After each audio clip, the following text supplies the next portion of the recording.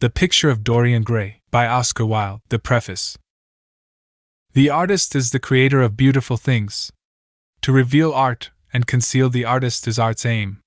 The critic is he who can translate into another manner or a new material his impression of beautiful things.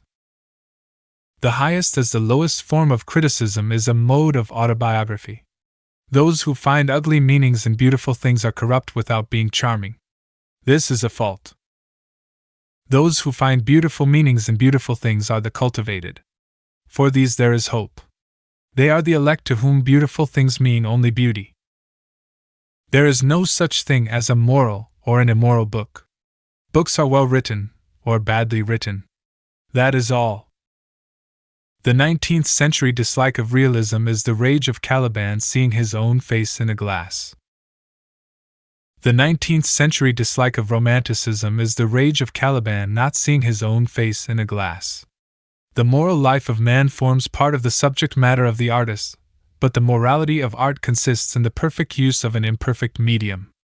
No artist desires to prove anything. Even things that are true can be proved.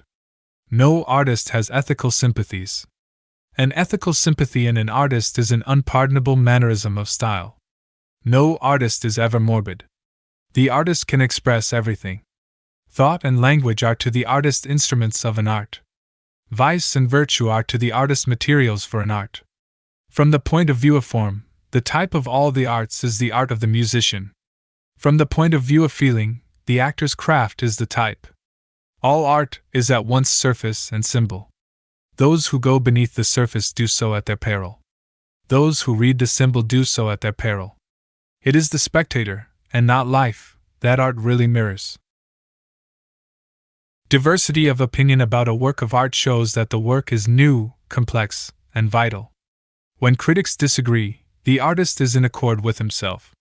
We can forgive a man for making a useful thing as long as he does not admire it. The only excuse for making a useless thing is that one admires it intensely. All art is quite useless. Oscar Wilde. Chapter 1. The studio was filled with the rich odor of roses, and when the light summer wind stirred amidst the trees of the garden, there came through the open door the heavy scent of the lilac, or the more delicate perfume of the pink flowering thorn. From the corner of the divan of Persian saddlebags on which he was lying, smoking, as was his custom, innumerable cigarettes, Lord Henry Wotton could just catch the gleam of the honey-sweet and honey-colored blossoms of a laburnum, whose tremulous branches seemed hardly able to bear the burden of a beauty so flame-like as theirs. And now and then the fantastic shadows of birds in flight flitted across the long tussore silk curtains that were stretched in front of the huge window, producing a kind of momentary Japanese effect, and making him think of those pallid, jade-faced painters of Tokyo who, through the medium of an art that is necessarily immobile, seek to convey the sense of swiftness and motion. The sullen murmur of the bees shouldering their way through the long unmown grass, or circling with monotonous insistence round the dusty gilt horns of the straggling woodbine, seemed to make the stillness more oppressive. The dim roar of London was like the bourdon note of a distant organ. In the center of the room, clamped to an upright easel, stood the full-length portrait of a young man of extraordinary personal beauty, and in front of it, some little distance away, was sitting the artist himself, Basil Hallward, whose sudden disappearance some years ago caused, at the time, such public excitement, and gave rise to so many strange conjectures. As the painter looked at the gracious and comely form he had so skillfully mirrored in his art, a smile of pleasure passed across his face, and seemed about to linger there. But he suddenly started up, and closing his eyes, placed his fingers upon the lids, as though he sought to imprison within his brain some curious dream from which he feared he might awake. "It is your best work, Basil, the best thing you have ever done," said Lord Henry languidly. "You must certainly send it next year to the Grosvenor. The Academy is too large and too vulgar. Whenever I have gone there, there have been either so many people that I have not been able to see the pictures, which was dreadful, or so many pictures that I have not been able to see the people, which was worse. The Grosvenor is really the only place. I don't think I shall send it anywhere. he answered, tossing his head back in that odd way that used to make his friends laugh at him at Oxford. No, I won't send it anywhere. Lord Henry elevated his eyebrows and looked at him in amazement through the thin blue wreaths of smoke that curled up in such fanciful whirls from his heavy, opium-tainted cigarette. Not send it anywhere? My dear fellow, why? Have you any reason? What odd chaps you painters are! You do anything in the world to gain a reputation. As soon as you have one, you seem to want to throw it away. It is silly of you, for there is only one thing in the world worse than being talked about, and that is not being talked about. A portrait like this would set you far above all the young men in England, and make the old men quite jealous, if old men are ever capable of any emotion. I know you will laugh at me, he replied, but I really can't exhibit it. I have put too much of myself into it. Lord Henry stretched himself out on the divan and laughed. Yes, I knew you would, but it is quite true all the same. Too much of yourself in it. Upon my word, Basil, I didn't know you were so vain, and I really can't see any resemblance between you, with your rugged strong face and your coal black hair, and this young Adonis, who looks as if he was made out of ivory and rose leaves. Why, my dear Basil, he is a Narcissus, and you, well, of course you have an intellectual expression and all that. But beauty, real beauty, ends where an intellectual expression begins. Intellect is in itself a mode of exaggeration, and destroys the harmony of any face. The moment one sits down to think, one becomes all nose, or all forehead, or something horrid. Look at the successful men in any of the learned professions. How perfectly hideous they are! Except, of course, in the church. But then in the church they don't think. A bishop keeps on saying at the age of 80 what he was told to say when he was a boy of 18, and as a natural consequence he always looks absolutely delightful. Your mysterious young friend, whose name you have never told me, but whose picture really fascinates me, never thinks. I feel quite sure of that. He is some brainless beautiful creature who should be always here in winter when we have no flowers to look at, and always here in summer when we want something to chill our intelligence. Don't flatter yourself, Basil, you are not in the least like him. You don't understand me, Harry, answered the artist. Of course I am not like him. I know that perfectly well. Indeed, I should be sorry to look like him. You shrug your shoulders? I am telling you the truth. There is a fatality about all physical and intellectual distinction, the sort of fatality that seems to dog through history the faltering steps of kings. It is better not to be different from one's fellows. The ugly and the stupid have the best of it in this world. They can sit at their ease and gape at the play.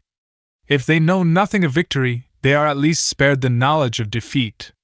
They live as we all should live, undisturbed, indifferent, and without disquiet. They neither bring ruin upon others, nor ever receive it from alien hands. Your rank and wealth, Harry, my brains, such as they are, my art, whatever it may be worth, Dorian Gray's good looks, we shall all suffer for what the gods have given us, suffer terribly. Dorian Gray? Is that his name? Asked Lord Henry, walking across the studio towards Basil Hallward. Yes, that is his name. I didn't intend to tell it to you. But why not? Oh, I can't explain. When I like people immensely, I never tell their names to anyone. It is like surrendering a part of them. I have grown to love secrecy. It seems to be the one thing that can make modern life mysterious or marvelous to us. The commonest thing is delightful if one only hides it. When I leave town now, I never tell my people where I am going. If I did, I would lose all my pleasure. It is a silly habit, I dare say, but somehow it seems to bring a great deal of romance into one's life. I suppose you think me awfully foolish about it. Not at all, answered Lord Henry. Not at all, my dear Basil. You seem to forget that I am married, and the one charm of marriage is that it makes a life of deception absolutely necessary for both parties. I never know where my wife is, and my wife never knows what I am doing. When we meet, we do meet occasionally. When we dine out together, or go down to the Duke's, We tell each other the most absurd stories with the most serious faces. My wife is very good at it, much better, in fact, than I am. She never gets confused over her dates, and I always do. But when she does find me out, she makes no row at all. I sometimes wish she would, but she merely laughs at me. I hate the way you talk about your married life, Harry, said Basil Hallward, strolling towards the door that led into the garden. I believe that you are really a very good husband, but that you are thoroughly ashamed of your own virtues. You are an extraordinary fellow. You never say a moral thing, and you never do a wrong thing. Your cynicism is simply a pose. Being natural is simply a pose, and the most irritating pose I know, cried Lord Henry, laughing, and the two young men went out into the garden together and ensconced themselves on a long bamboo seat that stood in the shade of a tall laurel bush. The sunlight slipped over the polished leaves. In the grass, white daisies were tremulous. After a pause, Lord Henry pulled out his watch. I am afraid I must be going, Basil, he murmured, and before I go, I insist on your answering a question I put to you some time ago. What is that? Said the painter, keeping his eyes fixed on the ground. You know quite well. I do not, Harry. Well, I will tell you what it is. I want you to explain to me why you won't exhibit Dorian Gray's picture. I want the real reason. I told you the real reason.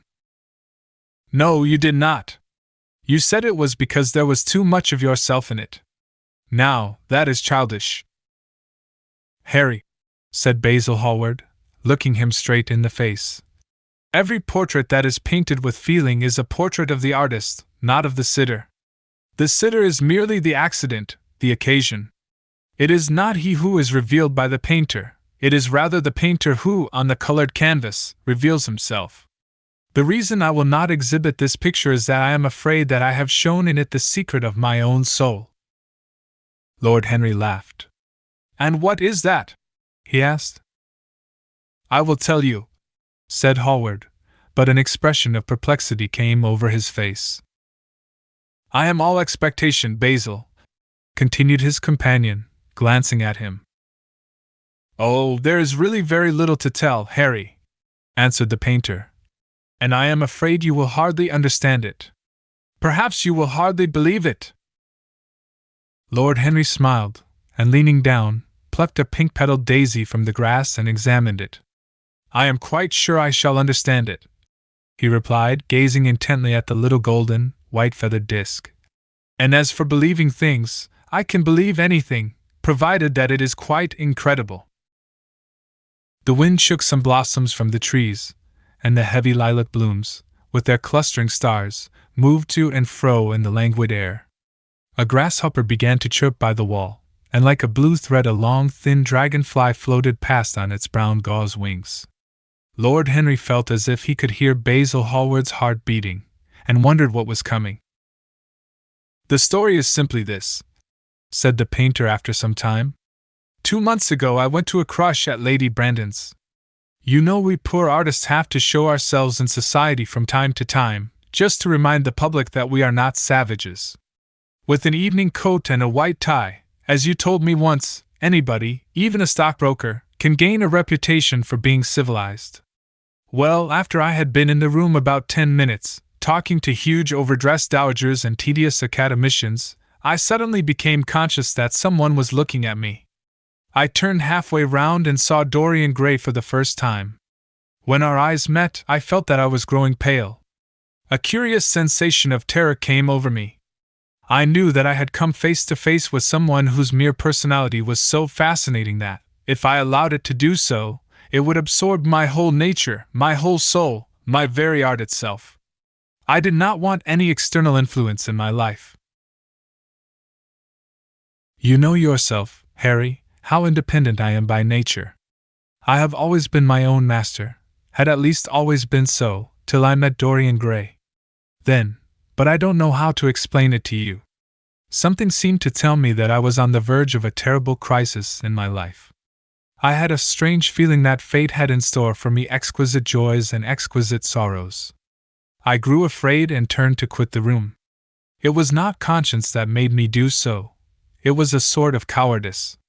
I take no credit to myself for trying to escape. Conscience and cowardice are really the same things, Basil. Conscience is the trade name of the firm. That is all. I don't believe that, Harry, and I don't believe you do either. However, whatever was my motive, and it may have been pride, for I used to be very proud, I certainly struggled to the door. There, of course, I stumbled against Lady Brandon. You are not going to run away so soon, Mr. Hallward, she screamed out. You know her curiously shrill voice? Yes, she is a peacock in everything but beauty, said Lord Henry, pulling the daisy to bits with his long, nervous fingers. I could not get rid of her. She brought me up to royalties, and people with stars and garters, and elderly ladies with gigantic tiaras and parrot noses. She spoke of me as her dearest friend. I had only met her once before, but she took it into her head to leonize me. I believe some picture of mine had made a great success at the time, at least had been chattered about in the penny newspapers, which is the 19th century standard of immortality. Suddenly I found myself face to face with the young man whose personality had so strangely stirred me. We were quite close, almost touching. Our eyes met again. It was reckless of me, but I asked Lady Brandon to introduce me to him. Perhaps it was not so reckless, after all. It was simply inevitable. We would have spoken to each other without any introduction. I am sure of that. Dorian told me so afterwards. He, too, felt that we were destined to know each other. And how did Lady Brandon describe this wonderful young man? Asked his companion. I know she goes in for giving a rapid précis of all her guests. I remember her bringing me up to a truculent and red-faced old gentleman covered all over with orders and ribbons, and hissing into my ear, in a tragic whisper which must have been perfectly audible to everybody in the room, the most astounding details.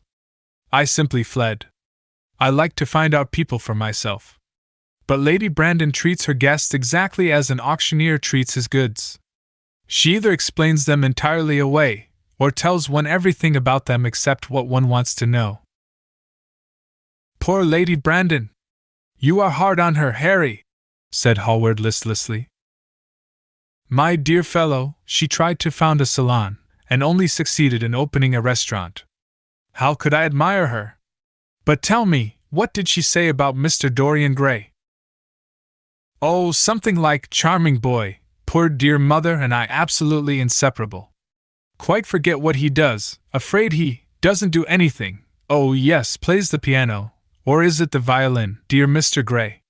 Neither of us could help laughing, and we became friends at once.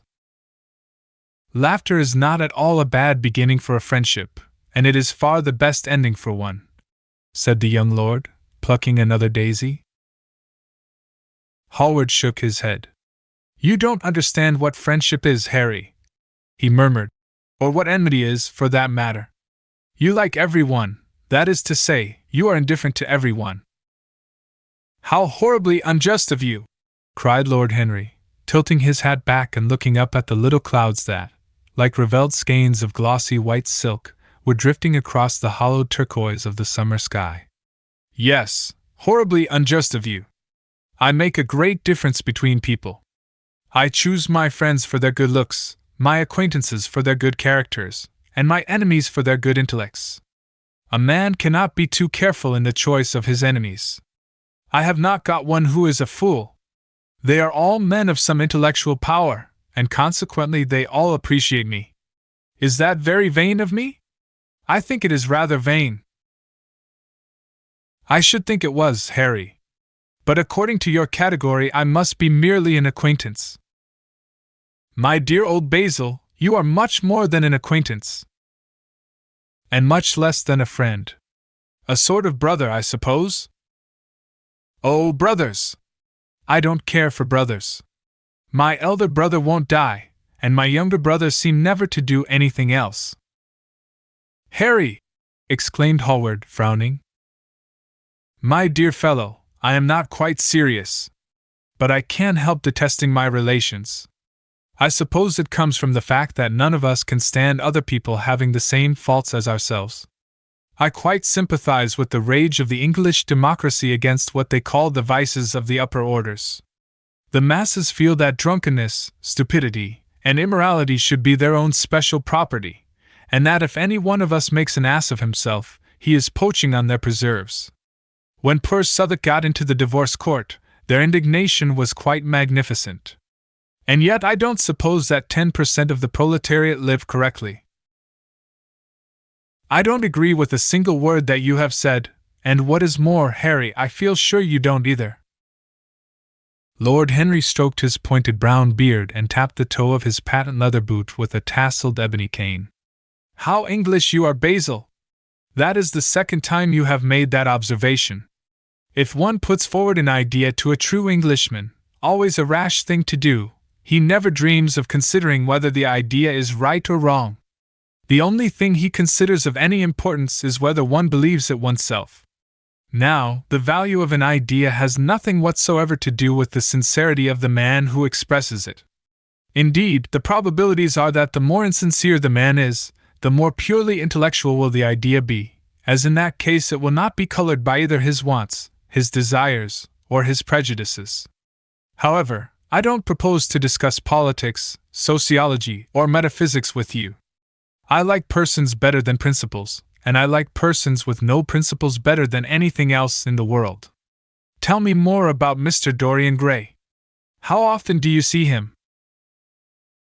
Every day. I couldn't be happy if I didn't see him every day. He is absolutely necessary to me. How extraordinary! I thought you would never care for anything but your art. He is all my art to me now, said the painter gravely. I sometimes think, Harry, that there are only two eras of any importance in the world's history. The first is the appearance of a new medium for art, and the second is the appearance of a new personality for art also. What the invention of oil painting was to the Venetians, the face of Antinous was to late Greek sculpture, and the face of Dorian Gray will some day be to me. It is not merely that I paint from him, draw from him, sketch from him. Of course, I have done all that. But he is much more to me than a model or a sitter. I won't tell you that I am dissatisfied with what I have done of him, or that his beauty is such that art cannot express it. There is nothing that art cannot express, and I know that the work I have done, since I met Dorian Gray, is good work, is the best work of my life. But in some curious way, I wonder will you understand me? His personality has suggested to me an entirely new manner in art, an entirely new mode of style. I see things differently, I think of them differently. I can now recreate life in a way that was hidden from me before. A dream of form in days of thought. Who is it who says that? I forget, but it is what Dorian Gray has been to me. The merely visible presence of this lad, for he seems to me little more than a lad, though he is really over 20. His merely visible presence. Ah! I wonder, can you realize all that means? Unconsciously he defines for me the lines of a fresh school, a school that is to have in it all the passion of the romantic spirit, all the perfection of the spirit that is Greek. The harmony of soul and body, how much that is! We in our madness have separated the two, and have invented a realism that is vulgar, an ideality that is void. Harry! If you only knew what Dorian Gray is to me! You remember that landscape of mine, for which Agnew offered me such a huge price but which I would not part with? It is one of the best things I have ever done. And why is it so? Because, while I was painting it, Dorian Gray sat beside me. Some subtle influence passed from him to me, and for the first time in my life I saw in the plain woodland the wonder I had always looked for and always missed. Basil, this is extraordinary! I must see Dorian Gray.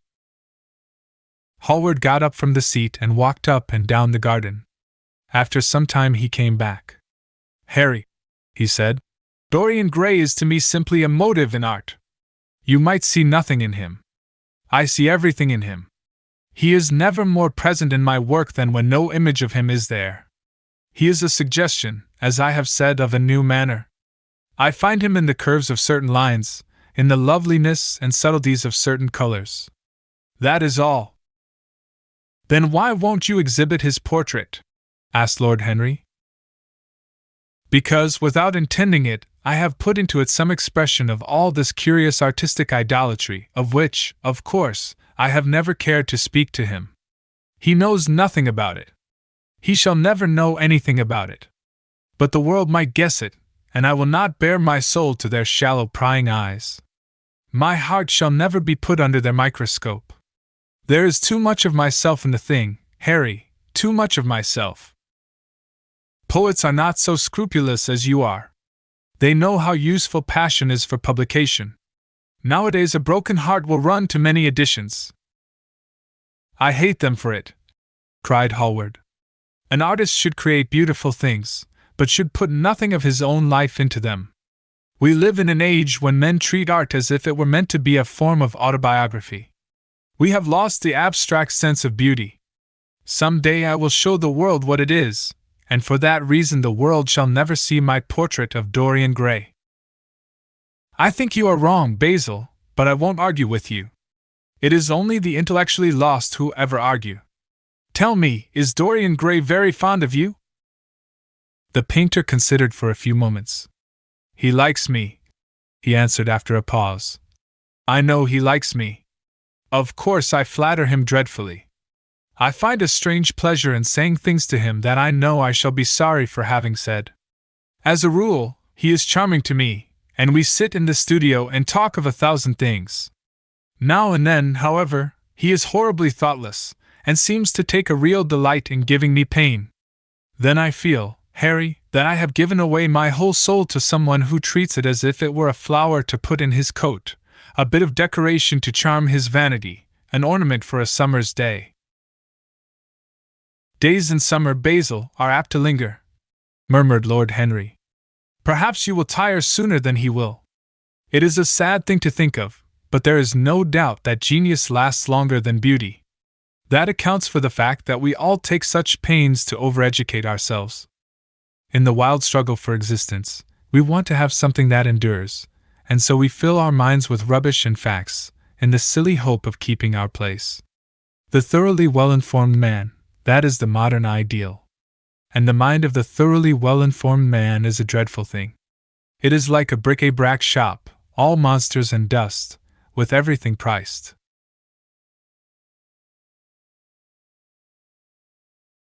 above its proper value. I think you will tire first, all the same. Some day you will look at your friend, and he will seem to you to be a little out of drawing, or you won't like his tone of color or something. You will bitterly reproach him in your own heart, and seriously think that he has behaved very badly to you. The next time he calls, you will be perfectly cold and indifferent. It will be a great pity, for it will alter you. What you have told me is quite a romance of art one might call it, and the worst of having a romance of any kind is that it leaves one so unromantic. Harry, don't talk like that. As long as I live, the personality of Dorian Gray will dominate me. You can't feel what I feel. You change too often. Ah, my dear Basil, that is exactly why I can feel it. Those who are faithful know only the trivial side of love. It is the faithless who know love's tragedies. And Lord Henry struck a light on a dainty silver case and began to smoke a cigarette with a self-conscious and satisfied air, as if he had summed up the world in a phrase. There was a rustle of chirping sparrows in the green lacquer leaves of the ivy, and the blue cloud shadows chased themselves across the grass like swallows. How pleasant it was in the garden! And how delightful other people's emotions were, much more delightful than their ideas, it seemed to him. One's own soul, and the passions of one's friends, those were the fascinating things in life. He pictured to himself with silent amusement the tedious luncheon that he had missed by staying so long with Basil Hallward. Had he gone to his aunt's, he would have been sure to have met Lord Goodbody there, and the whole conversation would have been about the feeding of the poor and the necessity for model lodging-houses. Each class would have preached the importance of those virtues, for whose exercise there was no necessity in their own lives. The rich would have spoken on the value of thrift, and the idle grown eloquent over the dignity of labor. It was charming to have escaped all that. As he thought of his aunt, an idea seemed to strike him. He turned to Hallward and said, "My dear fellow, I have just remembered." "Remembered what, Harry?" "Where I heard the name of Dorian Gray." "Where was it?" asked Hallward, with a slight frown. "Don't look so angry, Basil. It was at my aunt Lady Agatha's. She told me she had discovered a wonderful young man who was going to help her in the East End, and that his name was Dorian Gray. I am bound to state that she never told me he was good-looking. Women have no appreciation of good looks, at least, good women have not. She said that he was very earnest and had a beautiful nature. I at once pictured to myself a creature with spectacles and lank hair, horribly freckled, and tramping about on huge feet. I wish I had known it was your friend." "I am very glad you didn't, Harry." "Why?" "I don't want you to meet him." "You don't want me to meet him?" "No." "Mr. Dorian Gray is in the studio, sir," said the butler, coming into the garden. "You must introduce me now," cried Lord Henry, laughing. The painter turned to his servant, who stood blinking in the sunlight. "Ask Mr. Gray to wait, Parker. I shall be in a few moments." The man bowed and went up the walk. Then he looked at Lord Henry. "Dorian Gray is my dearest friend," he said. "He has a simple and a beautiful nature. Your aunt was quite right in what she said of him. Don't spoil him. Don't try to influence him. Your influence would be bad. The world is wide, and has many marvelous people in it. Don't take away from me the one person who gives to my art whatever charm it possesses. My life as an artist depends on him.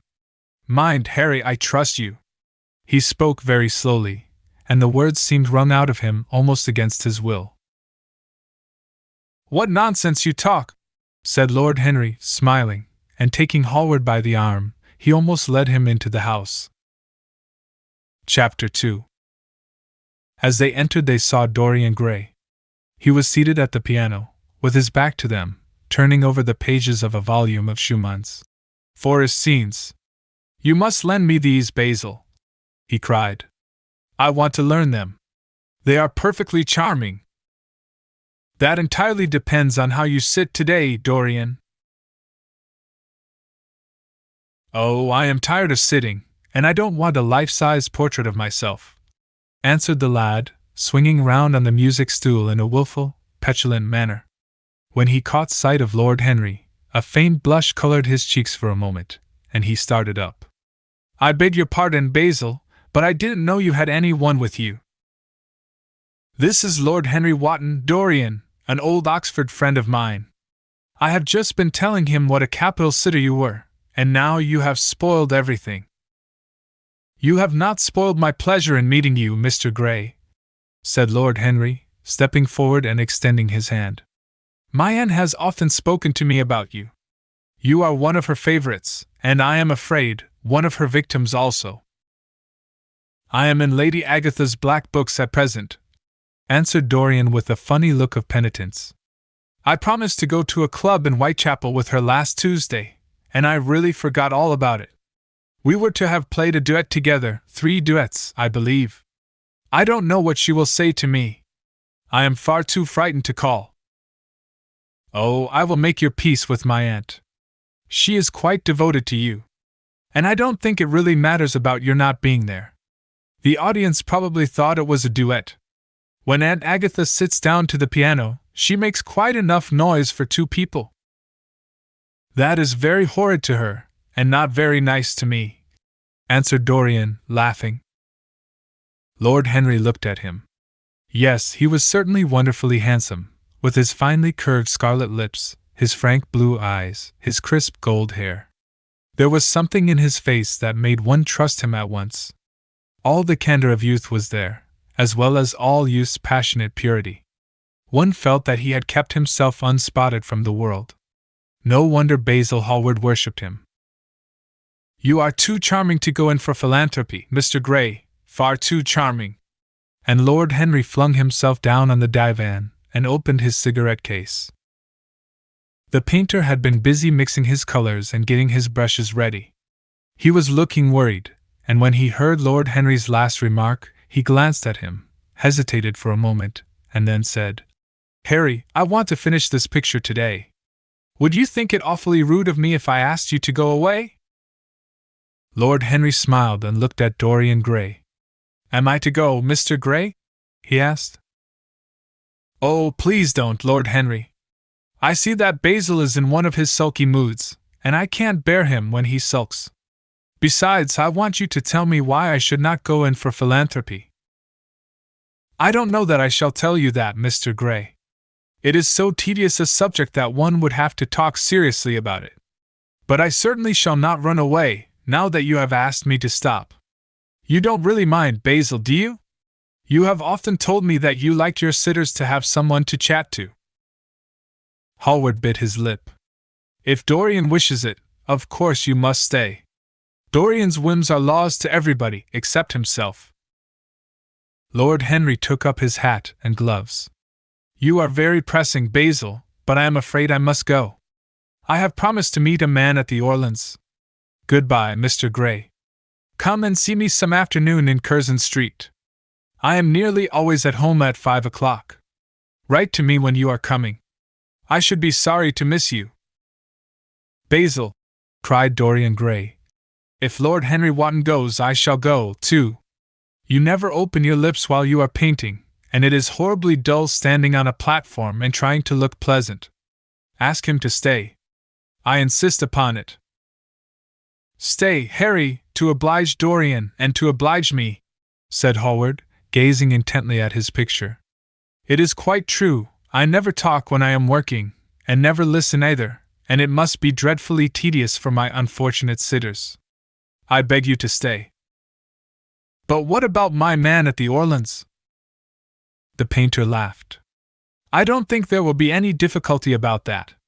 Sit down again, Harry. And now, Dorian, get up on the platform, and don't move about too much, or pay any attention to what Lord Henry says. He has a very bad influence over all his friends, with the single exception of myself." Dorian Gray stepped up on the dais with the air of a young Greek martyr, and made a little moue of discontent to Lord Henry, to whom he had rather taken a fancy. He was so unlike Basil. They made a delightful contrast. And he had such a beautiful voice. After a few moments he said to him, "Have you really a very bad influence, Lord Henry? As bad as Basil says?" "There is no such thing as a good influence, Mr. Gray. All influence is immoral from the scientific point of view." "Why?" "Because to influence a person is to give him one's own soul. He does not think his natural thoughts, or burn with his natural passions. His virtues are not real to him. His sins, if there are such things as sins, are borrowed. He becomes an echo of someone else's music, an actor of a part that has not been written for him. The aim of life is self-development. To realize one's nature perfectly, that is what each of us is here for. People are afraid of themselves, nowadays. They have forgotten the highest of all duties, the duty that one owes to oneself. Of course, they are charitable. They feed the hungry and clothe the beggar. But their own souls starve, and are naked. Courage has gone out of our race. Perhaps we never really had it. The terror of society, which is the basis of morals, the terror of God, which is the secret of religion, these are the two things that govern us.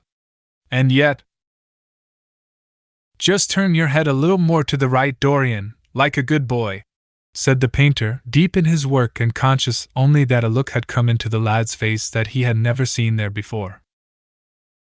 "And yet," continued Lord Henry, in his low, musical voice, and with that graceful wave of the hand that was always so characteristic of him, and that he had even in his Eton days, "I believe that if one man were to live out his life fully and completely, were to give form to every feeling, expression to every thought, reality to every dream, I believe that the world would gain such a fresh impulse of joy that we would forget all the maladies of medievalism, and return to the Hellenic ideal, to something finer, richer than the Hellenic ideal, it may be. But the bravest man amongst us is afraid of himself. The mutilation of the savage has its tragic survival in the self-denial that mars our lives. We are punished for our refusals. Every impulse that we strive to strangle broods in the mind and poisons us. The body sins once, and has done with its sin, for action is a mode of purification. Nothing remains then but the recollection of a pleasure or the luxury of a regret. The only way to get rid of a temptation is to yield to it. Resist it, and your soul grows sick with longing for the things it has forbidden to itself, with desire for what its monstrous laws have made monstrous and unlawful. It has been said that the great events of the world take place in the brain. It is in the brain, and the brain only, that the great sins of the world take place also.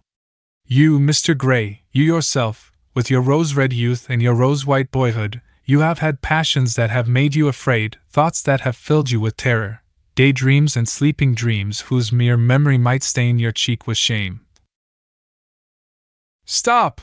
faltered Dorian Gray. "Stop! You bewilder me. I don't know what to say. There is some answer to you, but I cannot find it. Don't speak. Let me think. Or rather, let me try not to think." For nearly 10 minutes he stood there, motionless, with parted lips and eyes strangely bright. He was dimly conscious that entirely fresh influences were at work within him. Yet they seemed to him to have come really from himself.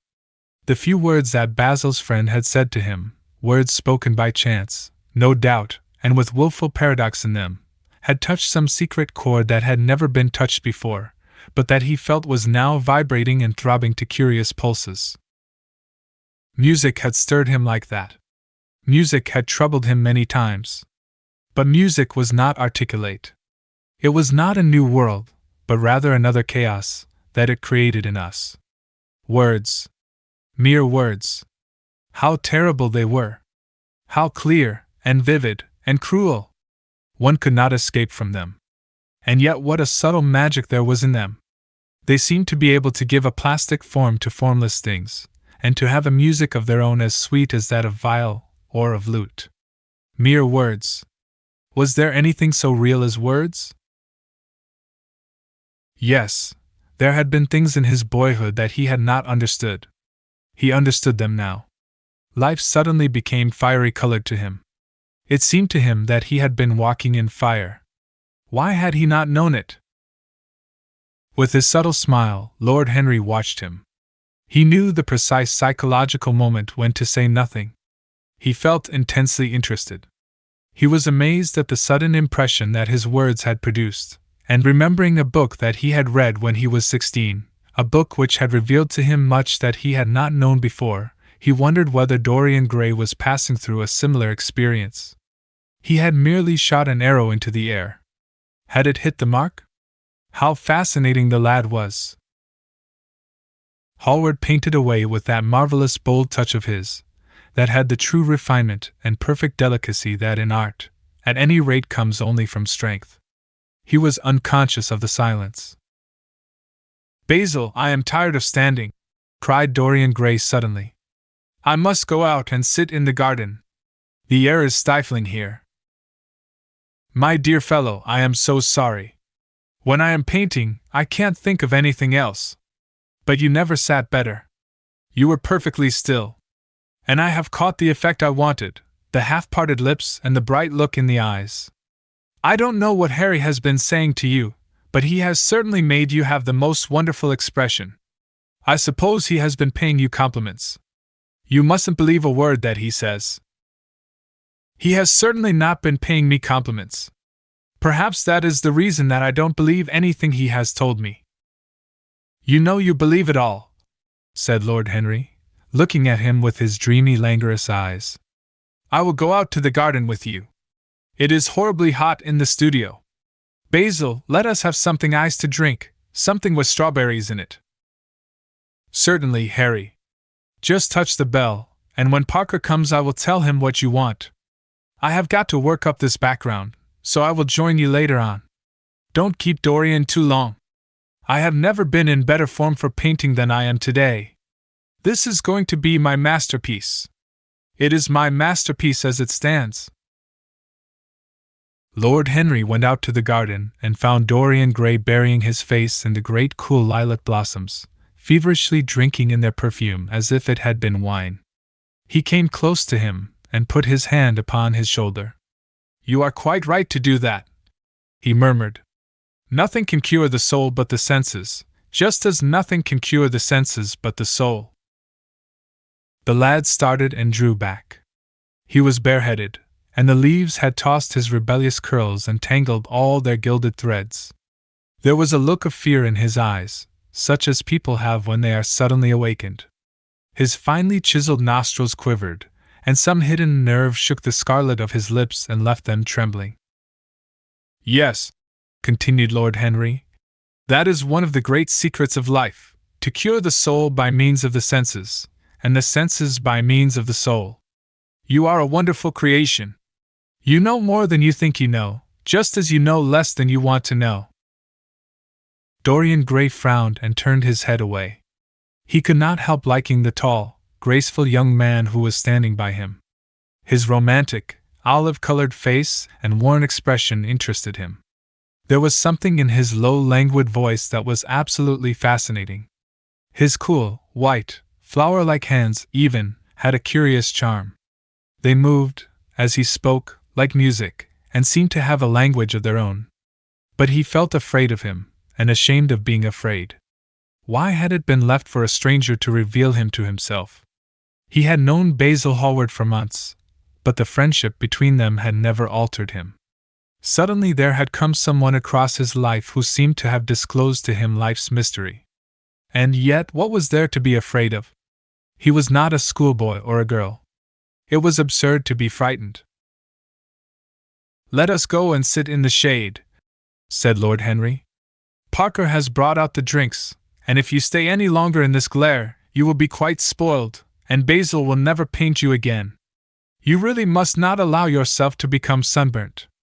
It would be unbecoming."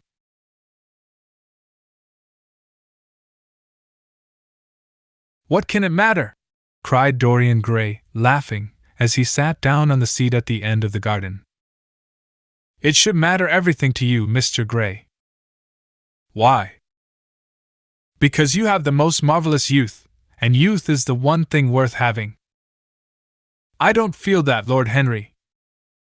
"No, you don't feel it now.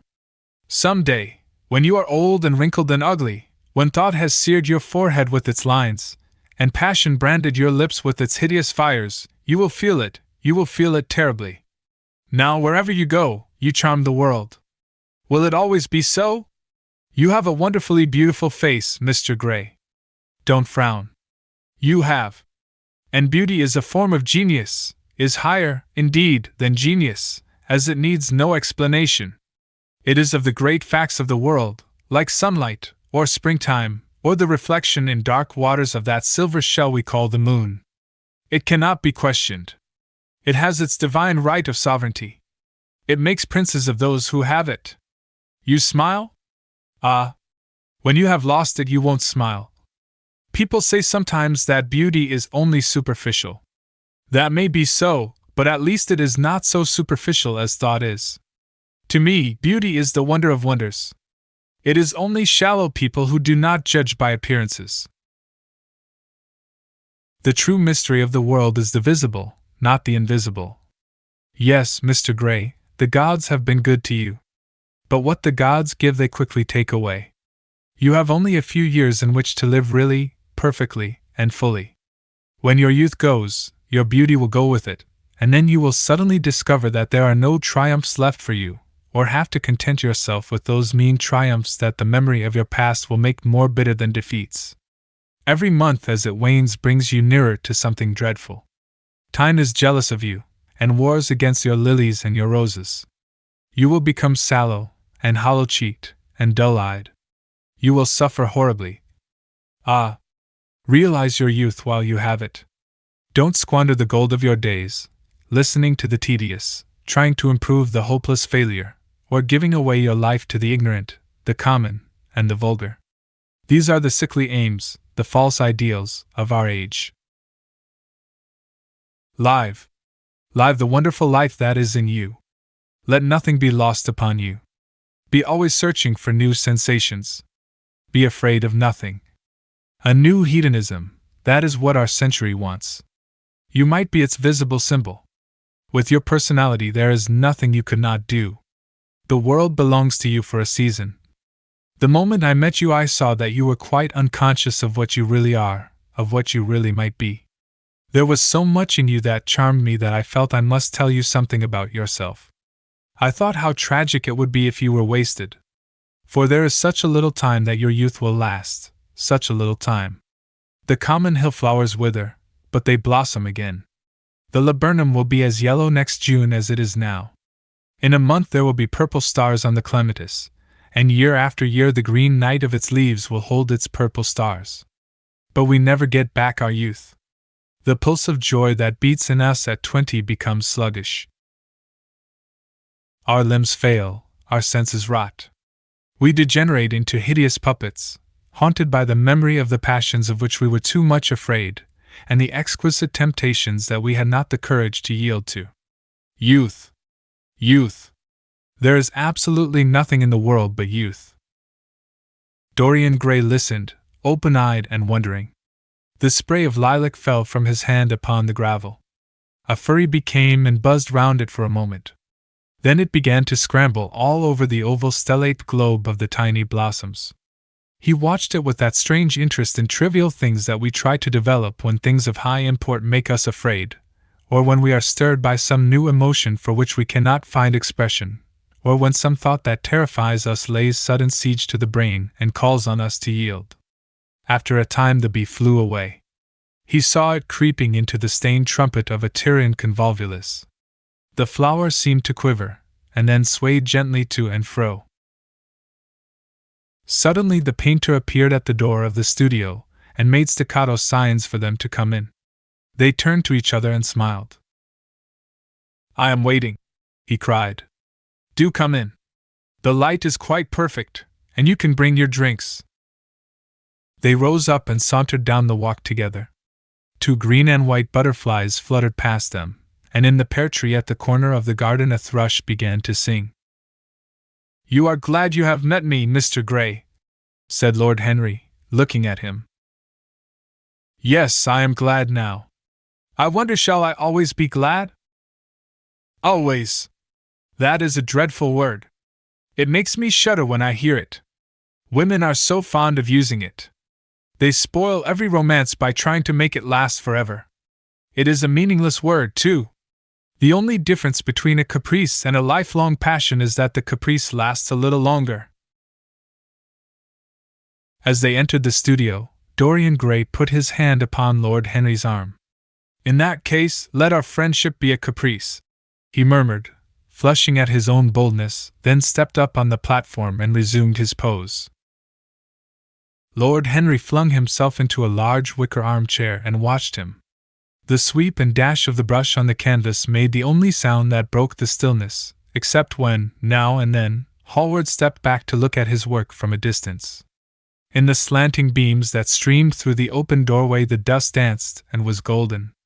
The heavy scent of the roses seemed to brood over everything.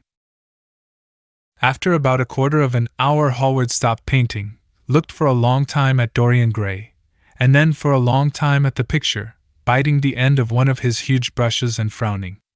"It is quite finished," he cried at last, and stooping down he wrote his name in long vermilion letters on the left-hand corner of the canvas. Lord Henry came over and examined the picture.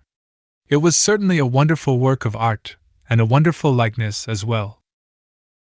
"My dear fellow, I congratulate you most warmly," he said. "It is the finest portrait of modern times. Mr. Gray, come over and look at yourself." The lad started, as if awakened from some dream. "Is it really finished?" he murmured, stepping down from the platform.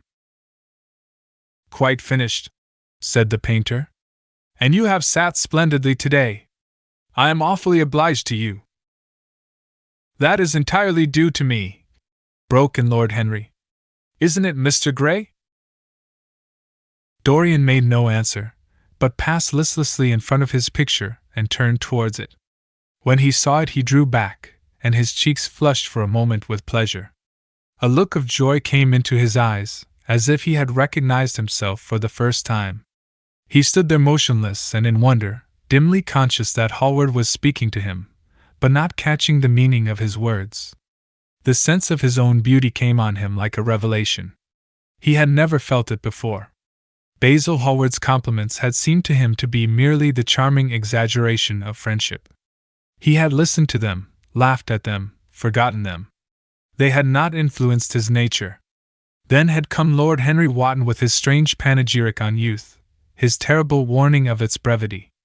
That had stirred him at the time, and now, as he stood gazing at the shadow of his own loveliness, the full reality of the description flashed across him. Yes, there would be a day when his face would be wrinkled and wizen, his eyes dim and colorless, the grace of his figure broken and deformed. The scarlet would pass away from his lips and the gold steal from his hair. The life that was to make his soul would mar his body. He would become dreadful, hideous, and uncouth. As he thought of it, a sharp pang of pain struck through him like a knife and made each delicate fiber of his nature quiver. His eyes deepened into amethyst, and across them came a mist of tears. He felt as if a hand of ice had been laid upon his heart. "Don't you like it?" cried Hallward at last, stung a little by the lad's silence, not understanding what it meant. "Of course he likes it," said Lord Henry. "Who wouldn't like it? It is one of the greatest things in modern art. I will give you anything you like to ask for it. I must have it." "It is not my property, Harry." "Whose property is it?" "Dorian's, of course," answered the painter. "He is a very lucky fellow." "How sad it is," murmured Dorian Gray with his eyes still fixed upon his own portrait. "How sad it is.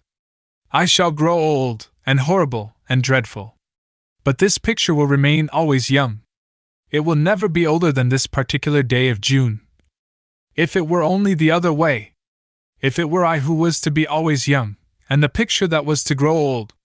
For that, I would give everything. Yes, there is nothing in the whole world I would not give. I would give my soul for that." "You would hardly care for such an arrangement, Basil," cried Lord Henry, laughing. "It would be rather hard lines on your work." "I should object very strongly, Harry," said Hallward. Dorian Gray turned and looked at him. "I believe you would, Basil. You like your art better than your friends. I am no more to you than a green bronze figure. Hardly as much, I dare say." The painter stared in amazement. It was so unlike Dorian to speak like that. What had happened? He seemed quite angry. His face was flushed, and his cheeks burning. "Yes," he continued, "I am less to you than your ivory Hermes or your silver faun. You will like them always. How long will you like me? Till I have my first wrinkle, I suppose. I know now that when one loses one's good looks, whatever they may be, one loses everything. Your picture has taught me that. Lord Henry Wotton is perfectly right. Youth is the only thing worth having. When I find that I am growing old, I shall kill myself." Hallward turned pale and caught his hand. "Dorian! Dorian!" he cried. "Don't talk like that. I have never had such a friend as you, and I shall never have such another. You are not jealous of material things, are you, you who are finer than any of them?" "I am jealous of everything whose beauty does not die.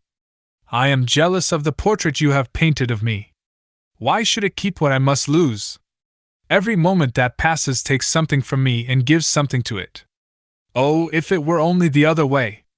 If the picture could change, and I could be always what I am now! Why did you paint it? It will mock me some day, mock me horribly." The hot tears welled into his eyes. He tore his hand away and, flinging himself on the divan, he buried his face in the cushions, as though he was praying. "This is your doing, Harry," said the painter bitterly. Lord Henry shrugged his shoulders. "It is the real Dorian Gray, that is all." "It is not." If it is not, what have I to do with it? You should have gone away when I asked you, he muttered. I stayed when you asked me, was Lord Henry's answer. Harry, I can't quarrel with my two best friends at once, but between you both you have made me hate the finest piece of work I have ever done, and I will destroy it.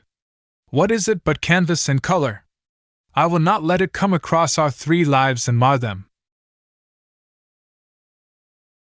Dorian Gray lifted his golden head from the pillow, and with pallid face and tear-stained eyes, looked at him as he walked over to the deal painting table that was set beneath the high-curtained window.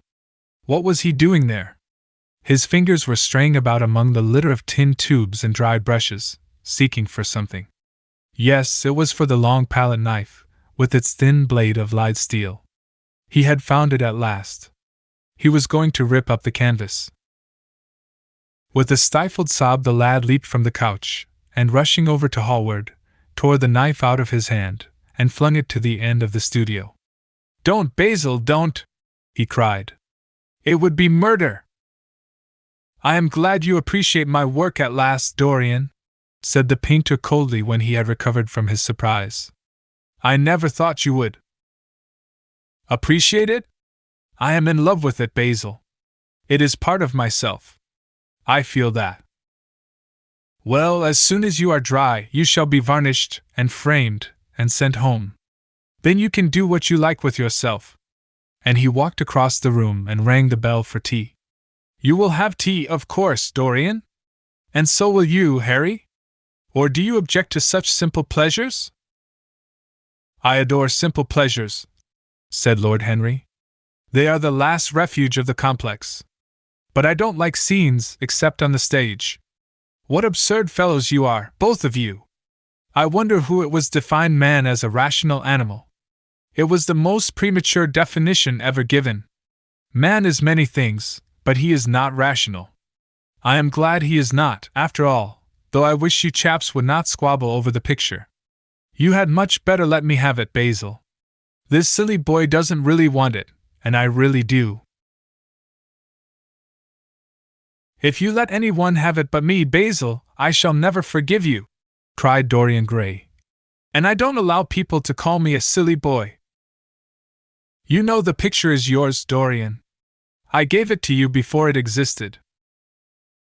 And you know you have been a little silly, Mr. Gray, and that you don't really object to being reminded that you are extremely young. I should have objected very strongly this morning, Lord Henry. Ah, this morning! You have lived since then. There came a knock at the door, and the butler entered with a laden tea tray and set it down upon a small Japanese table. There was a rattle of cups and saucers and the hissing of a fluted Georgian urn. 2 globe-shaped china dishes were brought in by a page. Dorian Gray went over and poured out the tea. The 2 men sauntered languidly to the table and examined what was under the covers. Let us go to the theatre tonight, said Lord Henry. There is sure to be something on, somewhere. I have promised to dine at White's, but it is only with an old friend, so I can send him a wire to say that I am ill, or that I am prevented from coming in consequence of a subsequent engagement. I think that would be a rather nice excuse. It would have all the surprise of candor. It is such a bore putting on one's dress clothes, muttered Hallward. And when one has them on, they are so horrid. Yes, answered Lord Henry dreamily. The costume of the 19th century is detestable. It is so somber, so depressing. Sin is the only real color element left in modern life. You really must not say things like that before Dorian, Harry. Before which Dorian? The one who is pouring out tea for us, or the one in the picture? Before either. I should like to come to the theatre with you, Lord Henry, said the lad. Then you shall come, and you will come too, Basil, won't you? I can't really. I would sooner not. I have a lot of work to do. Well, then, you and I will go alone, Mr. Gray. I should like that awfully. The painter bit his lip and walked over, cup in hand, to the picture. I shall stay with the real Dorian, he said sadly. Is it the real Dorian? Cried the original of the portrait, strolling across to him. Am I really like that? Yes, you are just like that. How wonderful, Basil! At least you are like it in appearance. But it will never alter, sighed Hallward. That is something. What a fuss people make about fidelity, exclaimed Lord Henry. Why, even in love it is purely a question for physiology. It has nothing to do with our own will. Young men want to be faithful, and are not. Old men want to be faithless, and cannot. That is all one can say. Don't go to the theater tonight, Dorian, said Hallward. Stop and dine with me. I can't, Basil. Why? Because I have promised Lord Henry Wotton to go with him. He won't like you the better for keeping your promises. He always breaks his own. I beg you not to go. Dorian Gray laughed and shook his head. I entreat you. The lad hesitated and looked over at Lord Henry, who was watching them from the tea-table with an amused smile. I must go, Basil, he answered. Very well, said Hallward, and he went over and laid down his cup on the tray. It is rather late, and as you have to dress, you had better lose no time. Goodbye, Harry. Goodbye, Dorian. Come and see me soon. Come tomorrow. Certainly. You won't forget? No, of course not, cried Dorian. And, Harry! Yes, Basil? Remember what I asked you when we were in the garden this morning? I have forgotten it. I trust you. I wish I could trust myself, said Lord Henry, laughing. Come, Mr. Gray, my hansom is outside, and I can drop you at your own place. Goodbye, Basil. It has been a most interesting afternoon.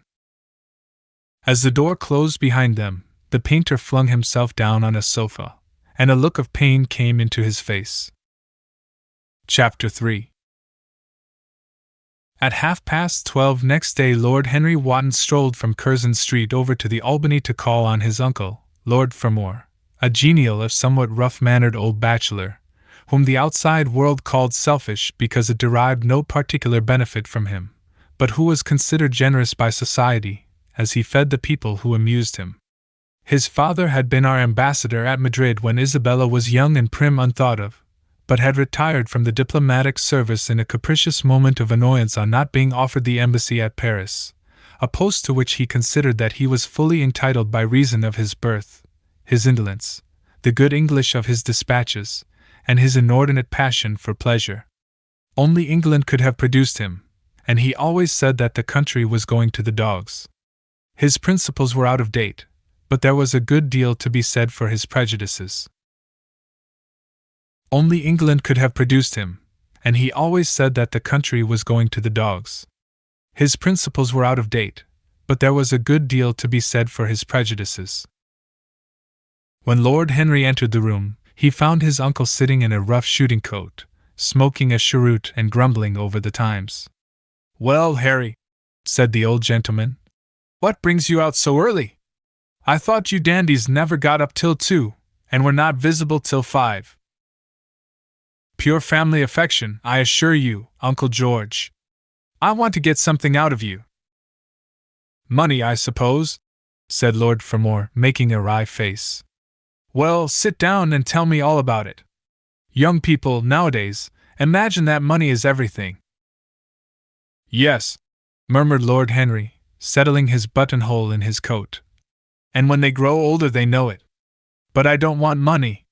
It is only people who pay their bills who want that, Uncle George, and I never pay mine. Credit is the capital of a younger son, and one lives charmingly upon it. Besides, I always deal with Dartmoor's tradesmen, and consequently they never bother me. What I want is information, not useful information, of course, useless information.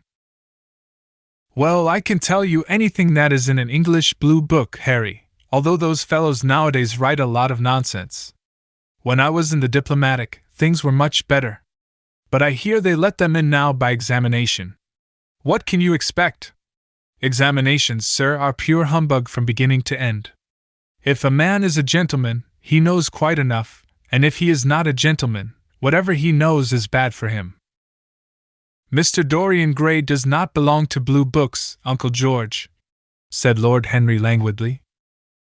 Mr. Dorian Gray? Who is he?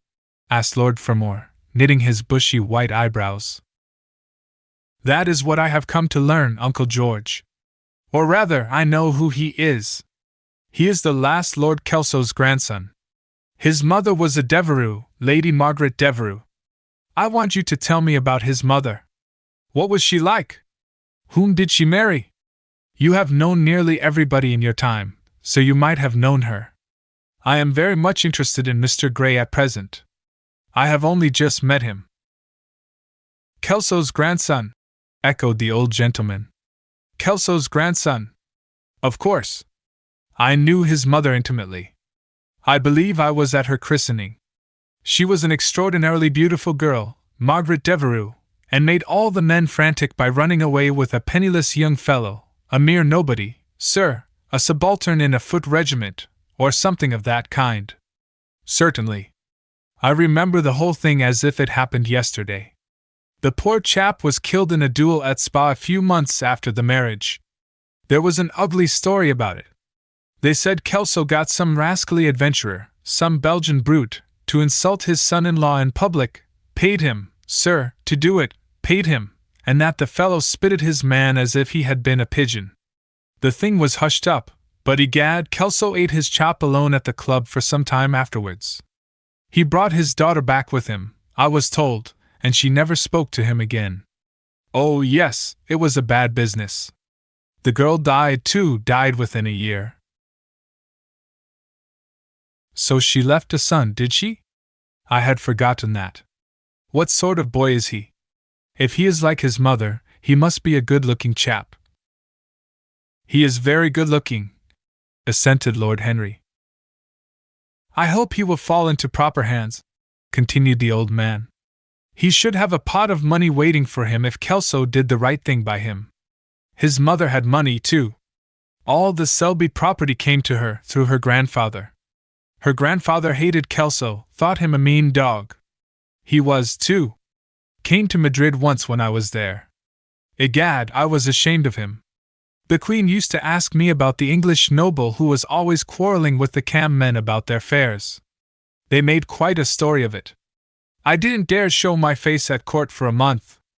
I hope he treated his grandson better than he did the Jarvies.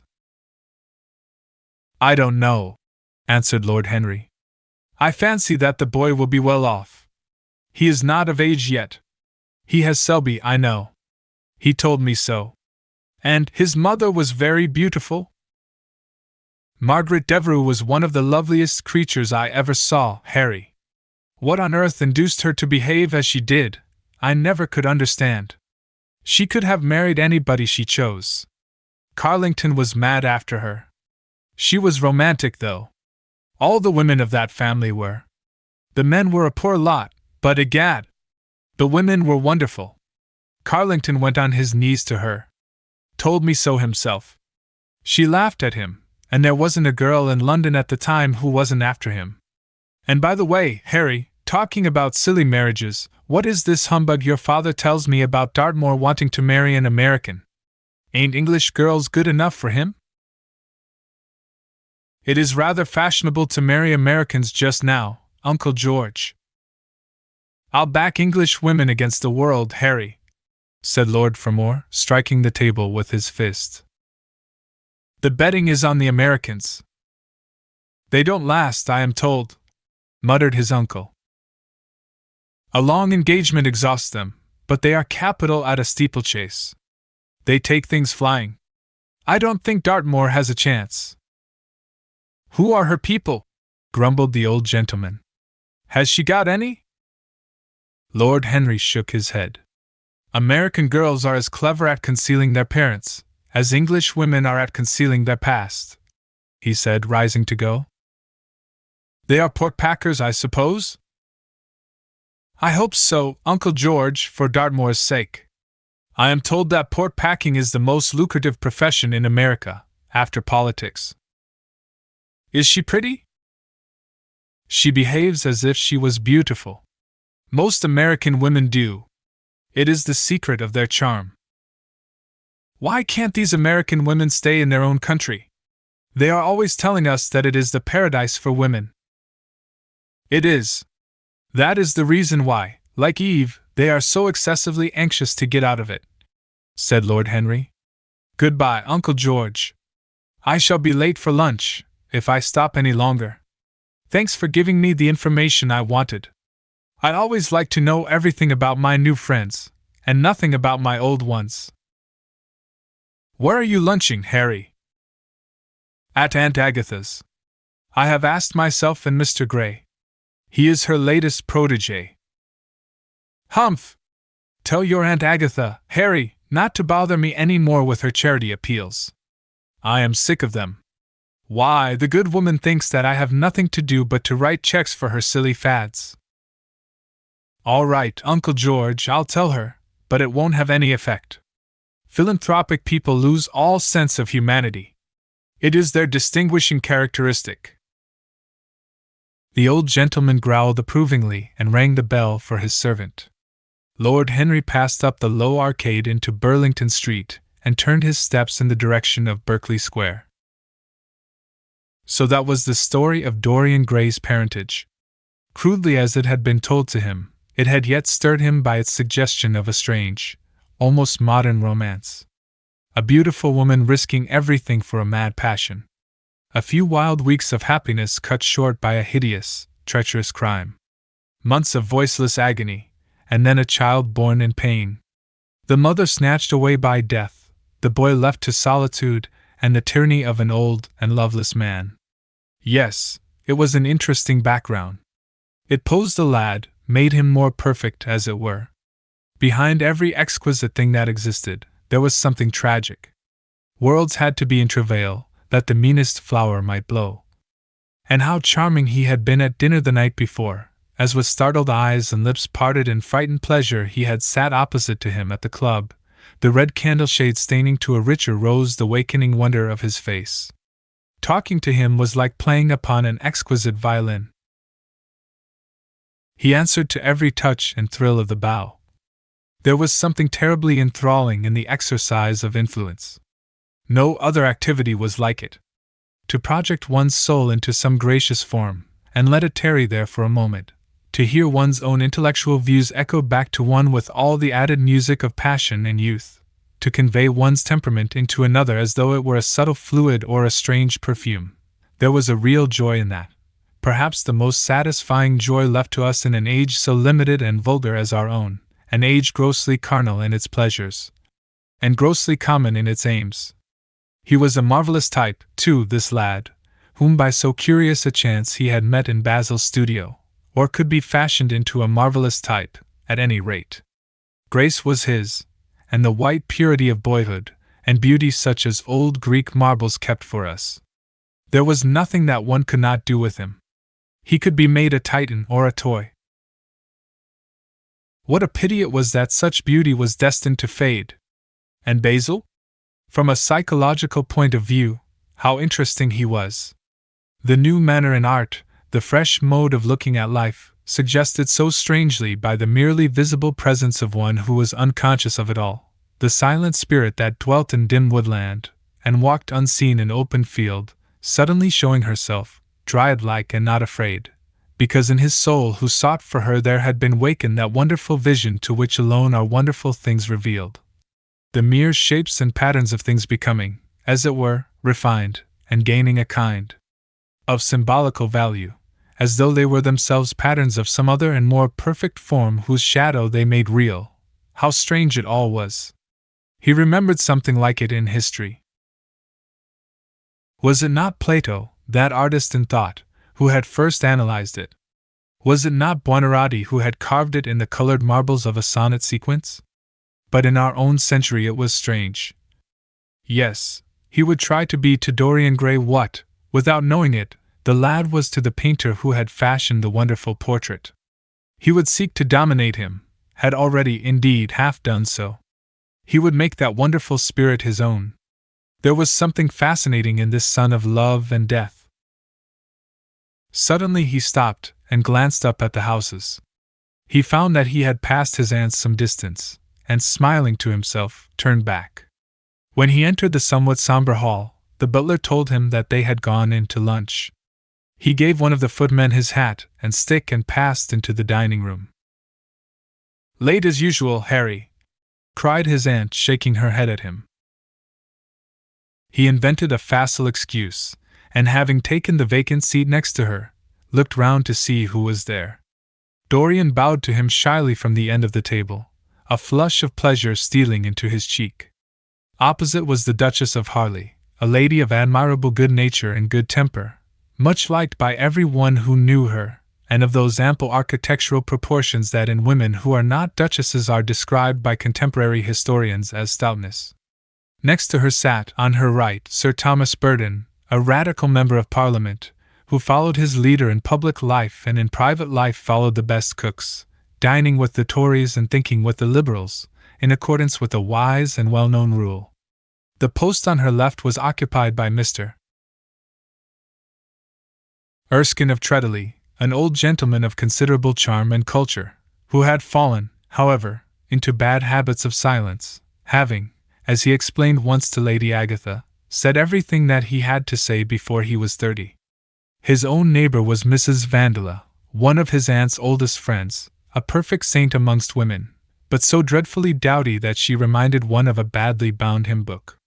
Fortunately for him, she had on the other side Lord Fodle, a most intelligent middle-aged mediocrity, as bald as a ministerial statement in the House of Commons, with whom she was conversing in that intensely earnest manner which is the one unpardonable error, as he remarked once himself, that all really good people fall into, and from which none of them ever quite escape. "We are talking about poor Dartmoor, Lord Henry," cried the Duchess, nodding pleasantly to him across the table. "Do you think he will really marry this fascinating young person?" "I believe she has made up her mind to propose to him, Duchess." "How dreadful!" exclaimed Lady Agatha. "Really, someone should interfere." "I am told, on excellent authority, that her father keeps an American dry goods store," said Sir Thomas Burton, looking supercilious. "My uncle has already suggested pork packing, Sir Thomas." "Dry goods. What are American dry goods?" asked the Duchess, raising her large hands in wonder and accentuating the verb. "American novels," answered Lord Henry, helping himself to some quail. The Duchess looked puzzled. "Don't mind him, my dear," whispered Lady Agatha. "He never means anything that he says." "When America was discovered," said the radical member, and he began to give some wearisome facts. Like all people who try to exhaust a subject, he exhausted his listeners. The Duchess sighed and exercised her privilege of interruption. "I wish to goodness it never had been discovered at all," she exclaimed. "Really, our girls have no chance nowadays. It is most unfair." "Perhaps, after all, America never has been discovered," said Mr. Erskine. "I myself would say that it had merely been detected." "Oh, but I have seen specimens of the inhabitants," answered the Duchess vaguely. "I must confess that most of them are extremely pretty. And they dress well, too. They get all their dresses in Paris. I wish I could afford to do the same." "They say that when good Americans die they go to Paris," chuckled Sir Thomas, who had a large wardrobe of Humour's cast-off clothes. "Really? And where do bad Americans go to when they die?" inquired the Duchess. "They go to America," murmured Lord Henry. Sir Thomas frowned. "I am afraid that your nephew is prejudiced against that great country," he said to Lady Agatha. "I have travelled all over it in cars provided by the directors, who, in such matters, are extremely civil. I assure you that it is an education to visit it." "But must we really see Chicago in order to be educated?" asked Mr. Erskine plaintively. "I don't feel up to the journey." Sir Thomas waved his hand. Mr. Erskine of Treadley has the world on his shelves. We practical men like to see things, not to read about them. The Americans are an extremely interesting people. They are absolutely reasonable. I think that is their distinguishing characteristic. Yes, Mr. Erskine, an absolutely reasonable people. I assure you there is no nonsense about the Americans. How dreadful! Cried Lord Henry. I can stand brute force, but brute reason is quite unbearable. There is something unfair about its use. It is hitting below the intellect. I do not understand you, said Sir Thomas, growing rather red. I do, Lord Henry, murmured Mr. Erskine, with a smile. Paradoxes are all very well in their way, rejoined the baronet. Was that a paradox? Asked Mr. Erskine. I did not think so. Perhaps it was. Well, the way of paradoxes is the way of truth. To test reality we must see it on the tight rope. When the verities become acrobats, we can judge them. Dear me, said Lady Agatha, how you men argue!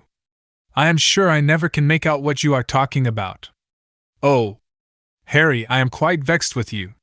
Why do you try to persuade our nice Mr. Dorian Gray to give up the East End? I assure you he would be quite invaluable.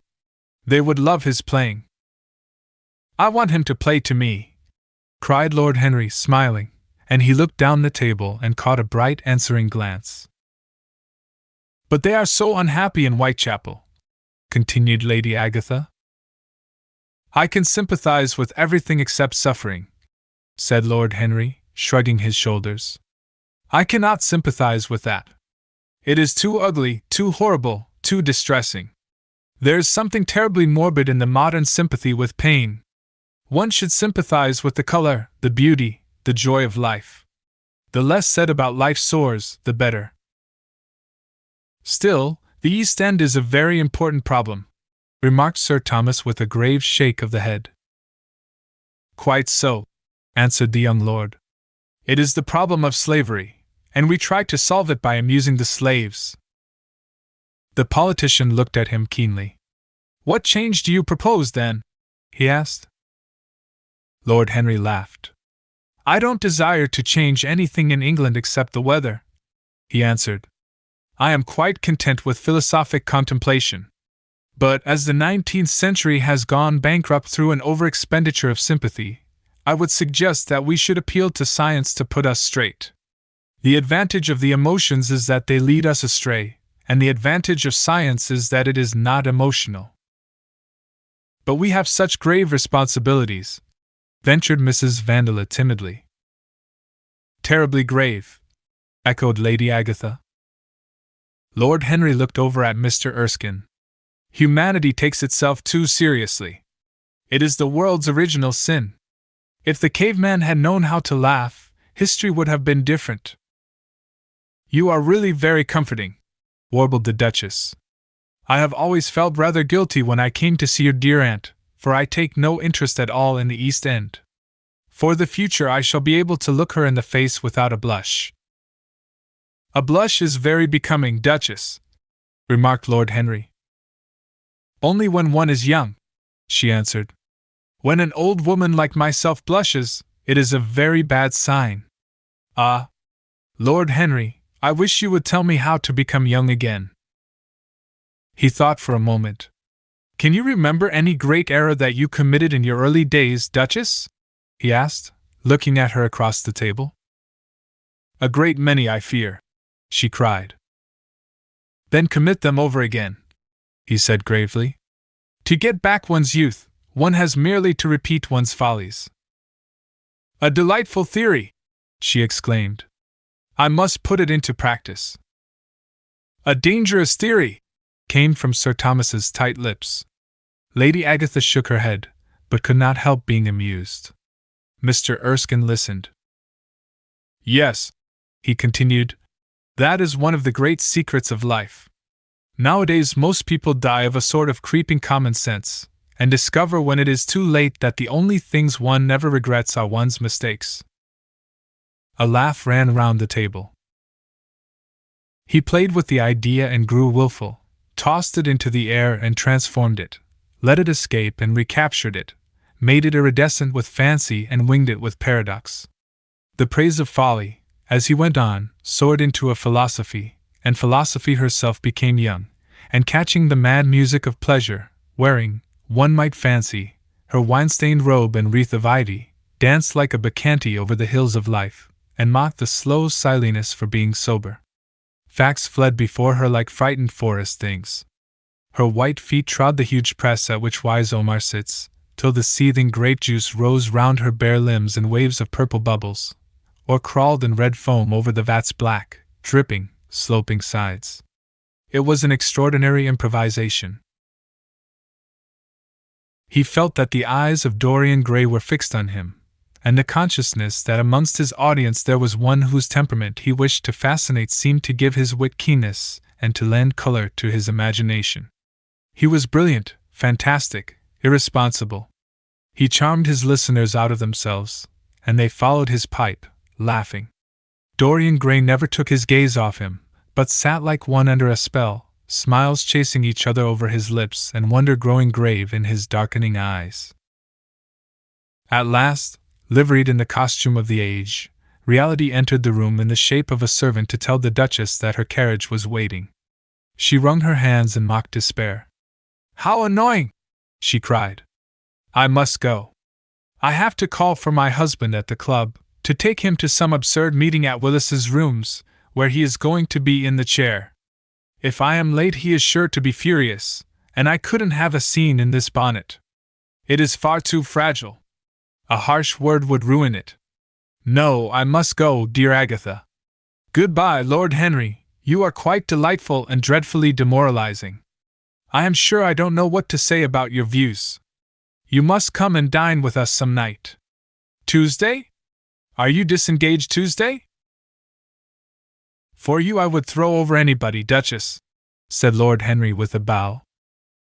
"Ah, that is very nice, and very wrong of you," she cried. "So mind you come." And she swept out of the room, followed by Lady Agatha and the other ladies. When Lord Henry had sat down again, Mr. Erskine moved round, and taking a chair close to him, placed his hand upon his arm. "You talk books away," he said. "Why don't you write one?" "I am too fond of reading books to care to write them, Mr. Erskine. I should like to write a novel certainly, a novel that would be as lovely as a Persian carpet and as unreal. But there is no literary public in England for anything except newspapers, primers, and encyclopedias. Of all people in the world the English have the least sense of the beauty of literature." "I fear you are right," answered Mr. Erskine. "I myself used to have literary ambitions, but I gave them up long ago. And now, my dear young friend, if you will allow me to call you so, may I ask if you really meant all that you said to us at lunch?" "I quite forget what I said," smiled Lord Henry. "Was it all very bad?" "Very bad indeed. In fact, I consider you extremely dangerous, and if anything happens to our good Duchess, we shall all look on you as being primarily responsible. But I should like to talk to you about life. The generation into which I was born was tedious. Some day, when you are tired of London, come down to Treadley and expound to me your philosophy of pleasure over some admirable Burgundy I am fortunate enough to possess. I shall be charmed. A visit to Treadley would be a great privilege. It has a perfect host and a perfect library." "You will complete it," answered the old gentleman with a courteous bow. "And now I must bid good-bye to your excellent aunt. I am due at the Athenaeum. It is the hour when we sleep there." "All of you, Mr. Erskine?" 40 of us, in 40 armchairs. We are practicing for an English Academy of Letters." Lord Henry laughed and rose. "I am going to the park," he cried. As he was passing out of the door, Dorian Gray touched him on the arm. "Let me come with you," he murmured. "But I thought you had promised Basil Hallward to go and see him," answered Lord Henry. "I would sooner come with you. Yes, I feel I must come with you. Do let me. And you will promise to talk to me all the time?" No one talks so wonderfully as you do. Ah, I have talked quite enough for today, said Lord Henry, smiling. All I want now is to look at life. You may come and look at it with me, if you care to. Chapter 4. One afternoon, a month later, Dorian Gray was reclining in a luxurious armchair, in the little library of Lord Henry's house in Mayfair. It was, in its way, a very charming room, with its high-panelled wainscoting of olive-stained oak, its cream-colored frieze and ceiling of raised plasterwork, and its brick-dust felt carpet strewn with silk, long-fringed Persian rugs. On a tiny satinwood table stood a statuette by Clodion, and beside it lay a copy of Les Cent Nouvelles, bound for Margaret of Valois by Clovis Eve and powdered with the gilt daisies that Queen had selected for her device. Some large blue china jars and parrot tulips were ranged on the mantelshelf, and through the small leaded panes of the window streamed the apricot-colored light of a summer day in London. Lord Henry had not yet come in. He was always late on principle, his principle being that punctuality is the thief of time. So the lad was looking rather sulky, as with listless fingers he turned over the pages of an elaborately illustrated edition of Manon Lescaut that he had found in one of the bookcases. The formal monotonous ticking of the Louis Quatorze clock annoyed him. Once or twice he thought of going away. At last he heard a step outside, and the door opened. "How late you are, Harry!" he murmured. "I am afraid it is not Harry, Mr. Gray," answered a shrill voice. He glanced quickly round and rose to his feet. "I beg your pardon. I thought—" "You thought it was my husband. It is only his wife. You must let me introduce myself. I know you quite well by your photographs. I think my husband has got 17 of them." "Not 17, Lady Henry?" "Well, 18 then. And I saw you with him the other night at the opera." She laughed nervously as she spoke, and watched him with her vague forget-me-not eyes. She was a curious woman, whose dresses always looked as if they had been designed in a rage and put on in a tempest. She was usually in love with somebody, and, as her passion was never returned, she had kept all her illusions. She tried to look picturesque, but only succeeded in being untidy. Her name was Victoria, and she had a perfect mania for going to church. "That was at Lohengrin, Lady Henry, I think?" "Yes, it was at dear Lohengrin. I like Wagner's music better than anybody's. It is so loud that one can talk the whole time without other people hearing what one says. That is a great advantage, don't you think so, Mr. Gray?" The same nervous staccato laugh broke from her thin lips, and her fingers began to play with a long tortoise-shell paper knife. Dorian smiled and shook his head. "I am afraid I don't think so, Lady Henry. I never talk during music, at least, during good music. If one hears bad music, it is one's duty to drown it in conversation." "Ah, that is one of Harry's views, isn't it, Mr. Gray? I always hear Harry's views from his friends. It is the only way I get to know of them. But you must not think I don't like good music. I adore it, but I am afraid of it. It makes me too romantic. I have simply worshipped pianists, 2 at a time, sometimes, Harry tells me. I don't know what it is about them. Perhaps it is that they are foreigners. They all are, ain't they? Even those that are born in England become foreigners after a time, don't they? It is so clever of them, and such a compliment to art. Makes it quite cosmopolitan, doesn't it? You have never been to any of my parties, have you, Mr. Gray? You must come. I can't afford orchids, but I spare no expense in foreigners. They make one's rooms look so picturesque. But here is Harry. Harry, I came in to look for you, to ask you something, I forget what it was, and I found Mr. Gray here. We have had such a pleasant chat about music. We have quite the same ideas." "No, I think our ideas are quite different. But he has been most pleasant. I am so glad I've seen him." "I am charmed, my love, quite charmed," said Lord Henry, elevating his dark, crescent-shaped eyebrows and looking at them both with an amused smile. "So sorry I am late, Dorian. I went to look after a piece of old brocade in Wardour Street and had to bargain for hours for it. Nowadays people know the price of everything and the value of nothing. I am afraid I must be going, exclaimed Lady Henry, breaking an awkward silence with her silly sudden laugh. I have promised to drive with the Duchess. Goodbye, Mr. Gray. Goodbye, Harry. You are dining out, I suppose? So am I. Perhaps I shall see you at Lady Thornberry's. I dare say, my dear, said Lord Henry, shutting the door behind her as, looking like a bird of paradise that had been out all night in the rain, she flitted out of the room, leaving a faint odor of frangipani. Then he lit a cigarette and flung himself down on the sofa.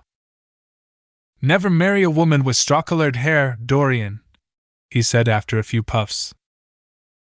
Why, Harry? Because they are so sentimental. But I like sentimental people. Never marry at all, Dorian. Men marry because they are tired, women because they are curious. Both are disappointed. I don't think I am likely to marry, Harry. I am too much in love. That is one of your aphorisms. I am putting it into practice, as I do everything that you say. Who are you in love with? Asked Lord Henry after a pause. With an actress, said Dorian Gray, blushing.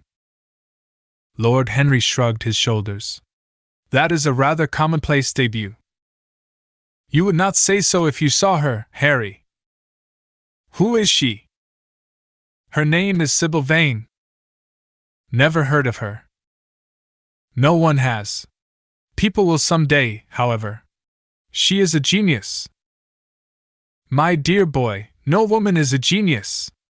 Women are a decorative sex.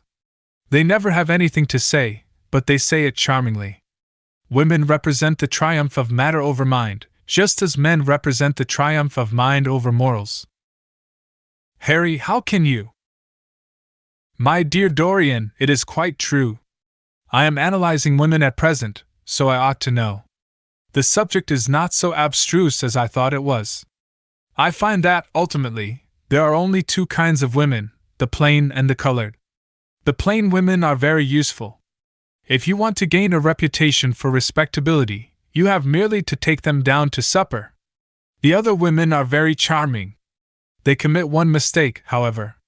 They paint in order to try and look young. Our grandmothers painted in order to try and talk brilliantly. Rouge and esprit used to go together. That is all over now. As long as a woman can look 10 years younger than her own daughter, she is perfectly satisfied. As for conversation, there are only 5 women in London worth talking to, and 2 of these can't be admitted into decent society. However, tell me about your genius. How long have you known her? Ah, Harry, your views terrify me. Never mind that. How long have you known her? About 3 weeks. And where did you come across her? I will tell you, Harry, but you mustn't be unsympathetic about it. After all, it never would have happened if I had not met you. You filled me with a wild desire to know everything about life. For days after I met you, something seemed to throb in my veins. As I lounged in the park, or strolled down Piccadilly, I used to look at every one who passed me and wonder, with a mad curiosity, what sort of lives they led. Some of them fascinated me. Others filled me with terror. There was an exquisite poison in the air. I had a passion for sensations. Well, one evening about 7 o'clock, I determined to go out in search of some adventure.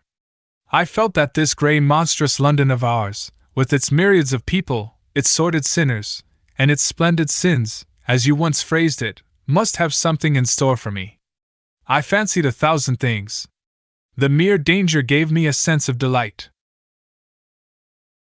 I remembered what you had said to me on that wonderful evening when we first dined together, about the search for beauty being the real secret of life.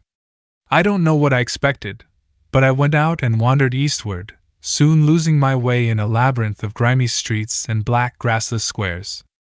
About 8:30 I passed by an absurd little theatre, with great flaring gas jets and gaudy playbills. A hideous Jew, in the most amazing waistcoat I ever beheld in my life, was standing at the entrance, smoking a vile cigar. He had greasy ringlets, and an enormous diamond blazed in the center of a soiled shirt. "Have a box, my lord," he said when he saw me, and he took off his hat with an air of gorgeous servility. There was something about him, Harry, that amused me. He was such a monster. You will laugh at me, I know, but I really went in and paid a whole guinea for the stage box. To the present day I can't make out why I did so, and yet if I hadn't, my dear Harry, if I hadn't, I should have missed the greatest romance of my life. I see you are laughing. It is horrid of you. I am not laughing, Dorian, at least I am not laughing at you. But you should not say the greatest romance of your life. You should say the first romance of your life. You will always be loved, and you will always be in love with love. A grande passion is the privilege of people who have nothing to do. That is the one use of the idle classes of a country. Don't be afraid. There are exquisite things in store for you. This is merely the beginning. Do you think my nature so shallow? Cried Dorian Gray angrily. No, I think your nature so deep. How do you mean? My dear boy, the people who love only once in their lives are really the shallow people. What they call their loyalty and their fidelity, I call either the lethargy of custom or their lack of imagination. Faithfulness is to the emotional life what consistency is to the life of the intellect, simply a confession of failure. Faithfulness. I must analyze it some day. The passion for property is in it. There are many things that we would throw away if we were not afraid that others might pick them up. But I don't want to interrupt you. Go on with your story. Well, I found myself seated in a horrid little private box, with a vulgar drop scene staring me in the face. I looked out from behind the curtain and surveyed the house. It was a tawdry affair, all cupids and cornucopias, like a third-rate wedding cake. The gallery and pit were fairly full, but the 2 rows of dingy stalls were quite empty, and there was hardly a person in what I suppose they called the dress circle. Women went about with oranges and ginger beer, and there was a terrible consumption of nuts going on. It must have been just like the palmy days of the British drama. Just like, I should fancy, and very depressing. I began to wonder what on earth I should do when I caught sight of the playbill. What do you think the play was, Harry? I should think The Idiot Boy, or Dumb but Innocent. Our fathers used to like that sort of piece, I believe. The longer I live, Dorian, the more keenly I feel that whatever was good enough for our fathers is not good enough for us. In art, as in politics, les grands-pères ont toujours tort. This play was good enough for us, Harry. It was Romeo and Juliet. I must admit that I was rather annoyed at the idea of seeing Shakespeare done in such a wretched hole of a place. Still, I felt interested, in a sort of way. At any rate, I determined to wait for the first act. There was a dreadful orchestra, presided over by a young Hebrew who sat at a cracked piano, that nearly drove me away, but at last the drop scene was drawn up and the play began. Romeo was a stout elderly gentleman, with corked eyebrows, a husky tragedy voice, and a figure like a beer barrel. Mercutio was almost as bad. He was played by the low comedian, who had introduced gags of his own and was on most friendly terms with the pit. They were both as grotesque as the scenery, and that looked as if it had come out of a country booth. But Juliet! Harry, imagine a girl, hardly 17 years of age, with a little, flower-like face, a small Greek head with plaited coils of dark brown hair, eyes that were violet wells of passion, lips that were like the petals of a rose. She was the loveliest thing I had ever seen in my life. You said to me once that pathos left you unmoved, but that beauty, mere beauty, could fill your eyes with tears. I tell you, Harry, I could hardly see this girl for the mist of tears that came across me. And her voice. I never heard such a voice. It was very low at first, with deep mellow notes that seemed to fall singly upon one's ear. Then it became a little louder, and sounded like a flute or a distant hobo. In the garden scene it had all the tremulous ecstasy that one hears just before dawn when nightingales are singing. There were moments, later on, when it had the wild passion of violins. You know how a voice can stir one. Your voice and the voice of Sybil Vane are two things that I shall never forget. When I close my eyes, I hear them, and each of them says something different. I don't know which to follow. Why should I not love her? Harry, I do love her. She is everything to me in life. Night after night I go to see her play. One evening she is Rosalind, and the next evening she is Imogen. I have seen her die in the gloom of an Italian tomb, sucking the poison from her lover's lips.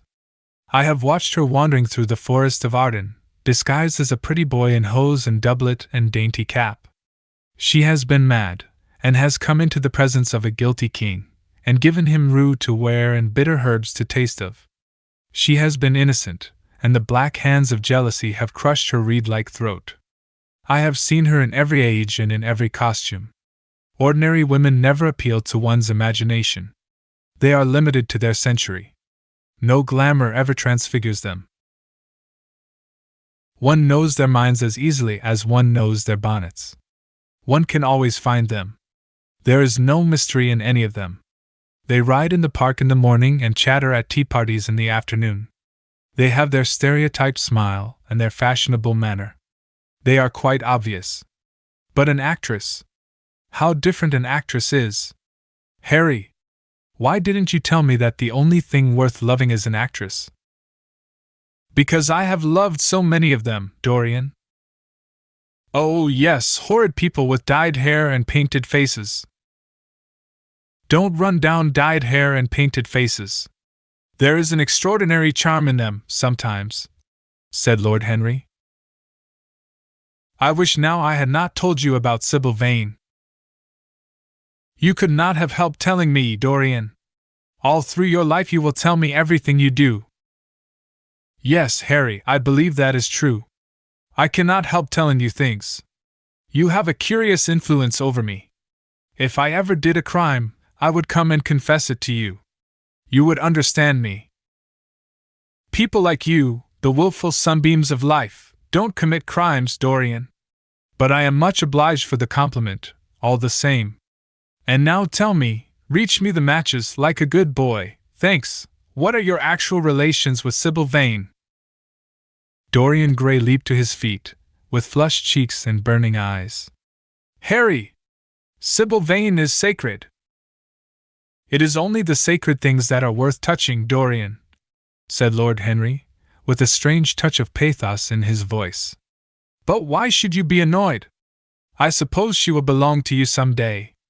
When one is in love, one always begins by deceiving oneself, and one always ends by deceiving others. That is what the world calls a romance. You know her, at any rate, I suppose? Of course I know her. On the first night I was at the theatre, the horrid old Jew came round to the box after the performance was over and offered to take me behind the scenes and introduce me to her. I was furious with him, and told him that Juliet had been dead for hundreds of years and that her body was lying in a marble tomb in Verona. I think, from his blank look of amazement, that he was under the impression that I had taken too much champagne or something. I am not surprised. Then he asked me if I wrote for any of the newspapers. I told him I never even read them. He seemed terribly disappointed at that, and confided to me that all the dramatic critics were in a conspiracy against him, and that they were every one of them to be bought. I should not wonder if he was quite right there. But, on the other hand, judging from their appearance, most of them cannot be at all expensive. Well, he seemed to think they were beyond his means, laughed Dorian. By this time, however, the lights were being put out in the theatre, and I had to go. He wanted me to try some cigars that he strongly recommended. I declined. The next night, of course, I arrived at the place again. When he saw me, he made me a low bow and assured me that I was a munificent patron of art. He was a most offensive brute, though he had an extraordinary passion for Shakespeare. He told me once, with an air of pride, that his 5 bankruptcies were entirely due to the bard, as he insisted on calling him. He seemed to think it a distinction. It was a distinction, my dear Dorian, a great distinction. Most people become bankrupt through having invested too heavily in the prose of life. To have ruined oneself over poetry is an honor. But when did you first speak to Miss Sybil Vane? The third night. She had been playing Rosalind. I could not help going round. I had thrown her some flowers, and she had looked at me, at least I fancied that she had. The old Jew was persistent. He seemed determined to take me behind, so I consented. It was curious my not wanting to know her, wasn't it? No, I don't think so. My dear Harry, why? I will tell you some other time. Now I want to know about the girl. Sybil? Oh, she was so shy and so gentle. There is something of a child about her. Her eyes opened wide in exquisite wonder when I told her what I thought of her performance, and she seemed quite unconscious of her power. I think we were both rather nervous. The old Jew stood grinning at the doorway of the dusty green room, making elaborate speeches about us both, while we stood looking at each other like children. He would insist on calling me my lord, so I had to assure Sybil that I was not anything of the kind. She said quite simply to me, "You look more like a prince. I must call you Prince Charming." Upon my word, Dorian, Miss Sybil knows how to pay compliments. You don't understand her, Harry. She regarded me merely as a person in a play. She knows nothing of life. She lives with her mother, a faded, tired woman who played Lady Capulet in a sort of magenta dressing wrapper on the first night, and looks as if she had seen better days. I know that look. It depresses me, murmured Lord Henry, examining his rings. The Jew wanted to tell me her history, but I said it did not interest me. You were quite right. There is always something infinitely mean about other people's tragedies. Sybil is the only thing I care about. What is it to me where she came from? From her little head to her little feet, she is absolutely and entirely divine. Every night of my life I go to see her act, and every night she is more marvelous. That is the reason, I suppose, that you never dine with me now. I thought you must have some curious romance on hand. You have, but it is not quite what I expected. My dear Harry, we either lunch or sup together every day, and I have been to the opera with you several times, said Dorian, opening his blue eyes in wonder. You always come dreadfully late. Well, I can't help going to see Sybil play, he cried, even if it is only for a single act. I get hungry for her presence, and when I think of the wonderful soul that is hidden away in that little ivory body, I am filled with awe. You can dine with me tonight, Dorian, can't you? He shook his head. Tonight she is Imogen, he answered, and tomorrow night she will be Juliet. When is she Sybil Vane? Never. I congratulate you. How horrid you are! She is all the great heroines of the world in one. She is more than an individual.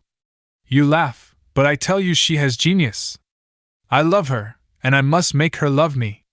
You, who know all the secrets of life, tell me how to charm Sybil Vane to love me. I want to make Romeo jealous. I want the dead lovers of the world to hear our laughter and grow sad. I want a breath of our passion to stir their dust into consciousness, to wake their ashes into pain. My God, Harry, how I worship her! He was walking up and down the room as he spoke. Hectic spots of red burned on his cheeks. He was terribly excited. Lord Henry watched him with a subtle sense of pleasure. How different he was now from the shy, frightened boy he had met in Basil Hallward's studio. His nature had developed like a flower, had borne blossoms of scarlet flame. Out of its secret hiding place had crept his soul, and desire had come to meet it on the way. And what do you propose to do? Said Lord Henry at last. I want you and Basil to come with me some night and see her act. I have not the slightest fear of the result. You are certain to acknowledge her genius. Then we must get her out of the Jew's hands.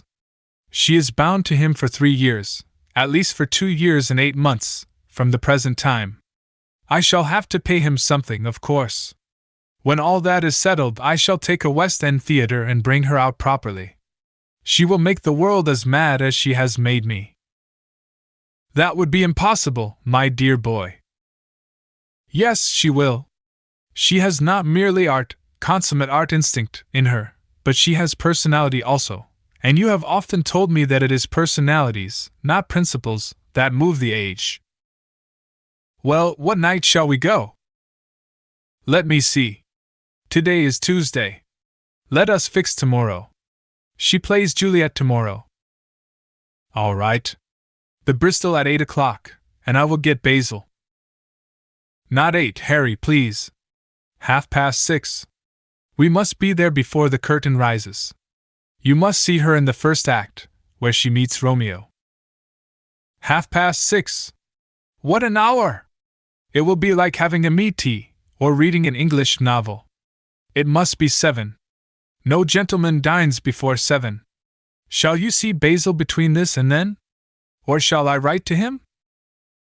Dear Basil! I have not laid eyes on him for a week. It is rather horrid of me, as he has sent me my portrait in the most wonderful frame, specially designed by himself, and though I am a little jealous of the picture for being a whole month younger than I am, I must admit that I delight in it. Perhaps you had better write to him. I don't want to see him alone. He says things that annoy me. He gives me good advice. Lord Henry smiled. People are very fond of giving away what they need most themselves. It is what I call the depth of generosity. Oh, Basil is the best of fellows, but he seems to me to be just a bit of a Philistine. Since I have known you, Harry, I have discovered that. Basil, my dear boy, puts everything that is charming in him into his work. The consequence is that he has nothing left for life but his prejudices, his principles, and his common sense. The only artists I have ever known who are personally delightful are bad artists. Good artists exist simply in what they make, and consequently are perfectly uninteresting in what they are.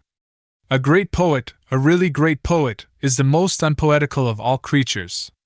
But inferior poets are absolutely fascinating. The worse their rhymes are, the more picturesque they look.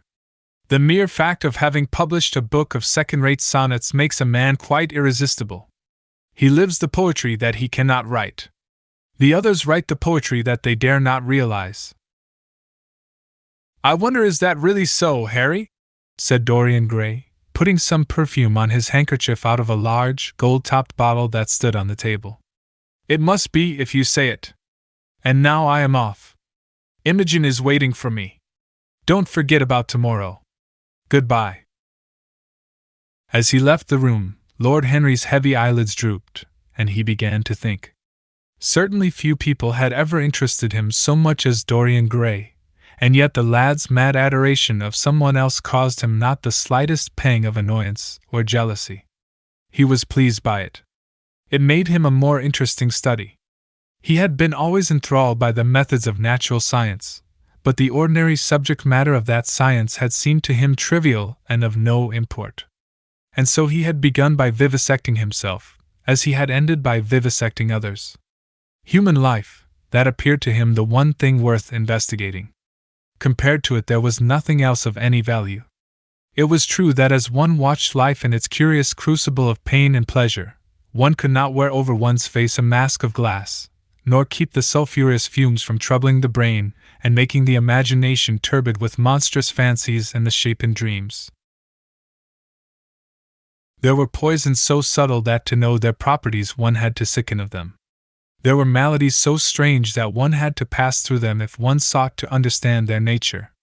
And yet, what a great reward one received! How wonderful the whole world became to one! To note the curious hard logic of passion, and the emotional colored life of the intellect, to observe where they met, and where they separated, at what point they were in unison, and at what point they were at discord, there was a delight in that. What matter what the cost was? One could never pay too high a price for any sensation. He was conscious, and the thought brought a gleam of pleasure into his brown agate eyes, that it was through certain words of his, musical words said with musical utterance, that Dorian Gray's soul had turned to this white girl and bowed in worship before her. To a large extent the lad was his own creation. He had made him premature. That was something. Ordinary people waited till life disclosed to them its secrets, but to the few, to the elect, the mysteries of life were revealed before the veil was drawn away. Sometimes this was the effect of art, and chiefly of the art of literature, which dealt immediately with the passions and the intellect. But now and then a complex personality took the place and assumed the office of art, was indeed, in its way, a real work of art, life having its elaborate masterpieces, just as poetry has, or sculpture or painting. Yes, the lad was premature. He was gathering his harvest while it was yet spring. The pulse and passion of youth were in him, but he was becoming self-conscious. It was delightful to watch him. With his beautiful face, and his beautiful soul, he was a thing to wonder at. It was no matter how it all ended, or was destined to end. He was like one of those gracious figures in a pageant or a play, whose joys seem to be remote from one, but whose sorrows stir one's sense of beauty, and whose wounds are like red roses. Soul and body, body and soul, how mysterious they were! There was animalism in the soul, and the body had its moments of spirituality. The senses could refine, and the intellect could degrade. Who could say where the fleshly impulse ceased, or the psychical impulse began? How shallow were the arbitrary definitions of ordinary psychologists! And yet how difficult to decide between the claims of the various schools! Was the soul a shadow seated in the house of sin? Or was the body really in the soul, as Giordano Bruno thought? The separation of spirit from matter was a mystery, and the union of spirit with matter was a mystery also. He began to wonder whether we could ever make psychology so absolute a science that each little spring of life would be revealed to us. As it was, we always misunderstood ourselves and rarely understood others. Experience was of no ethical value. It was merely the name men gave to their mistakes. Moralists had, as a rule, regarded it as a mode of warning, had claimed for it a certain ethical efficacy in the formation of character, had praised it as something that taught us what to follow, and showed us what to avoid. But there was no motive power in experience. It was as little of an active cause as conscience itself. All that it really demonstrated was that our future would be the same as our past, and that the sin we had done once, and with loathing, we would do many times, and with joy. It was clear to him that the experimental method was the only method by which one could arrive at any scientific analysis of the passions, and certainly Dorian Gray was a subject made to his hand, and seemed to promise rich and fruitful results. His sudden mad love for Sybil Vane was a psychological phenomenon of no small interest. There was no doubt that curiosity had much to do with it, curiosity and the desire for new experiences, yet it was not a simple, but rather a very complex passion. What there was in it of the purely sensuous instinct of boyhood had been transformed by the workings of the imagination, changed into something that seemed to the lad himself to be remote from sense, and was for that very reason all the more dangerous. It was the passions about whose origin we deceived ourselves that tyrannized most strongly over us. Our weakest motives were those of whose nature we were conscious. It often happened that when we thought we were experimenting on others, we were really experimenting on ourselves. While Lord Henry sat dreaming on these things, a knock came to the door, and his valet entered and reminded him it was time to dress for dinner.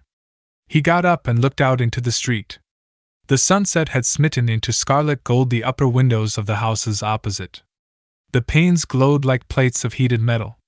The sky above was like a faded rose. He thought of his friend's young fiery-colored life and wondered how it was all going to end. When he arrived home, about 12:30, he saw a telegram lying on the hall table. He opened it and found it was from Dorian Gray. It was to tell him that he was engaged to be married to Sybil Vane. Chapter 5. Mother, I am so happy!" whispered the girl, burying her face in the lap of the faded, tired-looking woman who, with back turned to the shrill intrusive light, was sitting in the one armchair that their dingy sitting-room contained. "I am so happy!" she repeated. "And you must be happy, too." Mrs. Vane winced and put her thin, bismuth-whitened hands on her daughter's head. "Happy!" she echoed. I am only happy, Sybil, when I see you act. You must not think of anything but your acting. Mr. Isaacs has been very good to us, and we owe him money." The girl looked up and pouted. "Money, mother?" she cried. "What does money matter? Love is more than money. Mr. Isaacs has advanced us £50 to pay off our debts and to get a proper outfit for James. You must not forget that, Sybil. £50 is a very large sum.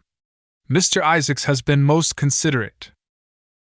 "He is not a gentleman, mother, and I hate the way he talks to me," said the girl, rising to her feet and going over to the window. "I don't know how we could manage without him," answered the elder woman querulously. Sybil Vane tossed her head and laughed. "We don't want him any more, mother. Prince Charming rules life for us now." Then she paused. A rose shook in her blood and shadowed her cheeks. Quick breath parted the petals of her lips. They trembled. Some southern wind of passion swept over her and stirred the dainty folds of her dress. "I love him," she said simply. "Foolish child! Foolish child!" was the parrot phrase flung in answer. The waving of crooked, false-jeweled fingers gave grotesqueness to the words. The girl laughed again. The joy of a caged bird was in her voice. Her eyes caught the melody and echoed it in radiance, then closed for a moment, as though to hide their secret. When they opened, the mist of a dream had passed across them. Thin-lipped wisdom spoke at her from the worn chair, hinted at prudence, quoted from that book of cowardice whose author apes the name of common sense. She did not listen. She was free in her prison of passion. Her prince, Prince Charming, was with her. She had called on memory to remake him. She had sent her soul to search for him, and it had brought him back. His kiss burned again upon her mouth. Her eyelids were warm with his breath. Then wisdom altered its method and spoke of espial and discovery. This young man might be rich. If so, marriage should be thought of. Against the shell of her ear broke the waves of worldly cunning. The arrows of craft shot by her. She saw the thin lips moving and smiled. Suddenly she felt the need to speak. The wordy silence troubled her. "Mother, mother!" she cried. "Why does he love me so much? I know why I love him. I love him because he is like what love himself should be. But what does he see in me? I am not worthy of him.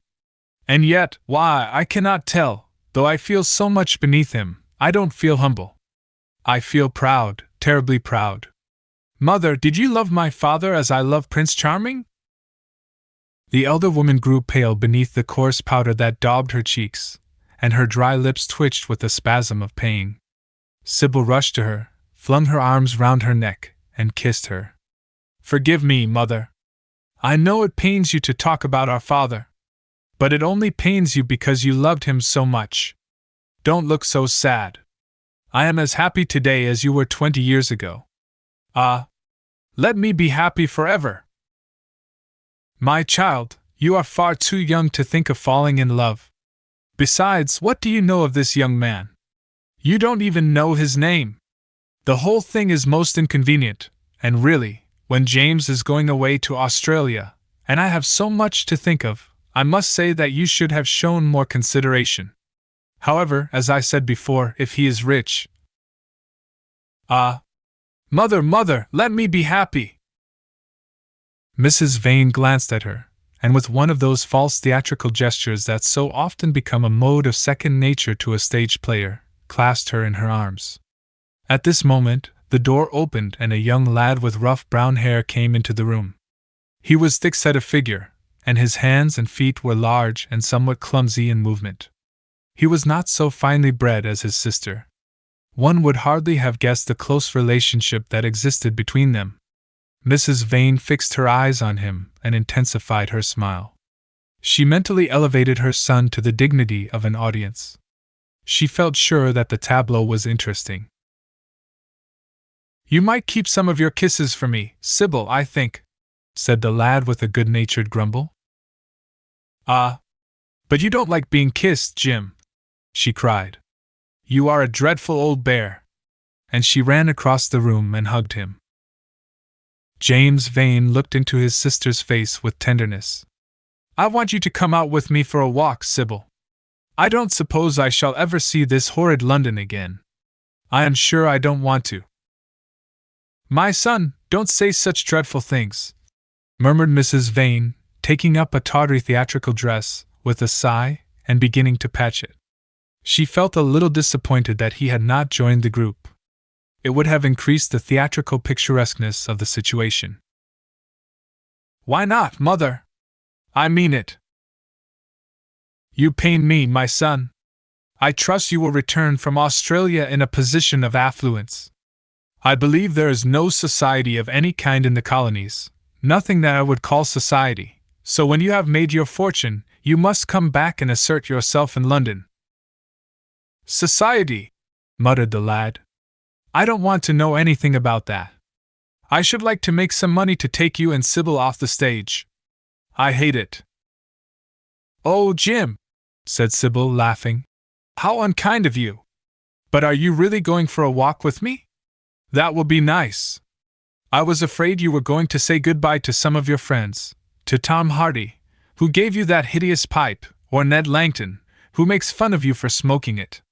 It is very sweet of you to let me have your last afternoon. Where shall we go? Let us go to the park." "I am too shabby," he answered, frowning. "Only swell people go to the park." "Nonsense, Jim," she whispered, stroking the sleeve of his coat. He hesitated for a moment. "Very well," he said at last. "But don't be too long dressing."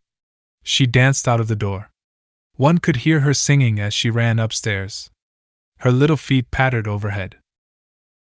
He walked up and down the room 2 or 3 times. Then he turned to the still figure in the chair. "Mother, are my things ready?" he asked. "Quite ready, James," she answered, keeping her eyes on her work. For some months past she had felt ill at ease when she was alone with this rough, stern son of hers. Her shallow, secret nature was troubled when their eyes met. She used to wonder if he suspected anything. The silence, for he made no other observation, became intolerable to her. She began to complain. Women defend themselves by attacking, just as they attack by sudden and strange surrenders. "I hope you will be contented, James, with your seafaring life," she said. "You must remember that it is your own choice. You might have entered a solicitor's office. Solicitors are a very respectable class, and in the country often dine with the best families." "I hate offices, and I hate clerks," he replied. "But you are quite right. I have chosen my own life. All I say is, watch over Sybil. Don't let her come to any harm. Mother, you must watch over her." "James, you really talk very strangely. Of course I watch over Sybil. I hear a gentleman comes every night to the theater and goes behind to talk to her. Is that right? What about that?" "You are speaking about things you don't understand, James. In the profession we are accustomed to receive a great deal of most gratifying attention. I myself used to receive many bouquets at one time. That was when acting was really understood. As for Sybil, I do not know at present whether her attachment is serious or not. But there is no doubt that the young man in question is a perfect gentleman. He is always most polite to me. Besides, he has the appearance of being rich, and the flowers he sends are lovely." "You don't know his name, though," said the lad harshly. "No," answered his mother with a placid expression in her face. "He has not yet revealed his real name. I think it is quite romantic of him. He is probably a member of the aristocracy." James Vane bit his lip. "Watch over Sybil, mother," he cried. "Watch over her." "My son, you distress me very much. Sybil is always under my special care. Of course, if this gentleman is wealthy, there is no reason why she should not contract an alliance with him. I trust he is one of the aristocracy. He has all the appearance of it, I must say. It might be a most brilliant marriage for Sybil. They would make a charming couple. His good looks are really quite remarkable. Everybody notices them. The lad muttered something to himself, and drummed on the window pane with his coarse fingers. He had just turned round to say something when the door opened and Sybil ran in. "How serious you both are!" she cried. "What is the matter?" "Nothing," he answered. "I suppose one must be serious sometimes. Goodbye, Mother. I will have my dinner at 5 o'clock. Everything is packed except my shirts, so you need not trouble." "Goodbye, my son," she answered with a bow of strained stateliness. She was extremely annoyed at the tone he had adopted with her, and there was something in his look that had made her feel afraid. "Kiss me, Mother," said the girl. Her flower-like lips touched the withered cheek and warmed its frost. "My child! My child!" cried Mrs. Vane, looking up to the ceiling in search of an imaginary gallery. "Come, Sybil," said her brother impatiently. He hated his mother's affectations. They went out into the flickering, wind-blown sunlight and strolled down the dreary Euston Road. The passers-by glanced in wonder at the sullen, heavy youth who, in coarse, ill-fitting clothes, was in the company of such a graceful, refined-looking girl. He was like a common gardener walking with a rose. Jim frowned from time to time when he caught the inquisitive glance of some stranger. He had that dislike of being stared at, which comes on geniuses late in life and never leaves the commonplace. Sybil, however, was quite unconscious of the effect she was producing. Her love was trembling in laughter on her lips. She was thinking of Prince Charming, and that she might think of him all the more, she did not talk of him, but prattled on about the ship in which Jim was going to sail, about the gold he was certain to find, about the wonderful heiress whose life he was to save from the wicked, red-shirted bushrangers. For he was not to remain a sailor, or a supercargo, or whatever he was going to be. Oh no! A sailor's existence was dreadful. Fancy being cooped up in a horrid ship, with the hoarse, hump-backed waves trying to get in, and a black wind blowing the masts down and tearing the sails into long screaming ribbons. He was to leave the vessel at Melbourne, bid a polite goodbye to the captain, and go off at once to the gold fields. Before a week was over he was to come across a large nugget of pure gold, the largest nugget that had ever been discovered, and bring it down to the coast in a wagon guarded by 6 mounted policemen. The bushrangers were to attack them 3 times, and be defeated with immense slaughter. Or no. He was not to go to the gold fields at all. They were horrid places, where men got intoxicated, and shot each other in bar-rooms, and used bad language. He was to be a nice sheep farmer, and one evening, as he was riding home, he was to see the beautiful heiress being carried off by a robber on a black horse, and give chase, and rescue her. Of course, she would fall in love with him, and he with her, and they would get married, and come home, and live in an immense house in London. Yes, there were delightful things in store for him. But he must be very good, and not lose his temper, or spend his money foolishly. She was only a year older than he was, but she knew so much more of life. He must be sure, also, to write to her by every mail, and to say his prayers each night before he went to sleep. God was very good, and would watch over him. She would pray for him, too, and in a few years he would come back quite rich and happy. The lad listened sulkily to her, and made no answer. He was heartsick at leaving home. Yet it was not this alone that made him gloomy and morose. Inexperienced though he was, he had still a strong sense of the danger of Sybil's position. This young dandy who was making love to her could mean her no good. He was a gentleman, and he hated him for that, hated him through some curious race instinct for which he could not account, and which for that reason was all the more dominant within him. He was conscious also of the shallowness and vanity of his mother's nature, and in that saw infinite peril for Sybil and Sybil's happiness. Children begin by loving their parents. As they grow older they judge them, sometimes they forgive them. His mother! He had something on his mind to ask of her, something that he had brooded on for many months of silence. A chance phrase that he had heard at the theater, a whispered sneer that had reached his ears one night as he waited at the stage door, had set loose a train of horrible thoughts. He remembered it as if it had been the lash of a hunting crop across his face. His brows knit together into a wedge-like furrow, and with a twitch of pain he bit his underlip. "You are not listening to a word I am saying, Jim," cried Sybil. "And I am making the most delightful plans for your future. Do say something." "What do you want me to say?" "Oh, that you will be a good boy and not forget us," she answered, smiling at him. He shrugged his shoulders. "You are more likely to forget me than I am to forget you, Sybil." She flushed. "What do you mean, Jim?" she asked. "You have a new friend, I hear. Who is he? Why have you not told me about him? He means you no good." "Stop, Jim!" she exclaimed. "You must not say anything against him. I love him." "Why, you don't even know his name," answered the lad. "Who is he? I have a right to know." "He is called Prince Charming. Don't you like the name? Oh, you silly boy! You should never forget it. If you only saw him, you would think him the most wonderful person in the world. Some day you will meet him, when you come back from Australia. You will like him so much. Everybody likes him, and I love him.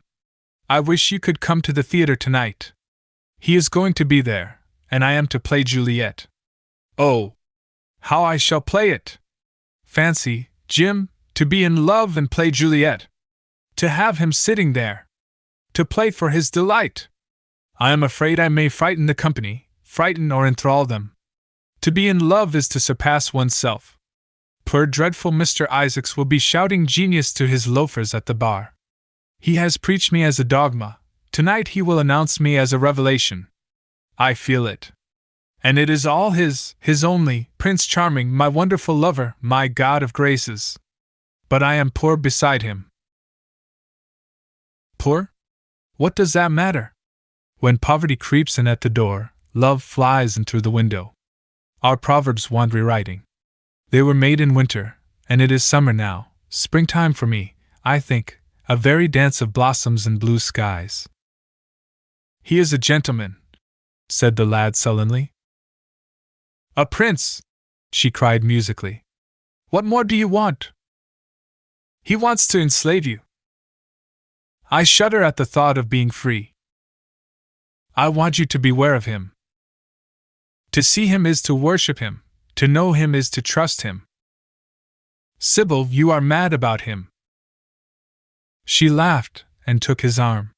"You dear old Jim, you talk as if you were 100. Some day you will be in love yourself. Then you will know what it is. Don't look so sulky. Surely you should be glad to think that, though you are going away, you leave me happier than I have ever been before. Life has been hard for us both, terribly hard and difficult. But it will be different now. You are going to a new world, and I have found one. Here are 2 chairs, let us sit down and see the smart people go by." They took their seats amidst a crowd of watchers. The tulip beds across the road flamed like throbbing rings of fire. A white dust, tremulous cloud of orris root it seemed, hung in the panting air. The brightly colored parasols danced and dipped like monstrous butterflies. She made her brother talk of himself, his hopes, his prospects. He spoke slowly and with effort.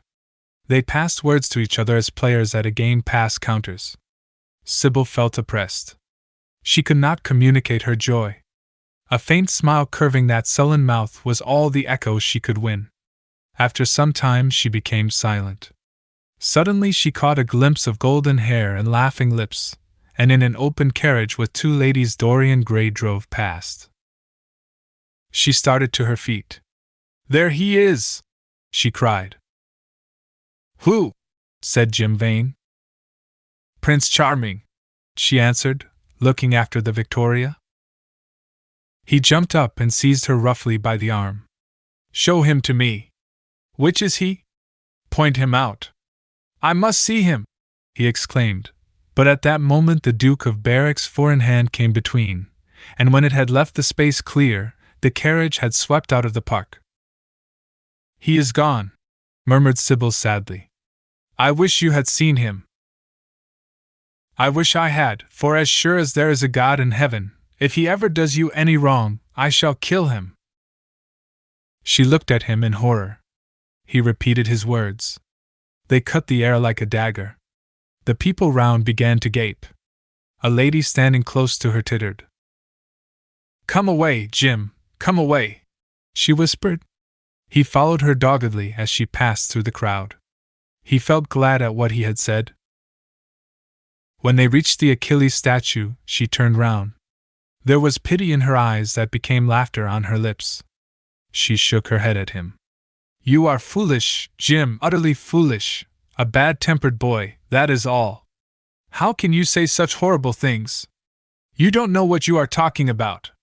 You are simply jealous and unkind. Ah, I wish you would fall in love. Love makes people good, and what you said was wicked." "I am 16, he answered, "and I know what I am about. Mother is no help to you. She doesn't understand how to look after you. I wish now that I was not going to Australia at all. I have a great mind to chuck the whole thing up. I would, if my articles hadn't been signed." "Oh, don't be so serious, Jim. You are like one of the heroes of those silly melodramas Mother used to be so fond of acting in. I am not going to quarrel with you. I have seen him, and oh! To see him is perfect happiness. We won't quarrel. I know you would never harm anyone I love, would you?" "Not as long as you love him, I suppose," was the sullen answer. "I shall love him forever," she cried. "And he?" "Forever, too." "He had better." She shrank from him. Then she laughed and put her hand on his arm. He was merely a boy. At the Marble Arch they hailed an omnibus, which left them close to their shabby home in the Euston Road. It was after 5 o'clock, and Sybil had to lie down for a couple of hours before acting. Jim insisted that she should do so. He said that he would sooner part with her when their mother was not present. She would be sure to make a scene, and he detested scenes of every kind. In Sybil's own room they parted. There was jealousy in the lad's heart, and a fierce, murderous hatred of the stranger who, as it seemed to him, had come between them. Yet, when her arms were flung round his neck, and her fingers strayed through his hair, he softened and kissed her with real affection. There were tears in his eyes as he went downstairs. His mother was waiting for him below. She grumbled at his unpunctuality as he entered. He made no answer, but sat down to his meager meal. The flies buzzed round the table and crawled over the stained cloth. Through the rumble of omnibuses and the clatter of street cabs, he could hear the droning voice devouring each minute that was left to him. After some time, he thrust away his plate and put his head in his hands. He felt that he had a right to know. It should have been told to him before, if it was as he suspected. Leaden with fear, his mother watched him. Words dropped mechanically from her lips. A tattered lace handkerchief twitched in her fingers. When the clock struck 6, he got up and went to the door.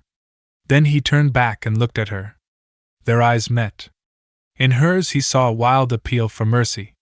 It enraged him. "Mother, I have something to ask you," he said. Her eyes wandered vaguely about the room. She made no answer. "Tell me the truth. I have a right to know. Were you married to my father?" She heaved a deep sigh. It was a sigh of relief. The terrible moment, the moment that night and day, for weeks and months she had dreaded, had come at last, and yet she felt no terror. Indeed, in some measure it was a disappointment to her. The vulgar directness of the question called for a direct answer. The situation had not been gradually led up to. It was crude. It reminded her of a bad rehearsal. "No," she answered, wondering at the harsh simplicity of life. "My father was a scoundrel then!" cried the lad, clenching his fists. She shook her head. "I knew he was not free. We loved each other very much. If he had lived, he would have made provision for us. Don't speak against him, my son. He was your father, and a gentleman.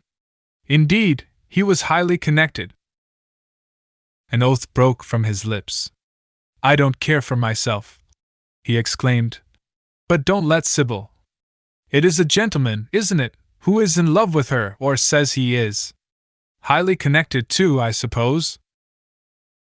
For a moment a hideous sense of humiliation came over the woman. Her head drooped. She wiped her eyes with shaking hands. "Sybil has a mother," she murmured. "I had none." The lad was touched. He went towards her, and stooping down, he kissed her. "I am sorry if I have pained you by asking about my father," he said, "but I could not help it. I must go now. Goodbye. Don't forget that you will have only one child now to look after, and believe me that if this man wrongs my sister, I will find out who he is, track him down, and kill him like a dog.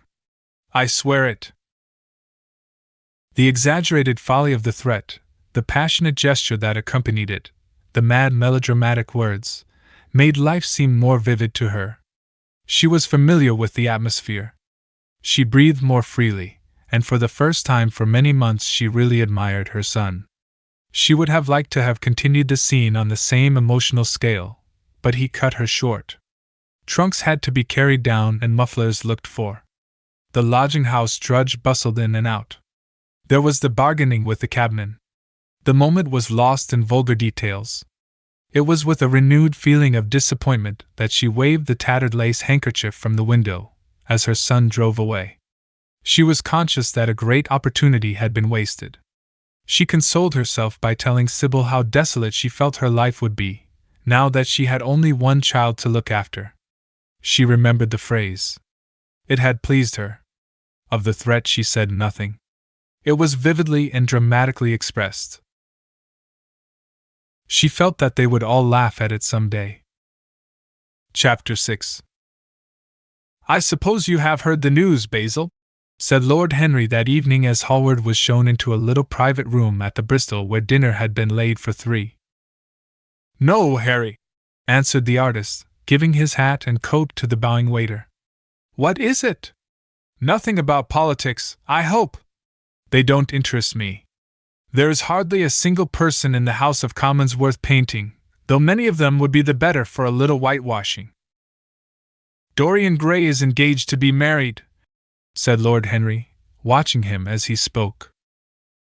Hallward started and then frowned. "Dorian engaged to be married?" he cried. "Impossible!" "It is perfectly true." "To whom?" "To some little actress or other." "I can't believe it. Dorian is far too sensible. Dorian is far too wise not to do foolish things now and then, my dear Basil. Marriage is hardly a thing that one can do now and then, Harry." "Except in America," rejoined Lord Henry languidly. "But I didn't say he was married. I said he was engaged to be married. There is a great difference. I have a distinct remembrance of being married, but I have no recollection at all of being engaged. I am inclined to think that I never was engaged. But think of Dorian's birth, and position, and wealth. It would be absurd for him to marry so much beneath him. If you want to make him marry this girl, tell him that, Basil. He is sure to do it then. Whenever a man does a thoroughly stupid thing, it is always from the noblest motives. I hope the girl is good, Harry. I don't want to see Dorian tied to some vile creature, who might degrade his nature and ruin his intellect." "Oh, she is better than good, she is beautiful," murmured Lord Henry, sipping a glass of vermouth and orange bitters. "Dorian says she is beautiful, and he is not often wrong about things of that kind. Your portrait of him has quickened his appreciation of the personal appearance of other people. It has had that excellent effect, amongst others. We are to see her tonight, if that boy doesn't forget his appointment." "Are you serious?" "Quite serious, Basil. I should be miserable if I thought I should ever be more serious than I am at the present moment." "But do you approve of it, Harry?" asked the painter, walking up and down the room and biting his lip. "You can't approve of it, possibly. It is some silly infatuation." "I never approve, or disapprove of anything now. It is an absurd attitude to take towards life. We are not sent into the world to air our moral prejudices. I never take any notice of what common people say, and I never interfere with what charming people do. If a personality fascinates me, whatever mode of expression that personality selects is absolutely delightful to me. Dorian Gray falls in love with a beautiful girl who acts Juliet, and proposes to marry her. Why not? If he wedded Messalina, he would be none the less interesting. You know I am not a champion of marriage. The real drawback to marriage is that it makes one unselfish. And unselfish people are colorless. They lack individuality. Still, there are certain temperaments that marriage makes more complex. They retain their egotism, and add to it many other egos. They are forced to have more than one life. They become more highly organized, and to be highly organized is, I should fancy, the object of man's existence. Besides, every experience is of value, and whatever one may say against marriage, it is certainly an experience. I hope that Dorian Gray will make this girl his wife, passionately adore her for 6 months, and then suddenly become fascinated by someone else. He would be a wonderful study. You don't mean a single word of all that, Harry. You know you don't. If Dorian Gray's life were spoiled, no one would be sorrier than yourself. You are much better than you pretend to be. Lord Henry laughed. The reason we all like to think so well of others is that we are all afraid for ourselves. The basis of optimism is sheer terror. We think that we are generous because we credit our neighbor with the possession of those virtues that are likely to be a benefit to us. We praise the banker that we may overdraw our account, and find good qualities in the highwayman in the hope that he may spare our pockets. I mean everything that I have said. I have the greatest contempt for optimism. As for a spoiled life, no life is spoiled but one whose growth is arrested. If you want to mar a nature, you have merely to reform it. As for marriage, of course that would be silly, but there are other and more interesting bonds between men and women. I will certainly encourage them. They have the charm of being fashionable. But here is Dorian himself. He will tell you more than I can. My dear Harry, my dear Basil, you must both congratulate me, said the lad, throwing off his evening cape with its satin-lined wings and shaking each of his friends by the hand in turn. I have never been so happy. Of course, it is sudden, all really delightful things are. And yet it seems to me to be the one thing I have been looking for all my life. He was flushed with excitement and pleasure, and looked extraordinarily handsome. I hope you will always be very happy, Dorian, said Hallward. But I don't quite forgive you for not having let me know of your engagement. You let Harry know.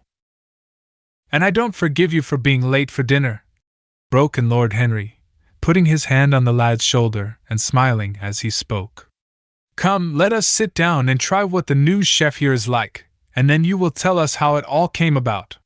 There is really not much to tell, cried Dorian as they took their seats at the small round table. What happened was simply this. After I left you yesterday evening, Harry, I dressed, had some dinner at that little Italian restaurant in Rupert Street you introduced me to, and went down at 8 o'clock to the theatre. Sybil was playing Rosalind. Of course, the scenery was dreadful and the Orlando absurd. But Sybil! You should have seen her. When she came on in her boy's clothes, she was perfectly wonderful. She wore a moss-colored velvet jerkin with cinnamon sleeves, slim, brown, cross-gartered hose, a dainty little green cap with a hawk's feather caught in a jewel, and a hooded cloak lined with dull red. She had never seemed to me more exquisite. She had all the delicate grace of that Tanagra figurine that you have in your studio, Basil. Her hair clustered round her face like dark leaves round a pale rose. As for her acting, well, you shall see her tonight. She is simply a born artist. I sat in the dingy box absolutely enthralled. I forgot that I was in London and in the 19th century. I was away with my love in a forest that no man had ever seen. After the performance was over, I went behind and spoke to her. As we were sitting together, suddenly there came into her eyes a look that I had never seen there before. My lips moved towards hers. We kissed each other. I can't describe to you what I felt at that moment. It seemed to me that all my life had been narrowed to one perfect point of rose-colored joy. She trembled all over and shook like a white narcissus. Then she flung herself on her knees and kissed my hands. I feel that I should not tell you all this, but I can't help it. Of course, our engagement is a dead secret. She has not even told her own mother. I don't know what my guardians will say. Lord Radley is sure to be furious. I don't care. I shall be of age in less than a year, and then I can do what I like. I have been right, Basil, haven't I, to take my love out of poetry and to find my wife in Shakespeare's plays? Lips that Shakespeare taught to speak have whispered their secret in my ear. I have had the arms of Rosalind around me, and kissed Juliet on the mouth. Yes, Dorian, I suppose you were right, said Hallward slowly. Have you seen her today? Asked Lord Henry. Dorian Gray shook his head. I left her in the forest of Arden. I shall find her in an orchard in Verona. Lord Henry sipped his champagne in a meditative manner. At what particular point did you mention the word marriage, Dorian? And what did she say in answer? Perhaps you forgot all about it. My dear Harry, I did not treat it as a business transaction, and I did not make any formal proposal. I told her that I loved her, and she said she was not worthy to be my wife. Not worthy? Why, the whole world is nothing to me compared with her. Women are wonderfully practical, murmured Lord Henry. Much more practical than we are. In situations of that kind we often forget to say anything about marriage, and they always remind us. Hallward laid his hand upon his arm. Don't, Harry. You have annoyed Dorian. He is not like other men. He would never bring misery upon anyone. His nature is too fine for that.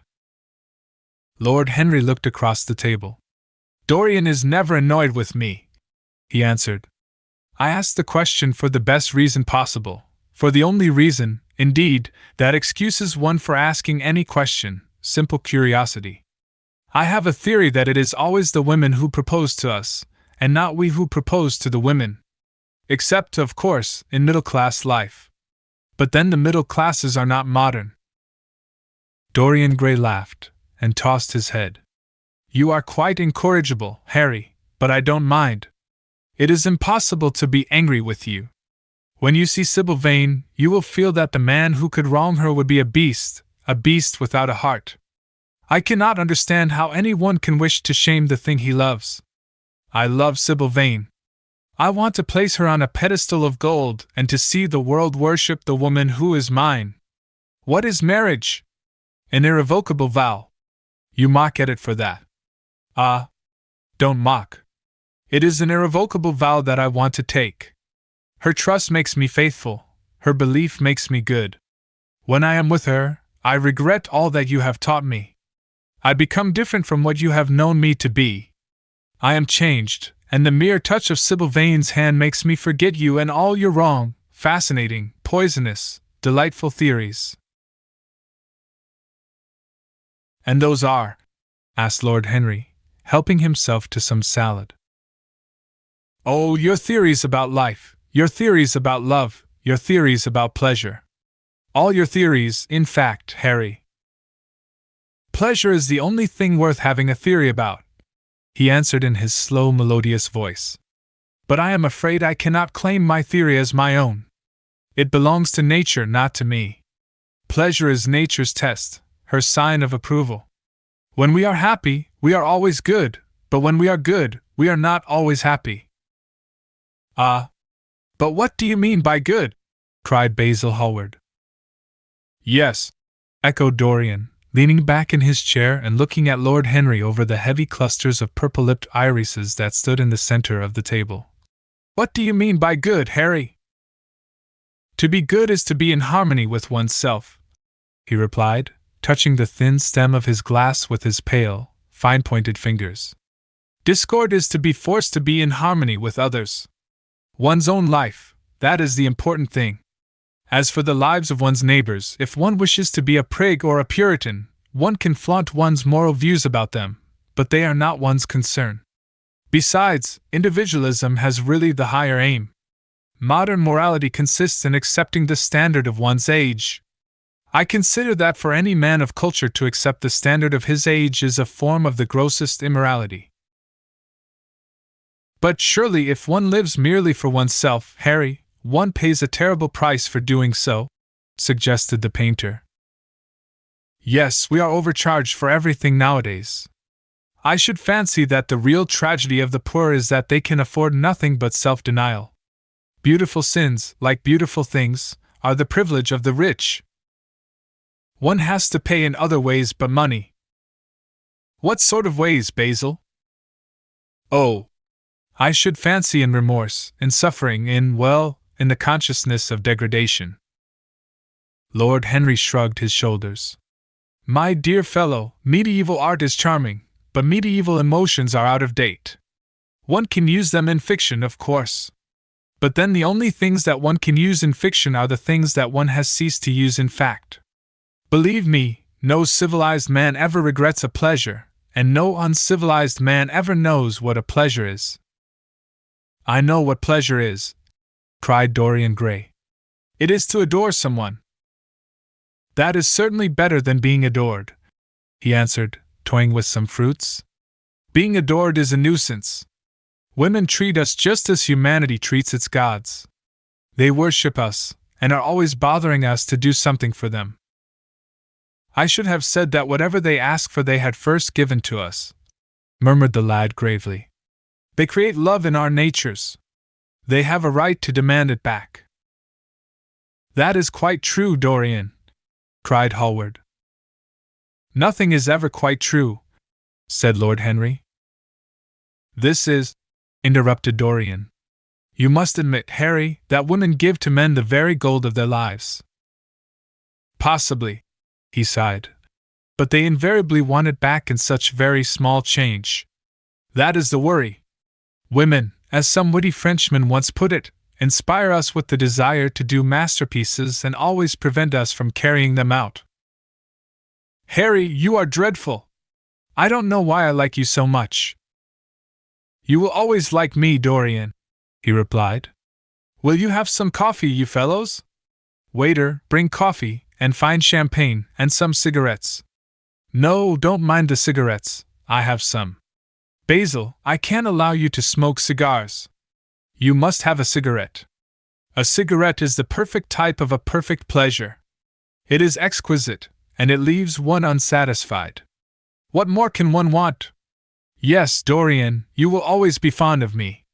I represent to you all the sins you have never had the courage to commit. What nonsense you talk, Harry! Cried the lad, taking a light from a fire-breathing silver dragon that the waiter had placed on the table. Let us go down to the theatre. When Sybil comes on the stage you will have a new ideal of life. She will represent something to you that you have never known. I have known everything, said Lord Henry, with a tired look in his eyes. But I am always ready for a new emotion.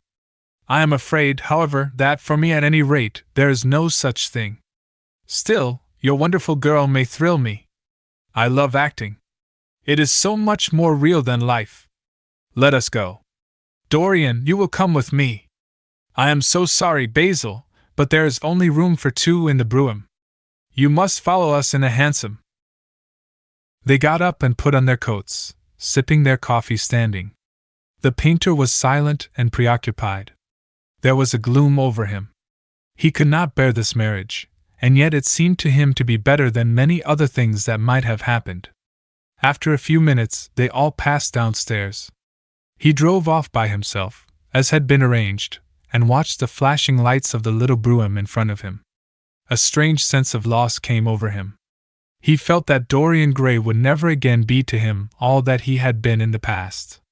Life had come between them. His eyes darkened, and the crowded, flaring streets became blurred to his eyes. When the cab drew up at the theatre, it seemed to him that he had grown years older. Chapter 7. For some reason or other, the house was crowded that night, and the fat Jew manager who met them at the door was beaming from ear to ear with an oily, tremulous smile. He escorted them to their box with a sort of pompous humility, waving his fat jeweled hands and talking at the top of his voice. Dorian Gray loathed him more than ever. He felt as if he had come to look for Miranda and had been met by Caliban. Lord Henry, upon the other hand, rather liked him. At least he declared he did, and insisted on shaking him by the hand and assuring him that he was proud to meet a man who had discovered a real genius and gone bankrupt over a poet. Hallward amused himself with watching the faces in the pit. The heat was terribly oppressive, and the huge sunlight flamed like a monstrous dahlia with petals of yellow fire. The youths in the gallery had taken off their coats and waistcoats and hung them over the side. They talked to each other across the theater and shared their oranges with the tawdry girls who sat beside them. Some women were laughing in the pit. Their voices were horribly shrill and discordant. The sound of the popping of corks came from the bar. "What a place to find one's divinity in," said Lord Henry. "Yes," answered Dorian Gray. "It was here I found her, and she is divine beyond all living things. When she acts, you will forget everything.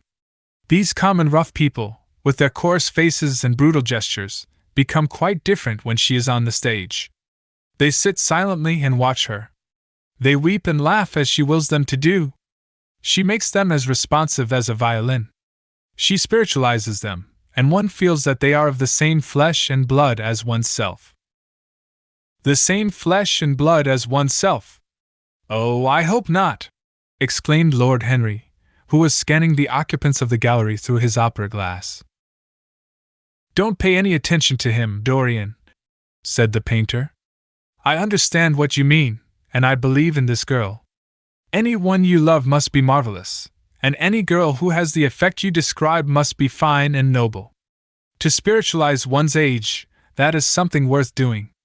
If this girl can give a soul to those who have lived without one, if she can create the sense of beauty in people whose lives have been sordid and ugly, if she can strip them of their selfishness and lend them tears for sorrows that are not their own, she is worthy of all your adoration, worthy of the adoration of the world.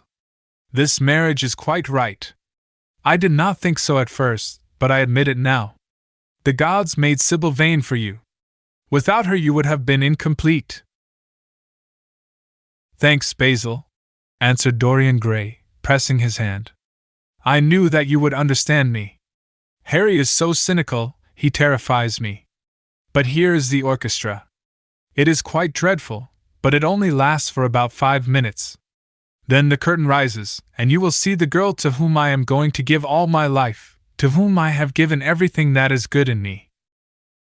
A quarter of an hour afterwards, amidst an extraordinary turmoil of applause, Sybil Vane stepped onto the stage. Yes, she was certainly lovely to look at, one of the loveliest creatures, Lord Henry thought, that he had ever seen. There was something of the fawn in her shy grace and startled eyes. A faint blush, like the shadow of a rose in a mirror of silver, came to her cheeks as she glanced at the crowded, enthusiastic house. She stepped back a few paces and her lips seemed to tremble. Basil Hallward leaped to his feet and began to applaud. Motionless, and as one in a dream, sat Dorian Gray, gazing at her. Lord Henry peered through his glasses, murmuring, "Charming! Charming!" The scene was the hall of Capulet's house, and Romeo in his pilgrim's dress had entered with Mercutio and his other friends. The band, such as it was, struck up a few bars of music, and the dance began. Through the crowd of ungainly, shabbily dressed actors, Sybil Vane moved like a creature from a finer world. Her body swayed, while she danced, as a plant sways in the water. The curves of her throat were the curves of a white lily. Her hands seemed to be made of cool ivory. Yet, she was curiously listless. She showed no sign of joy when her eyes rested on Romeo. The few words she had to speak. "Good pilgrim, you do wrong your hand too much, which mannerly devotion shows in this. For saints have hands that pilgrims' hands do touch, and palm to palm is holy palmer's kiss." With the brief dialogue that follows, were spoken in a thoroughly artificial manner. The voice was exquisite, but from the point of view of tone it was absolutely false. It was wrong in color. It took away all the life from the verse. It made the passion unreal. Dorian Gray grew pale as he watched her. He was puzzled and anxious. Neither of his friends dared to say anything to him. She seemed to them to be absolutely incompetent. They were horribly disappointed. Yet they felt that the true test of any Juliet is the balcony scene of the second act. They waited for that. If she failed there was nothing in her. She looked charming as she came out in the moonlight. That could not be denied. But the stodginess of her acting was unbearable, and grew worse as she went on. Her gestures became absurdly artificial. She overemphasized everything that she had to say. The beautiful passage, "Thou knowest the mask of night is on my face, else would a maiden blush bepaint my cheek for that which thou hast heard me speak tonight," was declaimed with the painful precision of a schoolgirl who has been taught to recite by some second-rate professor of elocution. When she leaned over the balcony and came to those wonderful lines, "Although I joy in thee, I have no joy of this contract tonight. It is too rash, too unadvised, too sudden, too like the lightning, which doth cease to be ere one can say, it lightens. Sweet, good night. This bud of love by summer's ripening breath may prove a beauteous flower when next we meet." She spoke the words as though they conveyed no meaning to her. It was not nervousness. Indeed, so far from being nervous, she was absolutely self-contained. It was simply bad art. She was a complete failure. Even the common, uneducated audience of the pit and gallery lost their interest in the play. They got restless, and began to talk loudly and to whistle. The Jew manager, who was standing at the back of the dress circle, stamped and swore with rage. The only person unmoved was the girl herself. When the second act was over, there came a storm of hisses, and Lord Henry got up from his chair and put on his coat. "She is quite beautiful, Dorian," he said, "but she can't act. Let us go." "I am going to see the play through," answered the lad, in a hard, bitter voice. "I am awfully sorry that I have made you waste an evening, Harry. I apologize to you both."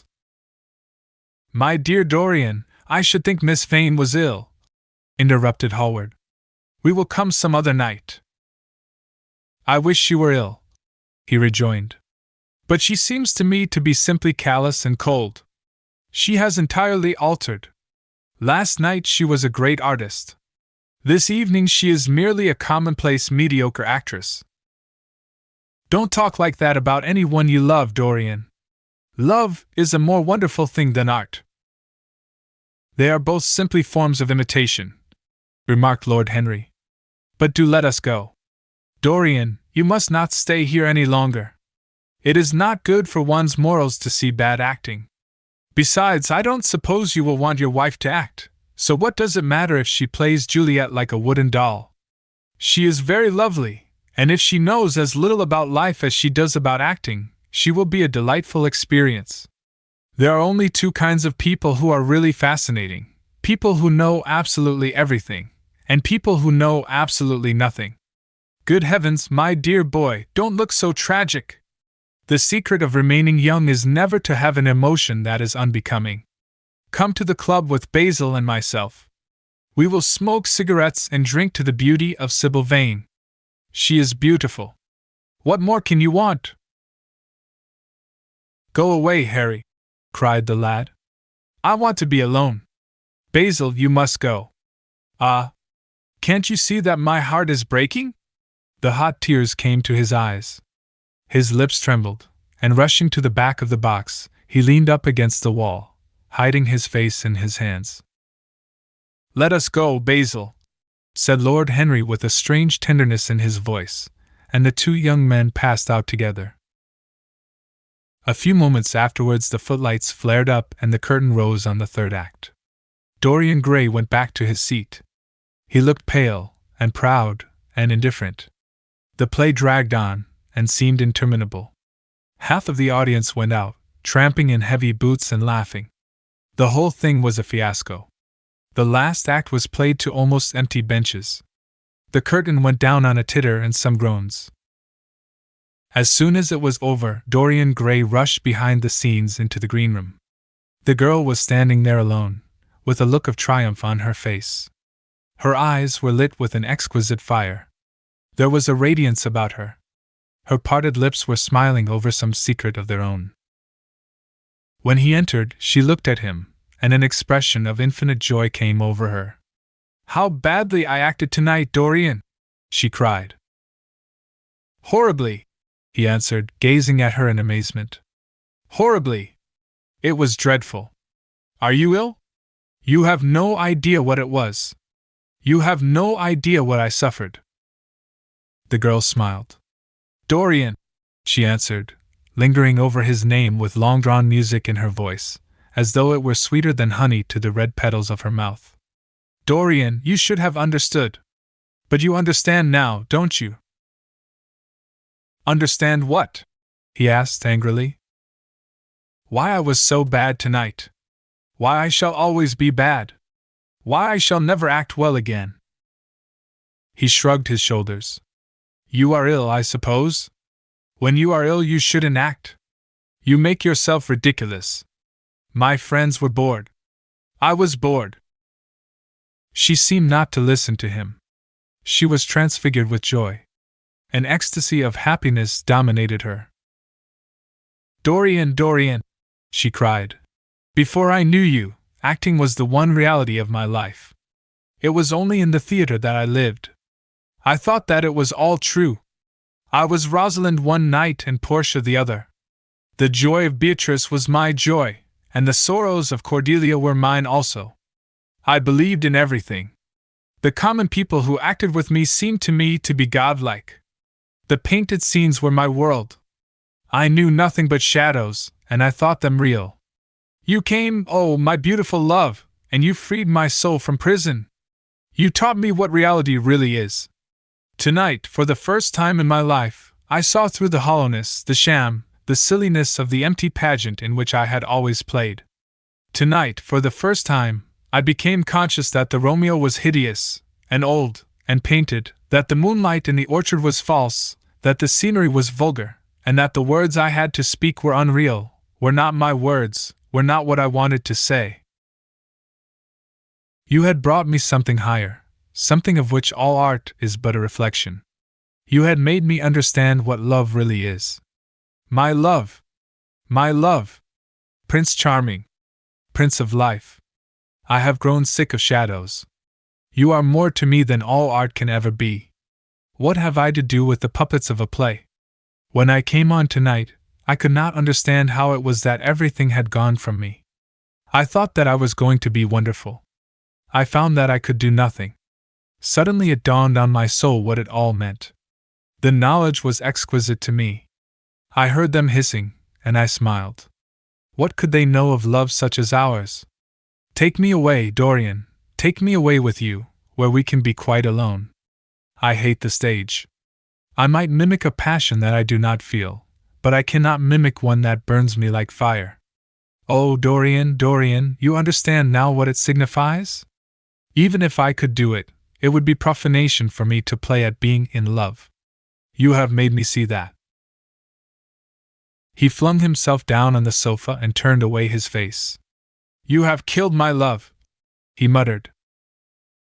She looked at him in wonder and laughed. He made no answer. She came across to him, and with her little fingers stroked his hair. She knelt down and pressed his hands to her lips. He drew them away, and a shudder ran through him. Then he leaped up and went to the door. Yes, he cried. You have killed my love. You used to stir my imagination. Now you don't even stir my curiosity. You simply produce no effect. I loved you because you were marvelous, because you had genius and intellect, because you realized the dreams of great poets and gave shape and substance to the shadows of art. You have thrown it all away. You are shallow and stupid. My God! How mad I was to love you! What a fool I have been! You are nothing to me now. I will never see you again. I will never think of you. I will never mention your name. You don't know what you were to me once. Why, once? Oh, I can't bear to think of it. I wish I had never laid eyes upon you. You have spoiled the romance of my life. How little you can know of love, if you say it mars your art. Without your art, you are nothing. I would have made you famous, splendid, magnificent. The world would have worshipped you, and you would have borne my name. What are you now? A third-rate actress with a pretty face. The girl grew white and trembled. She clenched her hands together, and her voice seemed to catch in her throat. You are not serious, Dorian? She murmured. You are acting. Acting? I leave that to you. You do it so well, he answered bitterly. She rose from her knees and, with a piteous expression of pain in her face, came across the room to him. She put her hand upon his arm and looked into his eyes. He thrust her back. Don't touch me, he cried. A low moan broke from her, and she flung herself at his feet and lay there like a trampled flower. Dorian, Dorian, don't leave me, she whispered. I am so sorry I didn't act well. I was thinking of you all the time. But I will try, indeed I will try. It came so suddenly across me, my love for you. I think I should never have known it if you had not kissed me, if we had not kissed each other. Kiss me again, my love. Don't go away from me. I couldn't bear it. Oh, don't go away from me. My brother. No, never mind. He didn't mean it. He was in jest. But you, oh! Can't you forgive me for tonight? I will work so hard and try to improve. Don't be cruel to me, because I love you better than anything in the world. After all, it is only once that I have not pleased you. But you are quite right, Dorian. I should have shown myself more of an artist. It was foolish of me, and yet I couldn't help it. Oh, don't leave me, don't leave me. A fit of passionate sobbing choked her.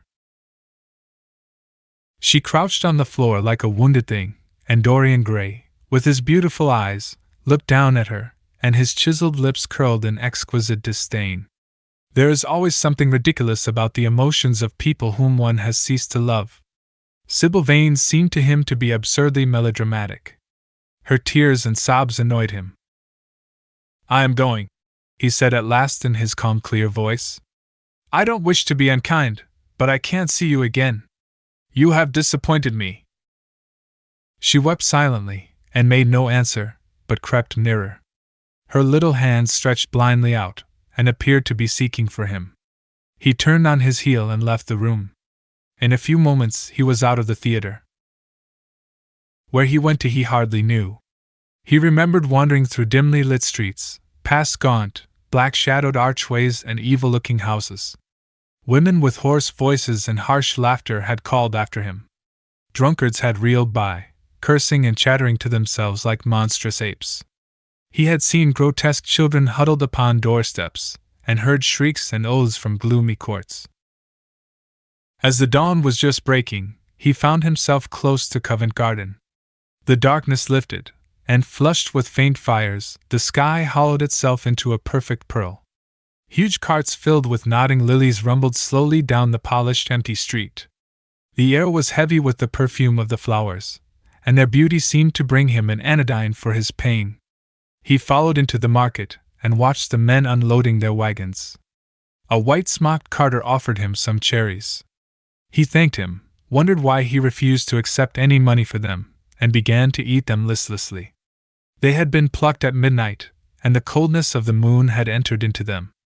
A long line of boys carrying crates of striped tulips, and of yellow and red roses, defiled in front of him, threading their way through the huge, jade-green piles of vegetables. Under the portico, with its gray, sun-bleached pillars, loitered a troop of draggled bare-headed girls, waiting for the auction to be over. Others crowded round the swinging doors of the coffee-house in the piazza. The heavy cart horses slipped and stamped upon the rough stones, shaking their bells and trappings. Some of the drivers were lying asleep on a pile of sacks. Iris-necked and pink-footed, the pigeons ran about picking up seeds. After a little while, he hailed a hansom and drove home. For a few moments he loitered upon the doorstep, looking round at the silent square, with its blank, close-shuttered windows and its staring blinds. The sky was pure opal now, and the roofs of the houses glistened like silver against it. From some chimney opposite a thin wreath of smoke was rising. It curled, a violet riband, through the nacre-colored air. In the huge gilt Venetian lantern, spoil of some doge's barge, that hung from the ceiling of the great, oak-paneled hall of entrance, lights were still burning from 3 flickering jets. Thin blue petals of flame they seemed, rimmed with white fire. He turned them out and, having thrown his hat and cape on the table, passed through the library towards the door of his bedroom, a large octagonal chamber on the ground floor that, in his newborn feeling for luxury, he had just had decorated for himself and hung with some curious Renaissance tapestries that had been discovered stored in a disused attic at Selby Royal. As he was turning the handle of the door, his eye fell upon the portrait Basil Hallward had painted of him. He started back as if in surprise. Then he went on into his own room, looking somewhat puzzled. After he had taken the buttonhole out of his coat, he seemed to hesitate. Finally, he came back, went over to the picture, and examined it. In the dim arrested light that struggled through the cream-colored silk blinds, the face appeared to him to be a little changed. The expression looked different. One would have said that there was a touch of cruelty in the mouth. It was certainly strange. He turned round and, walking to the window, drew up the blind. The bright dawn flooded the room and swept the fantastic shadows into dusky corners, where they lay shuddering. But the strange expression that he had noticed in the face of the portrait seemed to linger there, to be more intensified even. The quivering ardent sunlight showed him the lines of cruelty round the mouth as clearly as if he had been looking into a mirror after he had done some dreadful thing. He winced, and taking up from the table an oval glass framed in ivory cupids, one of Lord Henry's many presents to him, glanced hurriedly into its polished depths. No line like that warped his red lips. What did it mean? He rubbed his eyes, and came close to the picture, and examined it again. There were no signs of any change when he looked into the actual painting, and yet there was no doubt that the whole expression had altered. It was not a mere fancy of his own. The thing was horribly apparent. He threw himself into a chair and began to think. Suddenly there flashed across his mind what he had said in Basil Hallward's studio the day the picture had been finished. Yes, he remembered it perfectly. He had uttered a mad wish that he himself might remain young, and the portrait grow old, that his own beauty might be untarnished, and the face on the canvas bear the burden of his passions and his sins, that the painted image might be seared with the lines of suffering and thought, and that he might keep all the delicate bloom and loveliness of his then just conscious boyhood. Surely his wish had not been fulfilled. Such things were impossible. It seemed monstrous even to think of them. And yet, there was the picture before him, with the touch of cruelty in the mouth. Cruelty! Had he been cruel? It was the girl's fault, not his. He had dreamed of her as a great artist, had given his love to her because he had thought her great. Then she had disappointed him. She had been shallow and unworthy. And yet, a feeling of infinite regret came over him, as he thought of her lying at his feet sobbing like a little child. He remembered with what callousness he had watched her. Why had he been made like that? Why had such a soul been given to him? But he had suffered also. During the 3 terrible hours that the play had lasted, he had lived centuries of pain, aeon upon aeon of torture. His life was well worth hers. She had marred him for a moment, if he had wounded her for an age. Besides, women were better suited to bear sorrow than men. They lived on their emotions. They only thought of their emotions. When they took lovers, it was merely to have someone with whom they could have scenes. Lord Henry had told him that, and Lord Henry knew what women were. Why should he trouble about Sybil Vane? She was nothing to him now. But the picture? What was he to say of that? It held the secret of his life, and told his story. It had taught him to love his own beauty. Would it teach him to loathe his own soul? Would he ever look at it again? No, it was merely an illusion wrought on the troubled senses. The horrible night that he had passed had left phantoms behind it. Suddenly there had fallen upon his brain that tiny scarlet speck that makes men mad. The picture had not changed. It was folly to think so. Yet it was watching him, with its beautiful marred face and its cruel smile. Its bright hair gleamed in the early sunlight. Its blue eyes met his own. A sense of infinite pity, not for himself, but for the painted image of himself, came over him. It had altered already, and would alter more. Its gold would wither into gray. Its red and white roses would die. For every sin that he committed, a stain would fleck and wreck its fairness. But he would not sin. The picture, changed or unchanged, would be to him the visible emblem of conscience. He would resist temptation. He would not see Lord Henry any more, would not, at any rate, listen to those subtle poisonous theories that in Basil Hallward's garden had first stirred within him the passion for impossible things. He would go back to Sybil Vane, make her amends, marry her, try to love her again. Yes, it was his duty to do so. She must have suffered more than he had. Poor child! He had been selfish and cruel to her. The fascination that she had exercised over him would return. They would be happy together. His life with her would be beautiful and pure. He got up from his chair and drew a large screen right in front of the portrait, shuddering as he glanced at it. How horrible! He murmured to himself, and he walked across to the window and opened it. When he stepped out onto the grass, he drew a deep breath. The fresh morning air seemed to drive away all his somber passions. He thought only of Sybil. A faint echo of his love came back to him. He repeated her name over and over again. The birds that were singing in the dew-drenched garden seemed to be telling the flowers about her. Chapter 8. It was long past noon when he awoke. His valet had crept several times on tiptoe into the room to see if he was stirring, and had wondered what made his young master sleep so late.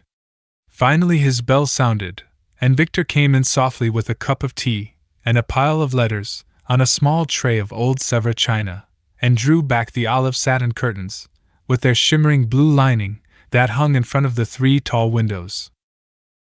"Monsieur has well slept this morning," he said, smiling. "What o'clock is it, Victor?" asked Dorian Gray drowsily. 1 hour and a quarter, monsieur." How late it was! He sat up, and having sipped some tea, turned over his letters. One of them was from Lord Henry, and had been brought by hand that morning. He hesitated for a moment, and then put it aside. The others he opened listlessly. They contained the usual collection of cards, invitations to dinner, tickets for private views, programs of charity concerts, and the like that are showered on fashionable young men every morning during the season. There was a rather heavy bill for a chased silver Louis Quinze toilet set that he had not yet had the courage to send on to his guardians, who were extremely old-fashioned people and did not realize that we live in an age when unnecessary things are our only necessities. And there were several very courteously worded communications from Jermyn Street moneylenders offering to advance any sum of money at a moment's notice and at the most reasonable rates of interest.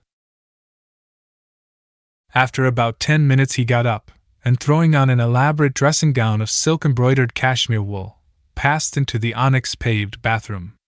The cool water refreshed him after his long sleep. He seemed to have forgotten all that he had gone through. A dim sense of having taken part in some strange tragedy came to him once or twice, but there was the unreality of a dream about it.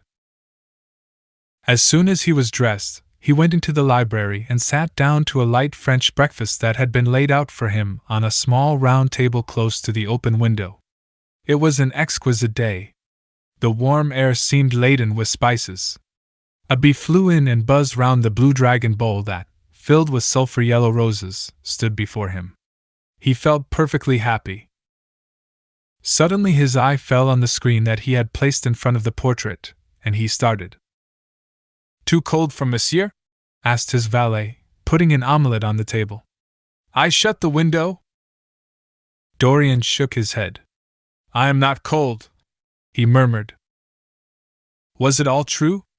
Had the portrait really changed? Or had it been simply his own imagination that had made him see a look of evil where there had been a look of joy? Surely a painted canvas could not alter? The thing was absurd. It would serve as a tale to tell Basil some day. It would make him smile.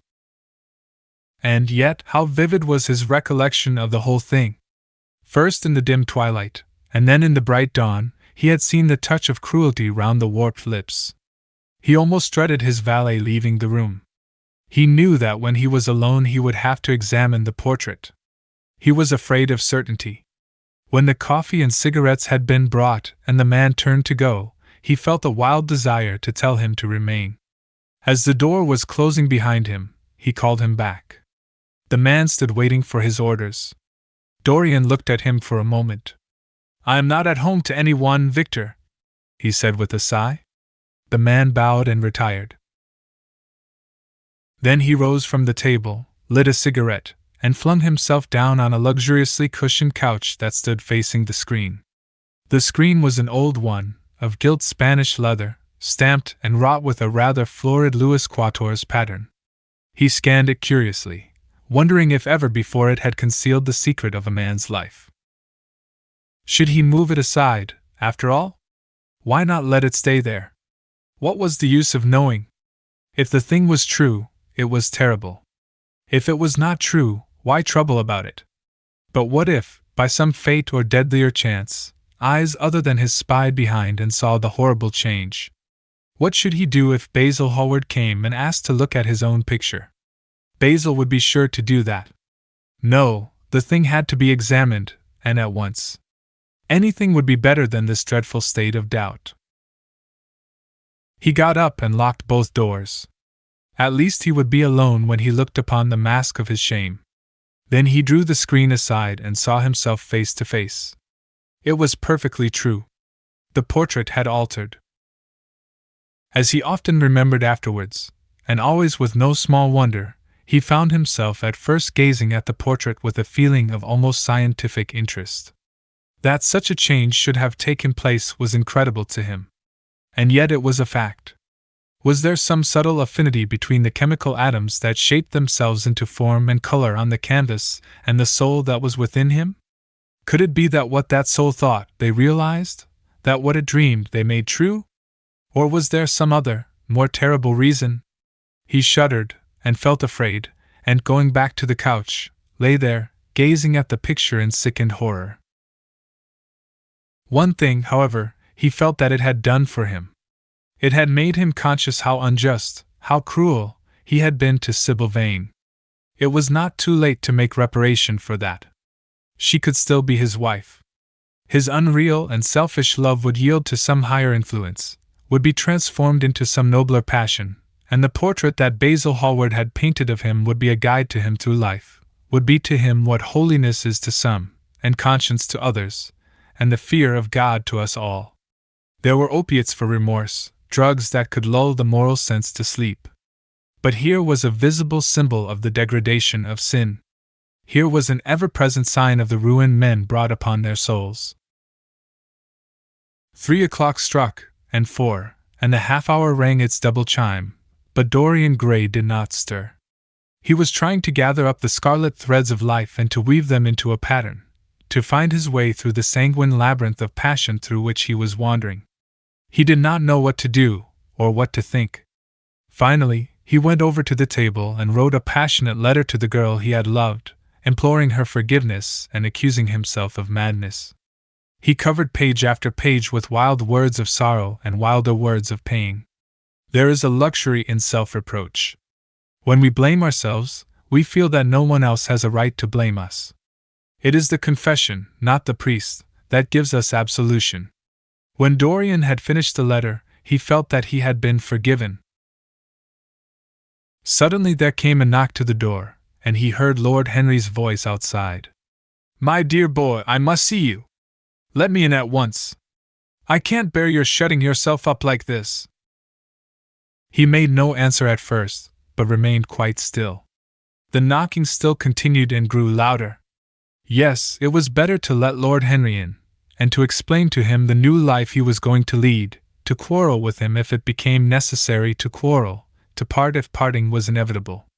He jumped up, drew the screen hastily across the picture, and unlocked the door. "I am so sorry for it all, Dorian," said Lord Henry as he entered. "But you must not think too much about it." "Do you mean about Sybil Vane?" asked the lad. "Yes, of course," answered Lord Henry, sinking into a chair and slowly pulling off his yellow gloves. "It is dreadful, from one point of view, but it was not your fault. Tell me, did you go behind and see her, after the play was over?" "Yes." "I felt sure you had. Did you make a scene with her?" "I was brutal, Harry, perfectly brutal. But it is all right now.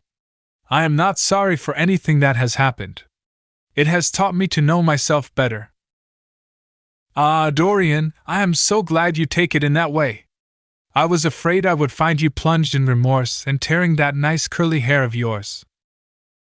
"I have got through all that," said Dorian, shaking his head and smiling. "I am perfectly happy now. I know what conscience is, to begin with. It is not what you told me it was. It is the divinest thing in us. Don't sneer at it, Harry, any more, at least not before me. I want to be good.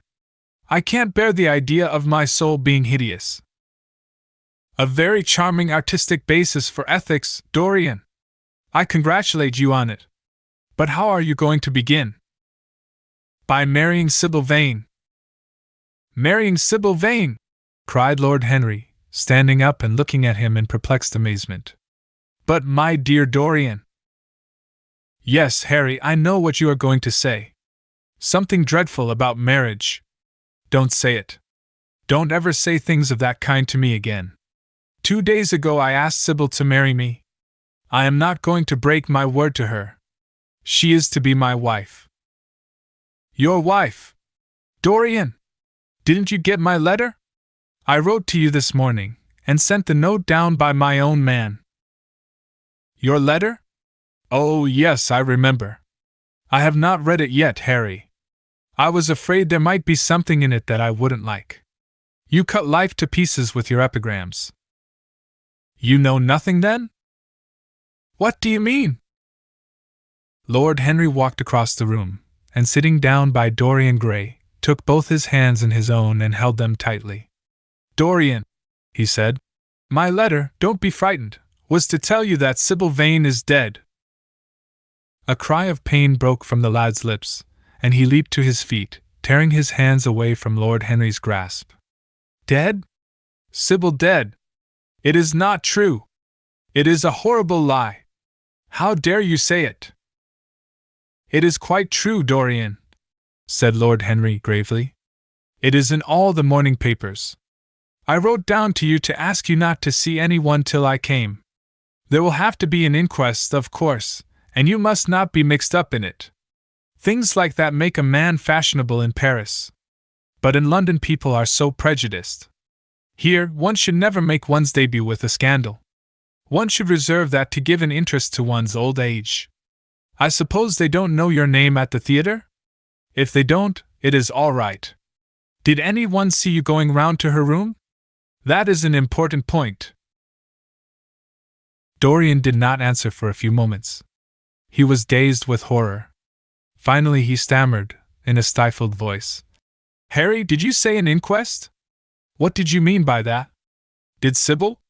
Oh, Harry, I can't bear it. But be quick. Tell me everything at once." "I have no doubt it was not an accident, Dorian, though it must be put in that way to the public. It seems that as she was leaving the theater with her mother, about 12:30 or so, she said she had forgotten something upstairs. They waited some time for her, but she did not come down again. They ultimately found her lying dead on the floor of her dressing room. She had swallowed something by mistake, some dreadful thing they use at theaters. I don't know what it was, but it had either prussic acid or white lead in it. I should fancy it was prussic acid, as she seems to have died instantaneously." "Harry, Harry, it is terrible!" cried the lad. "Yes, it is very tragic, of course, but you must not get yourself mixed up in it. I see by the standard that she was 17. I should have thought she was almost younger than that. She looked such a child, and seemed to know so little about acting. Dorian, you mustn't let this thing get on your nerves. You must come and dine with me, and afterwards we will look in at the opera. It is a Paddy night, and everybody will be there. You can come to my sister's box. She has got some smart women with her." "So I have murdered Sybil Vane," said Dorian Gray, half to himself. "Murdered her as surely as if I had cut her little throat with a knife. Yet the roses are not less lovely for all that. The birds sing just as happily in my garden. And tonight I am to dine with you, and then go on to the opera, and sup somewhere, I suppose, afterwards. How extraordinarily dramatic life is! If I had read all this in a book, Harry, I think I would have wept over it. Somehow, now that it has happened actually, and to me, it seems far too wonderful for tears. Here is the first passionate love letter I have ever written in my life. Strange that my first passionate love letter should have been addressed to a dead girl. Can they feel, I wonder, those white silent people we call the dead? Sybil! Can she feel, or know, or listen? Oh, Harry, how I loved her once! It seems years ago to me now. She was everything to me. Then came that dreadful night, was it really only last night, when she played so badly, and my heart almost broke. She explained it all to me. It was terribly pathetic. But I was not moved a bit. I thought her shallow. Suddenly something happened that made me afraid. I can't tell you what it was, but it was terrible. I said I would go back to her. I felt I had done wrong. And now she is dead. My God! My God! Harry, what shall I do? You don't know the danger I am in, and there is nothing to keep me straight. She would have done that for me. She had no right to kill herself. It was selfish of her. My dear Dorian, answered Lord Henry, taking a cigarette from his case and producing a gold latten matchbox. The only way a woman can ever reform a man is by boring him so completely that he loses all possible interest in life. If you had married this girl, you would have been wretched. Of course, you would have treated her kindly. One can always be kind to people about whom one cares nothing. But she would have soon found out that you were absolutely indifferent to her. And when a woman finds that out about her husband, she either becomes dreadfully dowdy, or wears very smart bonnets that some other woman's husband has to pay for. I say nothing about the social mistake, which would have been abject, which, of course, I would not have allowed, but I assure you that in any case the whole thing would have been an absolute failure. I suppose it would, muttered the lad, walking up and down the room and looking horribly pale. But I thought it was my duty. It is not my fault that this terrible tragedy has prevented my doing what was right. I remember your saying once that there is a fatality about good resolutions, that they are always made too late. Mine certainly were. Good resolutions are useless attempts to interfere with scientific laws. Their origin is pure vanity. Their result is absolutely nil. They give us, now and then, some of those luxurious sterile emotions that have a certain charm for the weak. That is all that can be said for them. They are simply checks that men draw on a bank where they have no account. Harry, cried Dorian Gray, coming over and sitting down beside him. Why is it that I cannot feel this tragedy as much as I want to? I don't think I am heartless. Do you? You have done too many foolish things during the last fortnight to be entitled to give yourself that name, Dorian, answered Lord Henry with his sweet, melancholy smile. The lad frowned. I don't like that explanation, Harry, he rejoined, but I am glad you don't think I am heartless. I am nothing of the kind. I know I am not. And yet I must admit that this thing that has happened does not affect me as it should. It seems to me to be simply like a wonderful ending to a wonderful play. It has all the terrible beauty of a Greek tragedy, a tragedy in which I took a great part, but by which I have not been wounded. It is an interesting question, said Lord Henry, who found an exquisite pleasure in playing on the lad's unconscious egotism. An extremely interesting question. I fancy that the true explanation is this. It often happens that the real tragedies of life occur in such an inartistic manner that they hurt us by their crude violence, their absolute incoherence, their absurd want of meaning, their entire lack of style. They affect us just as vulgarity affects us. They give us an impression of sheer brute force, and we revolt against that. Sometimes, however, a tragedy that possesses artistic elements of beauty crosses our lives. If these elements of beauty are real, the whole thing simply appeals to our sense of dramatic effect. Suddenly we find that we are no longer the actors, but the spectators of the play. Or rather, we are both. We watch ourselves, and the mere wonder of the spectacle enthralls us. In the present case, what is it that has really happened? Someone has killed herself for love of you. I wish that I had ever had such an experience. It would have made me in love with love for the rest of my life. The people who have adored me, there have not been very many, but there have been some, have always insisted on living on, long after I had ceased to care for them, or they to care for me. They have become stout and tedious, and when I meet them, they go in at once for reminiscences. That awful memory of woman! What a fearful thing it is! And what an utter intellectual stagnation it reveals! One should absorb the color of life, but one should never remember its details. Details are always vulgar. I must sow poppies in my garden, sighed Dorian. There is no necessity, rejoined his companion. Life has always poppies in her hands. Of course, now and then things linger. I once wore nothing but violets all through one season, as a form of artistic mourning for a romance that would not die. Ultimately, however, it did die.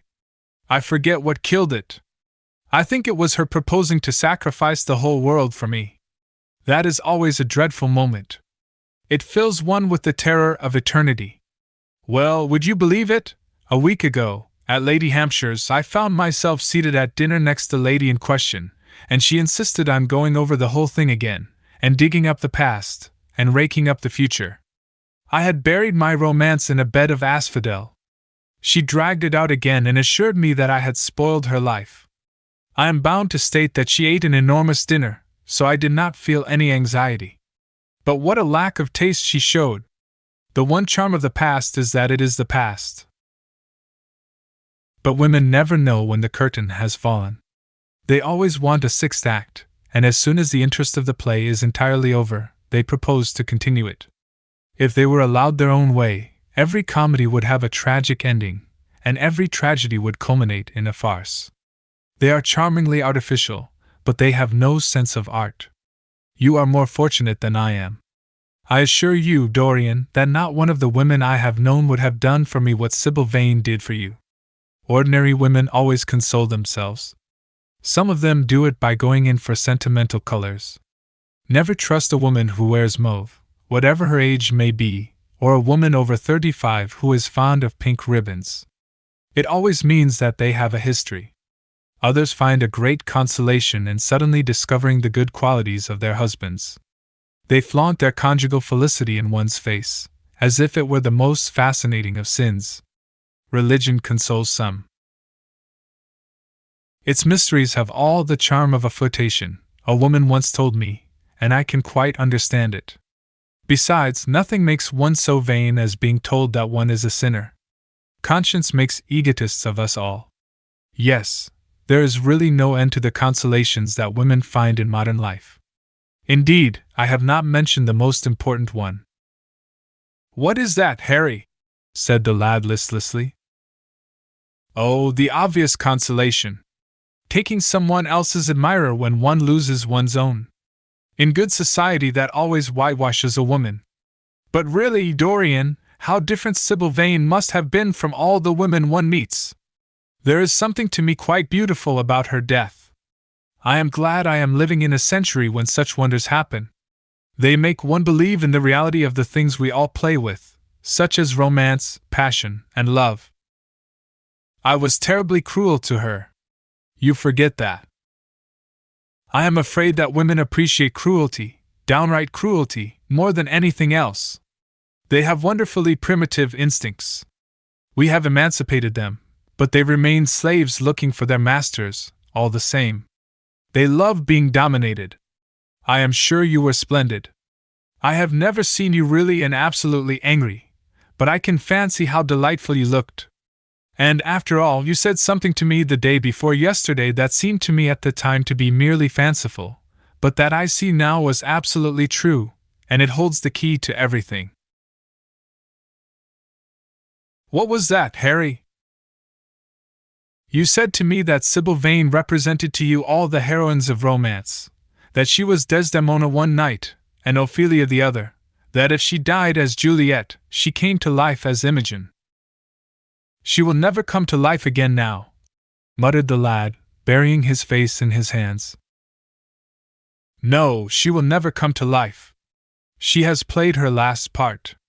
But you must think of that lonely death in the tawdry dressing-room simply as a strange lurid fragment from some Jacobean tragedy, as a wonderful scene from Webster, or Ford, or Cyril Turner. The girl never really lived, and so she has never really died.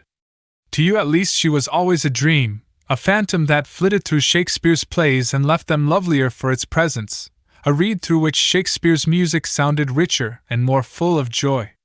The moment she touched actual life, she marred it, and it marred her, and so she passed away. Mourn for Ophelia if you like. Put ashes on your head because Cordelia was strangled. Cry out against heaven because the daughter of Brabantio died. But don't waste your tears over Sybil Vane. She was less real than they are. There was a silence. The evening darkened in the room. Noiselessly, and with silver feet, the shadows crept in from the garden. The colors faded wearily out of things. After some time Dorian Gray looked up. You have explained me to myself, Harry, he murmured with something of a sigh of relief. I felt all that you have said, but somehow I was afraid of it, and I could not express it to myself. How well you know me! But we will not talk again of what has happened. It has been a marvelous experience. That is all. I wonder if life has still in store for me anything as marvelous. Life has everything in store for you, Dorian. There is nothing that you, with your extraordinary good looks, will not be able to do. But suppose, Harry, I became haggard, and old, and wrinkled? What then? Ah, then, said Lord Henry, rising to go. Then, my dear Dorian, you would have to fight for your victories. As it is, they are brought to you. No, you must keep your good looks. We live in an age that reads too much to be wise, and that thinks too much to be beautiful. We cannot spare you. And now you had better dress and drive down to the club. We are rather late, as it is. I think I shall join you at the opera, Harry. I feel too tired to eat anything. What is the number of your sister's box? 27, I believe. It is on the grand tier. You will see her name on the door. But I am sorry you won't come and dine. I don't feel up to it, said Dorian listlessly. But I am awfully obliged to you for all that you have said to me. You are certainly my best friend. No one has ever understood me as you have. We are only at the beginning of our friendship, Dorian, answered Lord Henry, shaking him by the hand. Goodbye. I shall see you before 9:30, I hope. Remember, Patty is singing. As he closed the door behind him, Dorian Gray touched the bell, and in a few minutes Victor appeared with the lamps and drew the blinds down. He waited impatiently for him to go. The man seemed to take an interminable time over everything. As soon as he had left, he rushed to the screen and drew it back. No, there was no further change in the picture. It had received the news of Sybil Vane's death before he had known of it himself. It was conscious of the events of life as they occurred. The vicious cruelty that marred the fine lines of the mouth had, no doubt, appeared at the very moment that the girl had drunk the poison, whatever it was. Or was it indifferent to results? Did it merely take cognizance of what passed within the soul? He wondered, and hoped that some day he would see the change taking place before his very eyes, shuddering as he hoped it. Poor Sybil! What a romance it had all been! She had often mimicked death on the stage. Then death himself had touched her and taken her with him. How had she played that dreadful last scene? Had she cursed him as she died? No, she had died for love of him, and love would always be a sacrament to him now. She had atoned for everything by the sacrifice she had made of her life. He would not think any more of what she had made him go through on that horrible night at the theater. When he thought of her, it would be as a wonderful tragic figure sent on to the world's stage to show the supreme reality of love. A wonderful tragic figure? Tears came to his eyes as he remembered her childlike look, and winsome fanciful ways, and shy tremulous grace. He brushed them away hastily and looked again at the picture.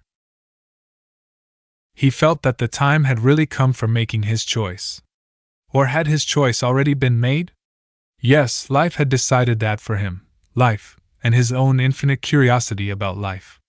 Eternal youth, infinite passion, pleasures subtle and secret, wild joys and wilder sins, he was to have all these things. The portrait was to bear the burden of his shame, that was all. A feeling of pain crept over him as he thought of the desecration that was in store for the fair face on the canvas. Once, in boyish mockery of Narcissus, he had kissed, or feigned to kiss, those painted lips that now smiled so cruelly at him. Morning after morning he had sat before the portrait wondering at its beauty, almost enamored of it, as it seemed to him at times. Was it to alter now with every mood to which he yielded? Was it to become a monstrous and loathsome thing, to be hidden away in a locked room, to be shut out from the sunlight that had so often touched to brighter gold the waving wonder of its hair? The pity of it! The pity of it! For a moment, he thought of praying that the horrible sympathy that existed between him and the picture might cease. It had changed in answer to a prayer. Perhaps in answer to a prayer it might remain unchanged. And yet, who that knew anything about life would surrender the chance of remaining always young, however fantastic that chance might be, or with what fateful consequences it might be fraught? Besides, was it really under his control? Had it indeed been prayer that had produced the substitution? Might there not be some curious scientific reason for it all? If thought could exercise its influence upon a living organism, might not thought exercise an influence upon dead and inorganic things? Nay, without thought or conscious desire, might not things external to ourselves vibrate in unison with our moods and passions, atom calling to atom in secret love or strange affinity? But the reason was of no importance.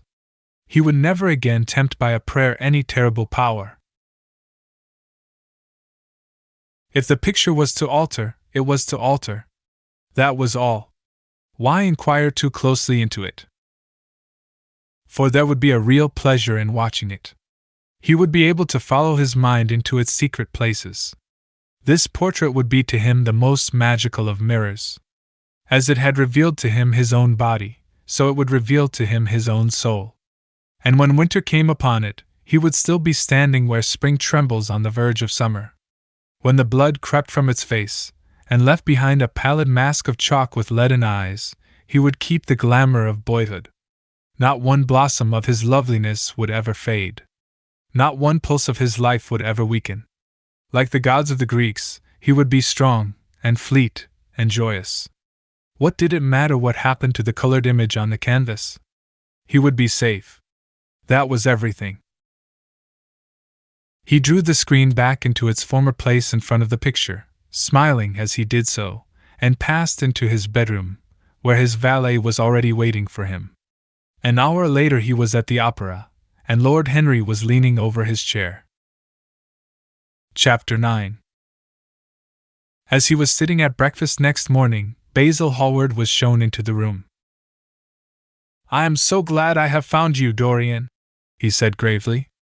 "I called last night, and they told me you were at the opera. Of course, I knew that was impossible.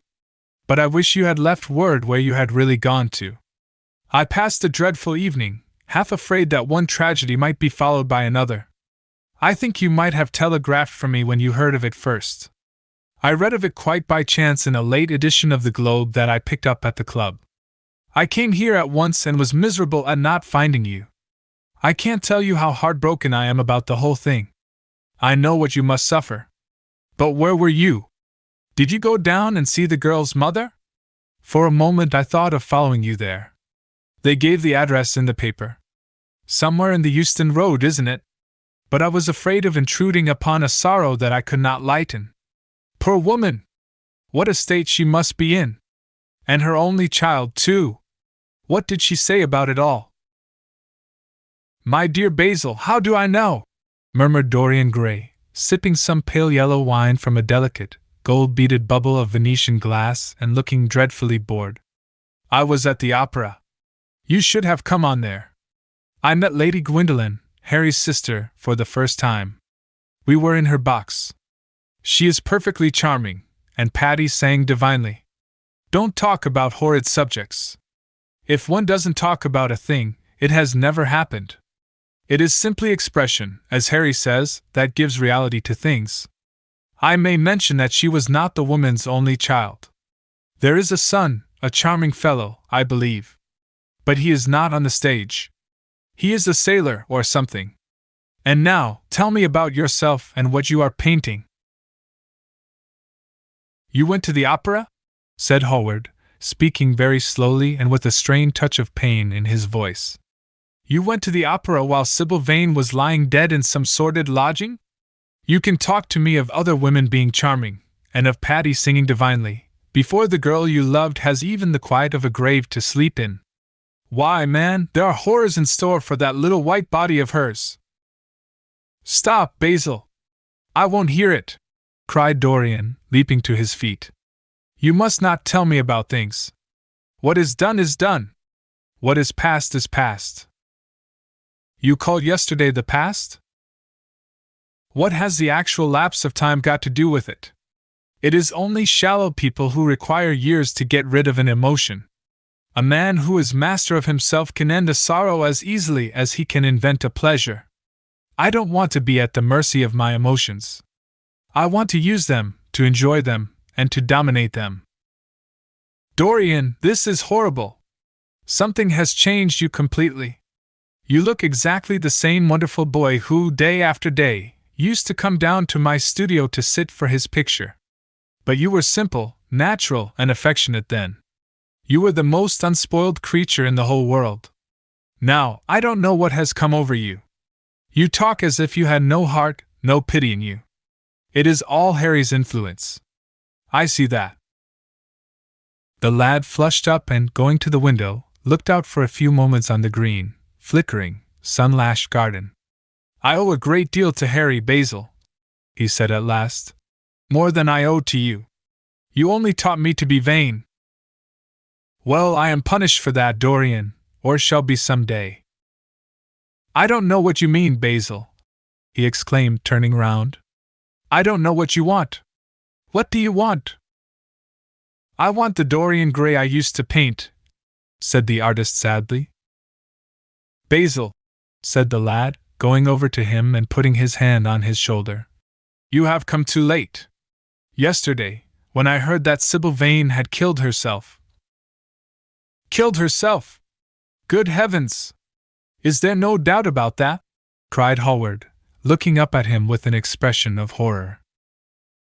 My dear Basil! Surely you don't think it was a vulgar accident? Of course she killed herself. The elder man buried his face in his hands. How fearful! He muttered, and a shudder ran through him. No, said Dorian Gray. There is nothing fearful about it.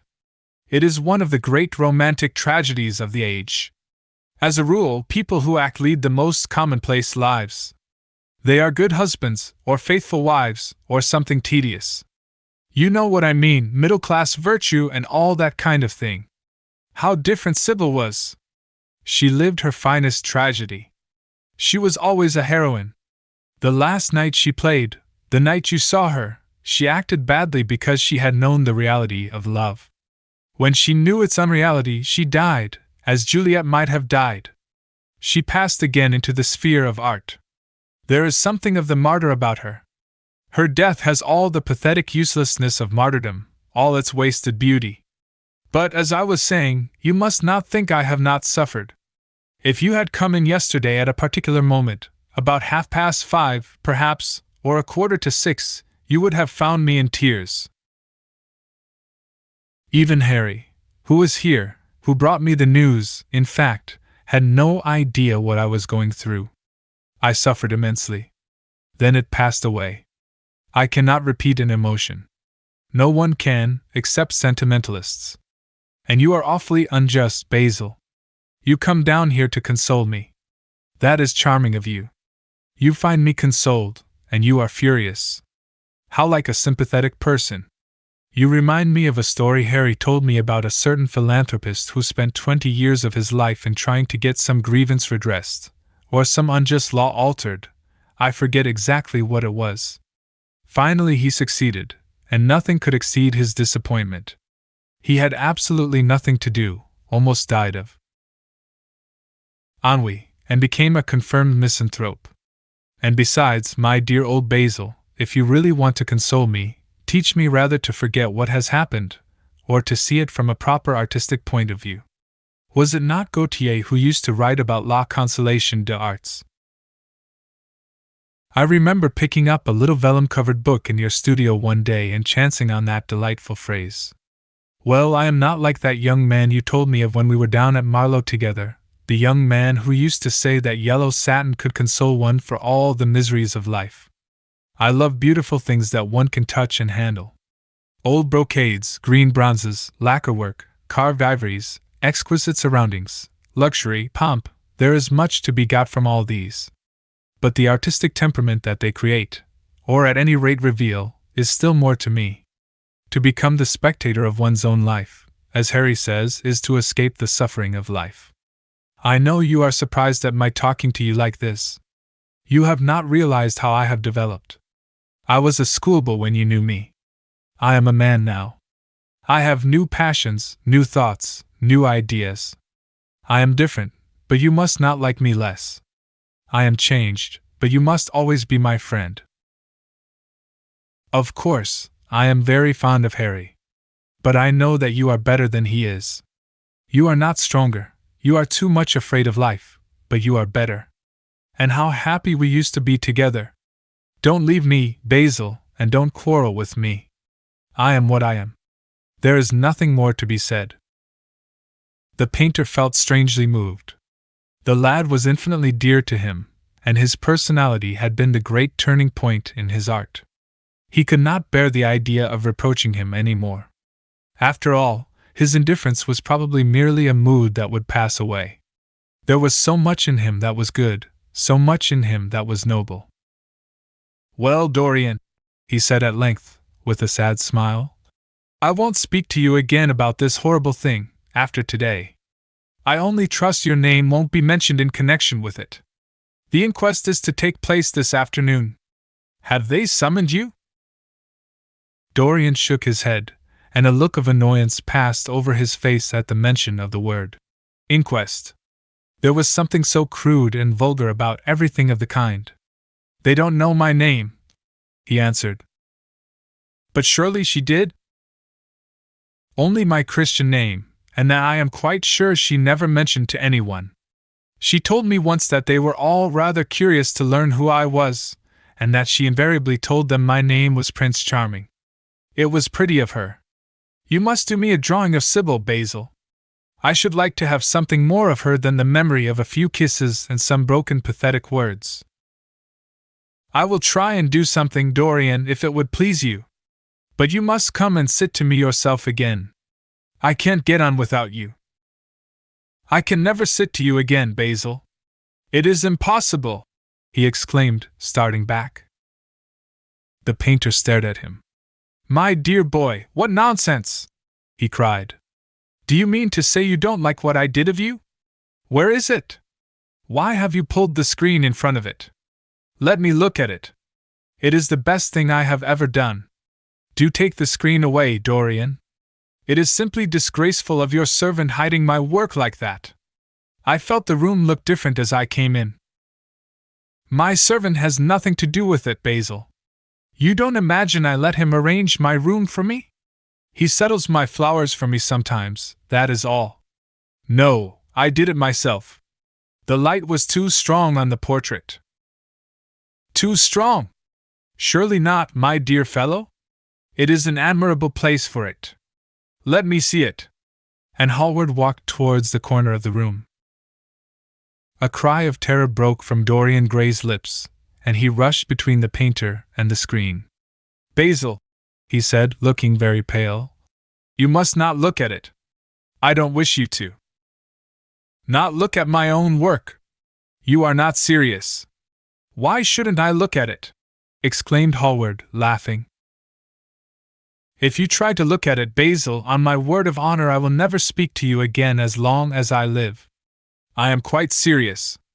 I don't offer any explanation, and you are not to ask for any. But remember, if you touch this screen, everything is over between us. Hallward was thunderstruck. He looked at Dorian Gray in absolute amazement. He had never seen him like this before. The lad was actually pallid with rage. His hands were clenched, and the pupils of his eyes were like discs of blue fire. He was trembling all over. Dorian! Don't speak! But what is the matter? Of course I won't look at it if you don't want me to, he said, rather coldly, turning on his heel and going over towards the window. But really, it seems rather absurd that I shouldn't see my own work, especially as I am going to exhibit it in Paris in the autumn. I shall probably have to give it another coat of varnish before that, so I must see it some day, and why not today? To exhibit it? You want to exhibit it? Exclaimed Dorian Gray, a strange sense of terror creeping over him. Was the world going to be shown his secret? Were people to gape at the mystery of his life? That was impossible. Something, he did not know what, had to be done at once. Yes, I don't suppose you will object to that. Georges Petit is going to collect all my best pictures for a special exhibition in the Rue des Six, which will open the first week in October. The portrait will only be away a month. I should think you could easily spare it for that time. In fact, you are sure to be out of town. And if you keep it always behind a screen, you can't care much about it. Dorian Gray passed his hand over his forehead. There were beads of perspiration there. He felt that he was on the brink of a horrible danger. You told me a month ago that you would never exhibit it, he cried. Why have you changed your mind? You people who go in for being consistent have just as many moods as others have. The only difference is that your moods are rather meaningless. You can't have forgotten that you assured me most solemnly that nothing in the world would induce you to send it to any exhibition. You told Harry exactly the same thing. He stopped suddenly, and a gleam of light came into his eyes. He remembered that Lord Henry had said to him once, half seriously and half in jest, "If you want to have a strange quarter of an hour, get Basil to tell you why he won't exhibit your picture." He told me why he wouldn't, and it was a revelation to me. Yes, perhaps Basil, too, had his secret. He would ask him and try. Basil, he said, coming over quite close and looking him straight in the face. We have each of us a secret. Let me know yours, and I shall tell you mine. What was your reason for refusing to exhibit my picture? The painter shuddered in spite of himself. Dorian, if I told you, you might like me less than you do, and you would certainly laugh at me. I could not bear your doing either of those two things. If you wish me never to look at your picture again, I am content. I have always you to look at. If you wish the best work I have ever done to be hidden from the world, I am satisfied. Your friendship is dearer to me than any fame or reputation. No, Basil, you must tell me, insisted Dorian Gray. I think I have a right to know. His feeling of terror had passed away, and curiosity had taken its place. He was determined to find out Basil Hallward's mystery. Let us sit down, Dorian, said the painter, looking troubled. Let us sit down. And just answer me one question. Have you noticed in the picture something curious? Something that probably at first did not strike you, but that revealed itself to you suddenly? Basil! Cried the lad, clutching the arms of his chair with trembling hands and gazing at him with wild, startled eyes. I see you did. Don't speak. Wait till you hear what I have to say. Dorian, from the moment I met you, your personality had the most extraordinary influence over me. I was dominated, soul, brain, and power by you. You became to me the visible incarnation of that unseen ideal whose memory haunts us artists like an exquisite dream. I worshipped you. I grew jealous of everyone to whom you spoke. I wanted to have you all to myself. I was only happy when I was with you. When you were away from me, you were still present in my art. Of course, I never let you know anything about this. It would have been impossible. You would not have understood it.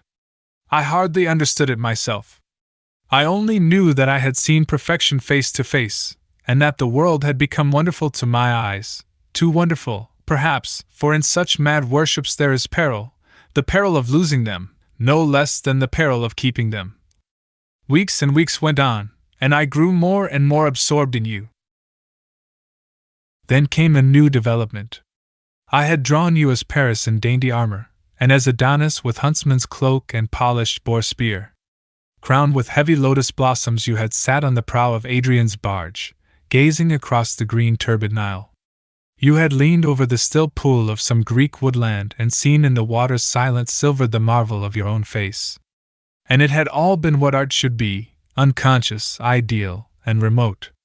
One day, a fatal day I sometimes think, I determined to paint a wonderful portrait of you as you actually are, not in the costume of dead ages, but in your own dress and in your own time.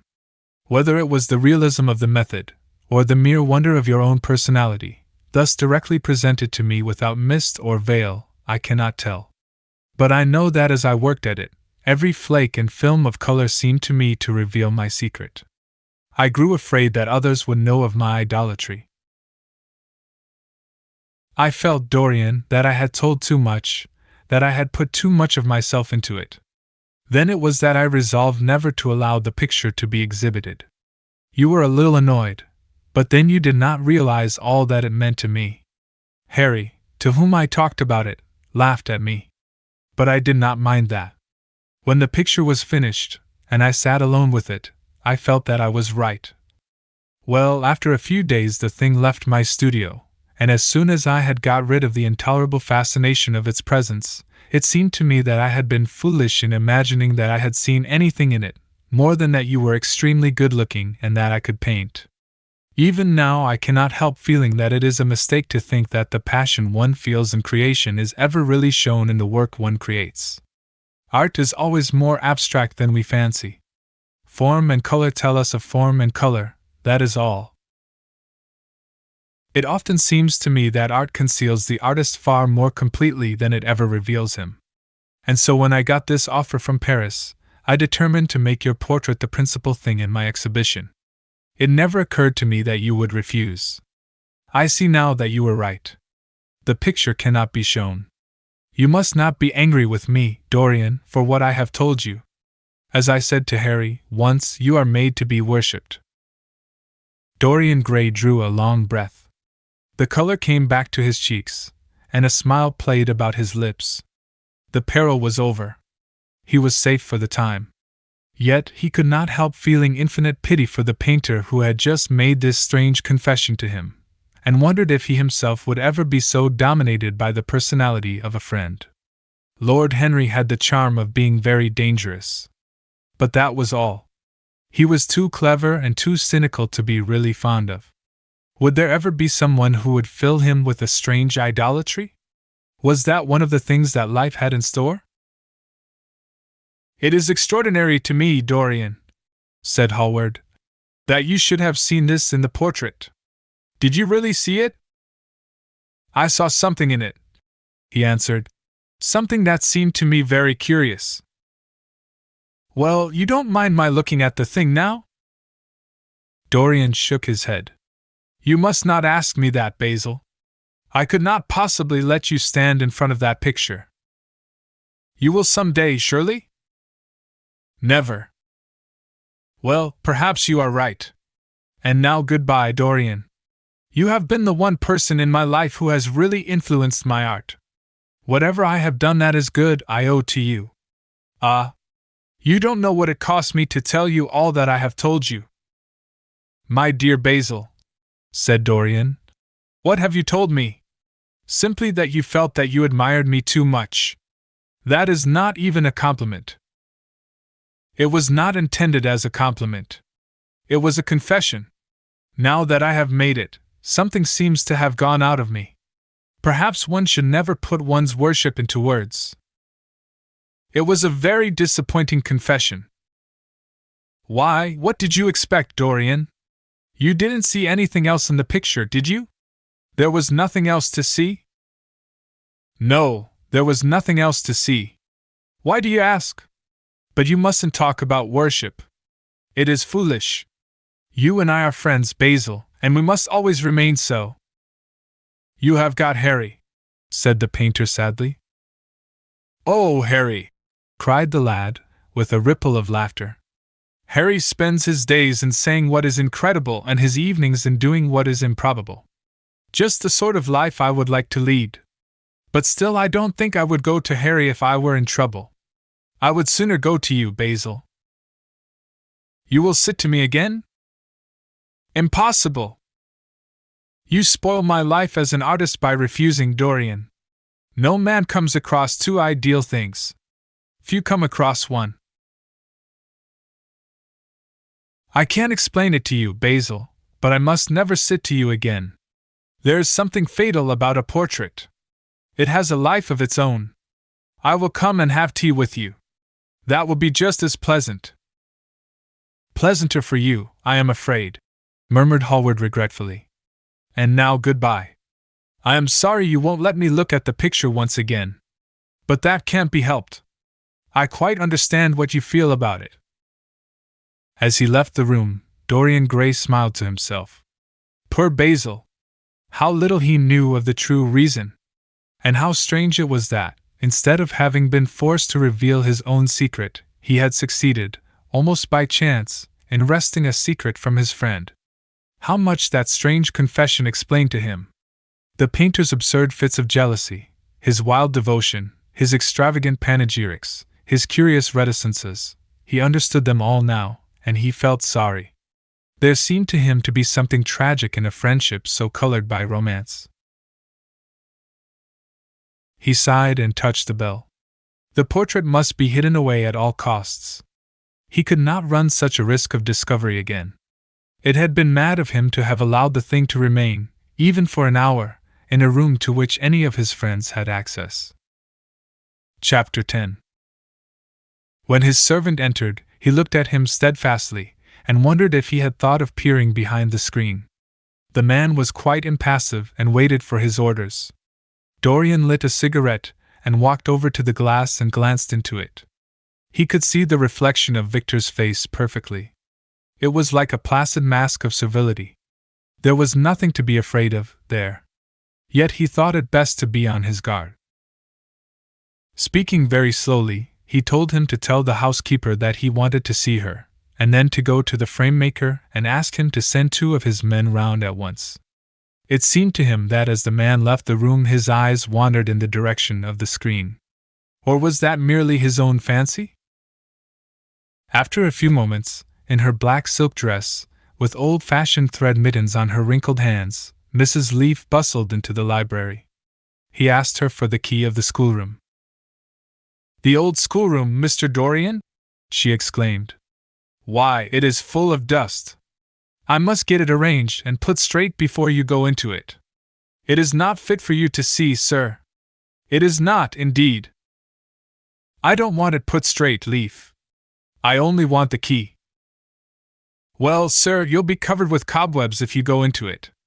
Why, it hasn't been opened for nearly 5 years, not since his lordship died." He winced at the mention of his grandfather. He had hateful memories of him. "That does not matter," he answered. "I simply want to see the place, that is all. Give me the key." "And here is the key, sir," said the old lady, going over the contents of her bunch with tremulously uncertain hands. "Here is the key. I'll have it off the bunch in a moment. But you don't think of living up there, sir, and you so comfortable here?" "No, no," he cried petulantly. "Thank you, Leaf. That will do." She lingered for a few moments, and was garrulous over some detail of the household. He sighed and told her to manage things as she thought best. She left the room, wreathed in smiles. As the door closed, Dorian put the key in his pocket and looked round the room. His eye fell on a large, purple satin coverlet heavily embroidered with gold, a splendid piece of late 17th century Venetian work that his grandfather had found in a convent near Bologna. Yes, that would serve to wrap the dreadful thing in. It had perhaps served often as a pall for the dead. Now it was to hide something that had a corruption of its own, worse than the corruption of death itself, something that would breed horrors and yet would never die. What the worm was to the corpse, his sins would be to the painted image on the canvas. They would mar its beauty and eat away its grace. They would defile it and make it shameful. And yet the thing would still live on. It would be always alive. He shuddered, and for a moment he regretted that he had not told Basil the true reason why he had wished to hide the picture away. Basil would have helped him to resist Lord Henry's influence, and the still more poisonous influences that came from his own temperament. The love that he bore him, for it was really love, had nothing in it that was not noble and intellectual. It was not that mere physical admiration of beauty that is born of the senses and that dies when the senses tire. It was such love as Michelangelo had known, and Montaigne, and Winckelmann, and Shakespeare himself. Yes, Basil could have saved him. But it was too late now. The past could always be annihilated. Regret, denial, or forgetfulness could do that. But the future was inevitable. There were passions in him that would find their terrible outlet, dreams that would make the shadow of their evil real. He took up from the couch the great purple and gold texture that covered it, and holding it in his hands, passed behind the screen. Was the face on the canvas viler than before? It seemed to him that it was unchanged, and yet his loathing of it was intensified. Gold hair, blue eyes, and rose-red lips, they all were there. It was simply the expression that had altered. That was horrible in its cruelty. Compared to what he saw in it of censure or rebuke, how shallow Basil's reproaches about Sybil Vane had been, how shallow, and of what little account. His own soul was looking out at him from the canvas and calling him to judgment. A look of pain came across him, and he flung the rich pall over the picture. As he did so, a knock came to the door. He passed out as his servant entered. "The persons are here, monsieur." He felt that the man must be got rid of at once. He must not be allowed to know where the picture was being taken to. There was something sly about him, and he had thoughtful, treacherous eyes. Sitting down at the writing table, he scribbled a note to Lord Henry, asking him to send him round something to read and reminding him that they were to meet at 8:15 that evening. "Wait for an answer," he said, handing it to him, "and show the men in here." In 2 or 3 minutes there was another knock, and Mr. Hubbard himself, the celebrated frame-maker of South Audley Street, came in with a somewhat rough-looking young assistant. Mr. Hubbard was a florid, red-whiskered little man, whose admiration for art was considerably tempered by the inveterate impecuniosity of most of the artists who dealt with him. As a rule, he never left his shop. He waited for people to come to him. But he always made an exception in favor of Dorian Gray. There was something about Dorian that charmed everybody. It was a pleasure even to see him. "What can I do for you, Mr. Gray?" he said, rubbing his fat, freckled hands. "I thought I would do myself the honor of coming round in person. I have just got a beauty of a frame, sir. Picked it up at a sale. Old Florentine. Came from Fonthill, I believe. Admirably suited for a religious subject, Mr. Gray." "I am so sorry you have given yourself the trouble of coming round, Mr. Hubbard. I shall certainly drop in and look at the frame, though I don't go in much at present for religious art, but today I only want a picture carried to the top of the house for me. It is rather heavy, so I thought I would ask you to lend me a couple of your men." "No trouble at all, Mr. Gray. I am delighted to be of any service to you. Which is the work of art, sir?" "This," replied Dorian, moving the screen back. "Can you move it, covering and all, just as it is? I don't want it to get scratched going upstairs." "There will be no difficulty, sir," said the genial frame-maker, beginning, with the aid of his assistant, to unhook the picture from the long brass chains by which it was suspended. "And now, where shall we carry it to, Mr. Gray?" "I will show you the way, Mr. Hubbard, if you will kindly follow me. Or perhaps you had better go in front. I am afraid it is right at the top of the house. We will go up by the front staircase, as it is wider." He held the door open for them, and they passed out into the hall and began the ascent.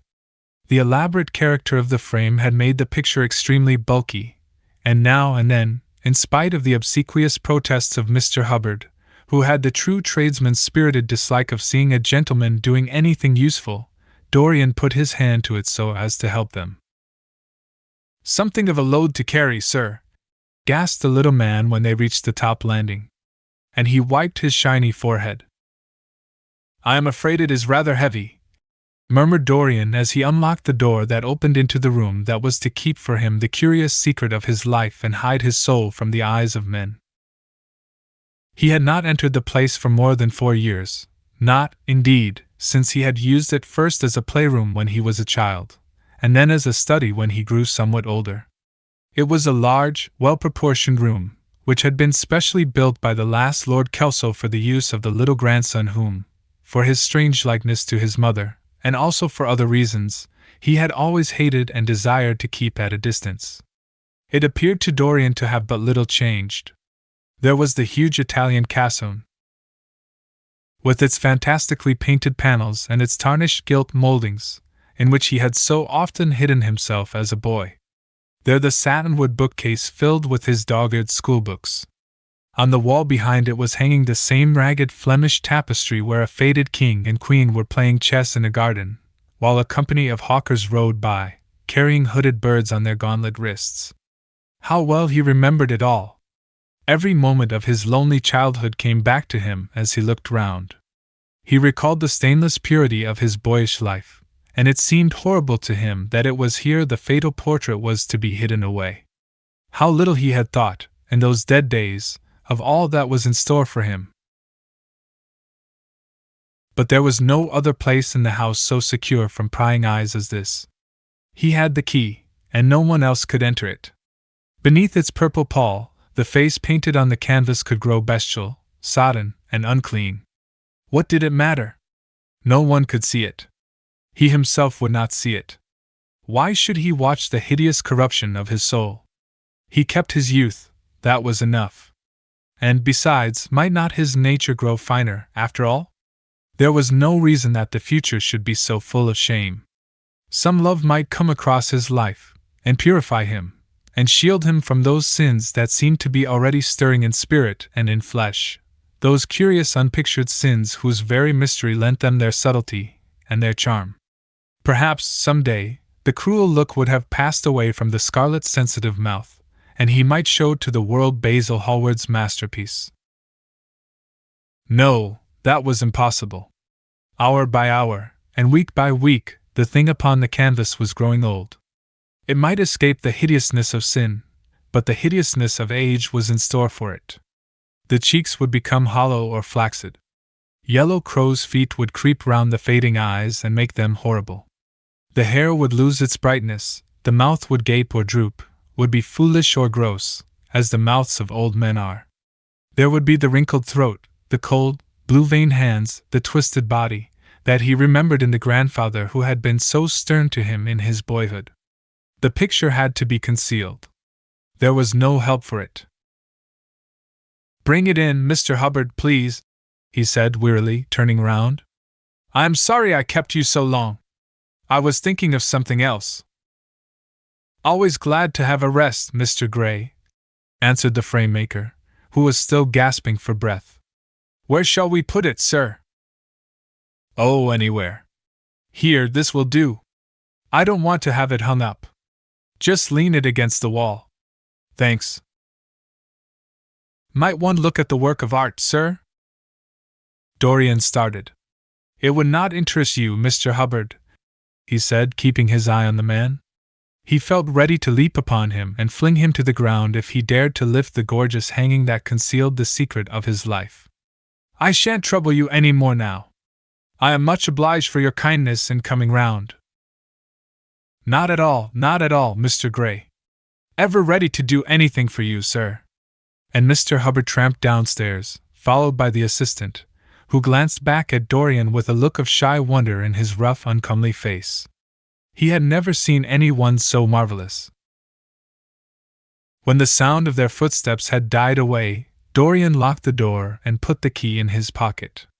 He felt safe now. No one would ever look upon the horrible thing. No eye but his would ever see his shame.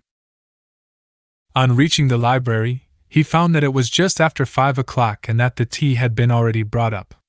On a little table of dark perfumed wood thickly encrusted with nacre, a present from Lady Radley, his guardian's wife, a pretty professional invalid who had spent the preceding winter in Cairo, was lying a note from Lord Henry, and beside it was a book bound in yellow paper, the cover slightly torn and the edges soiled. A copy of the third edition of the St. James's Gazette had been placed on the tea tray.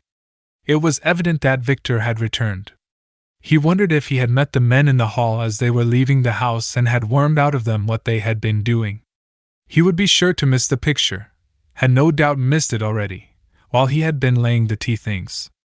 The screen had not been set back, and a blank space was visible on the wall. Perhaps some night he might find him creeping upstairs and trying to force the door of the room. It was a horrible thing to have a spy in one's house. He had heard of rich men who had been blackmailed all their lives by some servant who had read a letter, or overheard a conversation, or picked up a card with an address, or found beneath a pillow a withered flower or a shred of crumpled lace. He sighed, and having poured himself out some tea, opened Lord Henry's note. It was simply to say that he sent him round the evening paper, and a book that might interest him, and that he would be at the club at 8:15. He opened the St. James's languidly, and looked through it. A red pencil mark on the 5th page caught his eye. It drew attention to the following paragraph. Inquest on an actress. An inquest was held this morning at the Bell Tavern, Hoxton Road, by Mr. Danby, the district coroner, on the body of Sybil Vane, a young actress recently engaged at the Royal Theatre, Holborn. A verdict of death by misadventure was returned. Considerable sympathy was expressed for the mother of the deceased, who was greatly affected during the giving of her own evidence, and that of Dr. Birrell, who had made the post-mortem examination of the deceased. He frowned, and tearing the paper in two, went across the room and flung the pieces away. How ugly it all was! And how horribly real ugliness made things! He felt a little annoyed with Lord Henry for having sent him the report. And it was certainly stupid of him to have marked it with red pencil. Victor might have read it. The man knew more than enough English for that. Perhaps he had read it, and had begun to suspect something. And yet, what did it matter? What had Dorian Gray to do with Sybil Vane's death? There was nothing to fear. Dorian Gray had not killed her. His eye fell on the yellow book that Lord Henry had sent him. What was it, he wondered? He went towards the little, pearl-colored octagonal stand that had always looked to him like the work of some strange Egyptian bees that wrought in silver, and taking up the volume, flung himself into an armchair and began to turn over the leaves. After a few minutes he became absorbed. It was the strangest book that he had ever read. It seemed to him that in exquisite raiment, and to the delicate sound of flutes, the sins of the world were passing in dumb show before him. Things that he had dimly dreamed of were suddenly made real to him. Things of which he had never dreamed were gradually revealed. It was a novel without a plot and with only one character, being, indeed, simply a psychological study of a certain young Parisian who spent his life trying to realize in the 19th century all the passions and modes of thought that belonged to every century except his own, and to sum up, as it were, in himself the various moods through which the world spirit had ever passed. Loving for their mere artificiality those renunciations that men have unwisely called virtue, as much as those natural rebellions that wise men still call sin. The style in which it was written was that curious jeweled style, vivid and obscure at once, full of argot and of archaisms, of technical expressions and of elaborate paraphrases, that characterizes the work of some of the finest artists of the French school of symbolists. There were in it metaphors as monstrous as orchids and as subtle in color. The life of the senses was described in the terms of mystical philosophy. One hardly knew at times whether one was reading the spiritual ecstasies of some medieval saint, or the morbid confessions of a modern sinner. It was a poisonous book.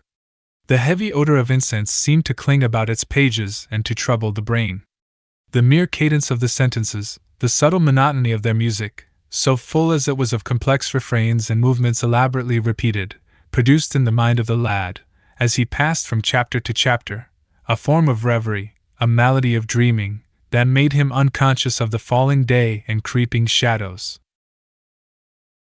Cloudless, and pierced by one solitary star, a copper-green sky gleamed through the windows. He read on by its wan light till he could read no more. Then, after his valet had reminded him several times of the lateness of the hour, he got up, and going into the next room, placed the book on the little Florentine table that always stood at his bedside and began to dress for dinner. It was almost 9 o'clock before he reached the club, where he found Lord Henry sitting alone, in the morning room, looking very much bored. "I am so sorry, Harry," he cried, "but really it is entirely your fault. That book you sent me so fascinated me that I forgot how the time was going." "Yes, I thought you would like it," replied his host, rising from his chair. "I didn't say I liked it, Harry. I said it fascinated me. There is a great difference." "Ah, you have discovered that?" murmured Lord Henry. And they passed into the dining room. Chapter 11. For years, Dorian Gray could not free himself from the influence of this book. Or perhaps it would be more accurate to say that he never sought to free himself from it.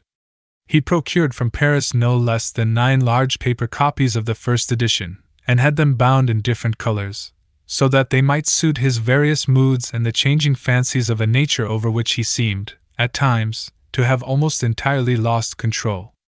The hero, the wonderful young Parisian in whom the romantic and the scientific temperaments were so strangely blended, became to him a kind of prefiguring type of himself. And, indeed, the whole book seemed to him to contain the story of his own life, written before he had lived it. In one point he was more fortunate than the novel's fantastic hero. He never knew, never, indeed, had any cause to know, that somewhat grotesque dread of mirrors, and polished metal surfaces, and still water which came upon the young Parisian so early in his life, and was occasioned by the sudden decay of a beau that had once, apparently, been so remarkable. It was with an almost cruel joy, and perhaps in nearly every joy, as certainly in every pleasure, cruelty has its place, that he used to read the latter part of the book, with its really tragic, if somewhat overemphasized, account of the sorrow and despair of one who had himself lost what in others, and the world, he had most dearly valued. For the wonderful beauty that had so fascinated Basil Hallward, and many others besides him, seemed never to leave him. Even those who had heard the most evil things against him, and from time to time strange rumors about his mode of life crept through London and became the chatter of the clubs, could not believe anything to his dishonor when they saw him. He had always the look of one who had kept himself unspotted from the world. Men who talked grossly became silent when Dorian Gray entered the room. There was something in the purity of his face that rebuked them. His mere presence seemed to recall to them the memory of the innocence that they had tarnished. They wondered how one so charming and graceful as he was could have escaped the stain of an age that was at once sordid and sensual. Often, on returning home from one of those mysterious and prolonged absences that gave rise to such strange conjecture among those who were his friends, or thought that they were so, he himself would creep upstairs to the locked room, open the door with the key that never left him now, and stand, with a mirror, in front of the portrait that Basil Hallward had painted of him, looking now at the evil and aging face on the canvas, and now at the fair young face that laughed back at him from the polished glass. The very sharpness of the contrast used to quicken his sense of pleasure. He grew more and more enamored of his own beauty, more and more interested in the corruption of his own soul. He would examine with minute care, and sometimes with a monstrous and terrible delight, the hideous lines that seared the wrinkling forehead or crawled around the heavy sensual mouth, wondering sometimes which were the more horrible, the signs of sin or the signs of age. He would place his white hands beside the coarse, bloated hands of the picture, and smile. He mocked the misshapen body and the failing limbs. There were moments, indeed, at night, when, lying sleepless in his own delicately scented chamber, or in the sordid room of the little ill-famed tavern near the docks which, under an assumed name and in disguise, it was his habit to frequent, he would think of the ruin he had brought upon his soul with a pity that was all the more poignant because it was purely selfish. But moments such as these were rare. That curiosity about life which Lord Henry had first stirred in him, as they sat together in the garden of their friend, seemed to increase with gratification. The more he knew, the more he desired to know. He had mad hungers that grew more ravenous as he fed them. Yet, he was not really reckless, at any rate in his relations to society. Once or twice every month during the winter, and on each Wednesday evening while the season lasted, he would throw open to the world his beautiful house and have the most celebrated musicians of the day to charm his guests with the wonders of their art. His little dinners, in the settling of which Lord Henry always assisted him, were noted as much for the careful selection and placing of those invited, as for the exquisite taste shown in the decoration of the table, with its subtle symphonic arrangements of exotic flowers, and embroidered cloths, and antique plate of gold and silver. Indeed, there were many, especially among the very young men, who saw, or fancied that they saw, in Dorian Gray the true realization of a type of which they had often dreamed in Eton or Oxford days, a type that was to combine something of the real culture of the scholar with all the grace and distinction and perfect manner of a citizen of the world. To them he seemed to be of the company of those whom Dante describes as having sought to make themselves perfect by the worship of beauty. Like Gautier, he was one for whom the visible world existed. And certainly, to him life itself was the first, the greatest, of the arts, and for it all the other arts seemed to be but a preparation. Fashion, by which what is really fantastic becomes for a moment universal, and dandyism, which, in its own way, is an attempt to assert the absolute modernity of beauty, had, of course, their fascination for him. His mode of dressing, and the particular styles that from time to time he affected, had their marked influence on the young exquisites of the Mayfair balls and Pall Mall club windows, who copied him in everything that he did, and tried to reproduce the accidental charm of his graceful, though to him only half-serious, fopperies. For, while he was but too ready to accept the position that was almost immediately offered to him on his coming of age, and found, indeed, a subtle pleasure in the thought that he might really become to the London of his own day what to imperial Neronian Rome the author of the Satyricon once had been, yet in his inmost heart he desired to be something more than a mere arbiter elegantiarum. To be consulted on the wearing of a jewel, or the knotting of a necktie, or the conduct of a cane. He sought to elaborate some new scheme of life that would have its reasoned philosophy and its ordered principles, and find in the spiritualizing of the senses its highest realization. The worship of the senses has often, and with much justice, been decried, men feeling a natural instinctive terror about passions and sensations that seem stronger than themselves, and that they are conscious of sharing with the less highly organized forms of existence. But it appeared to Dorian Gray that the true nature of the senses had never been understood, and that they had remained savage and animal merely because the world had sought to starve them into submission or to kill them by pain, instead of aiming at making them elements of a new spirituality, of which a fine instinct for beauty was to be the dominant characteristic. As he looked back upon man moving through history, he was haunted by a feeling of loss. So much had been surrendered, and to such little purpose.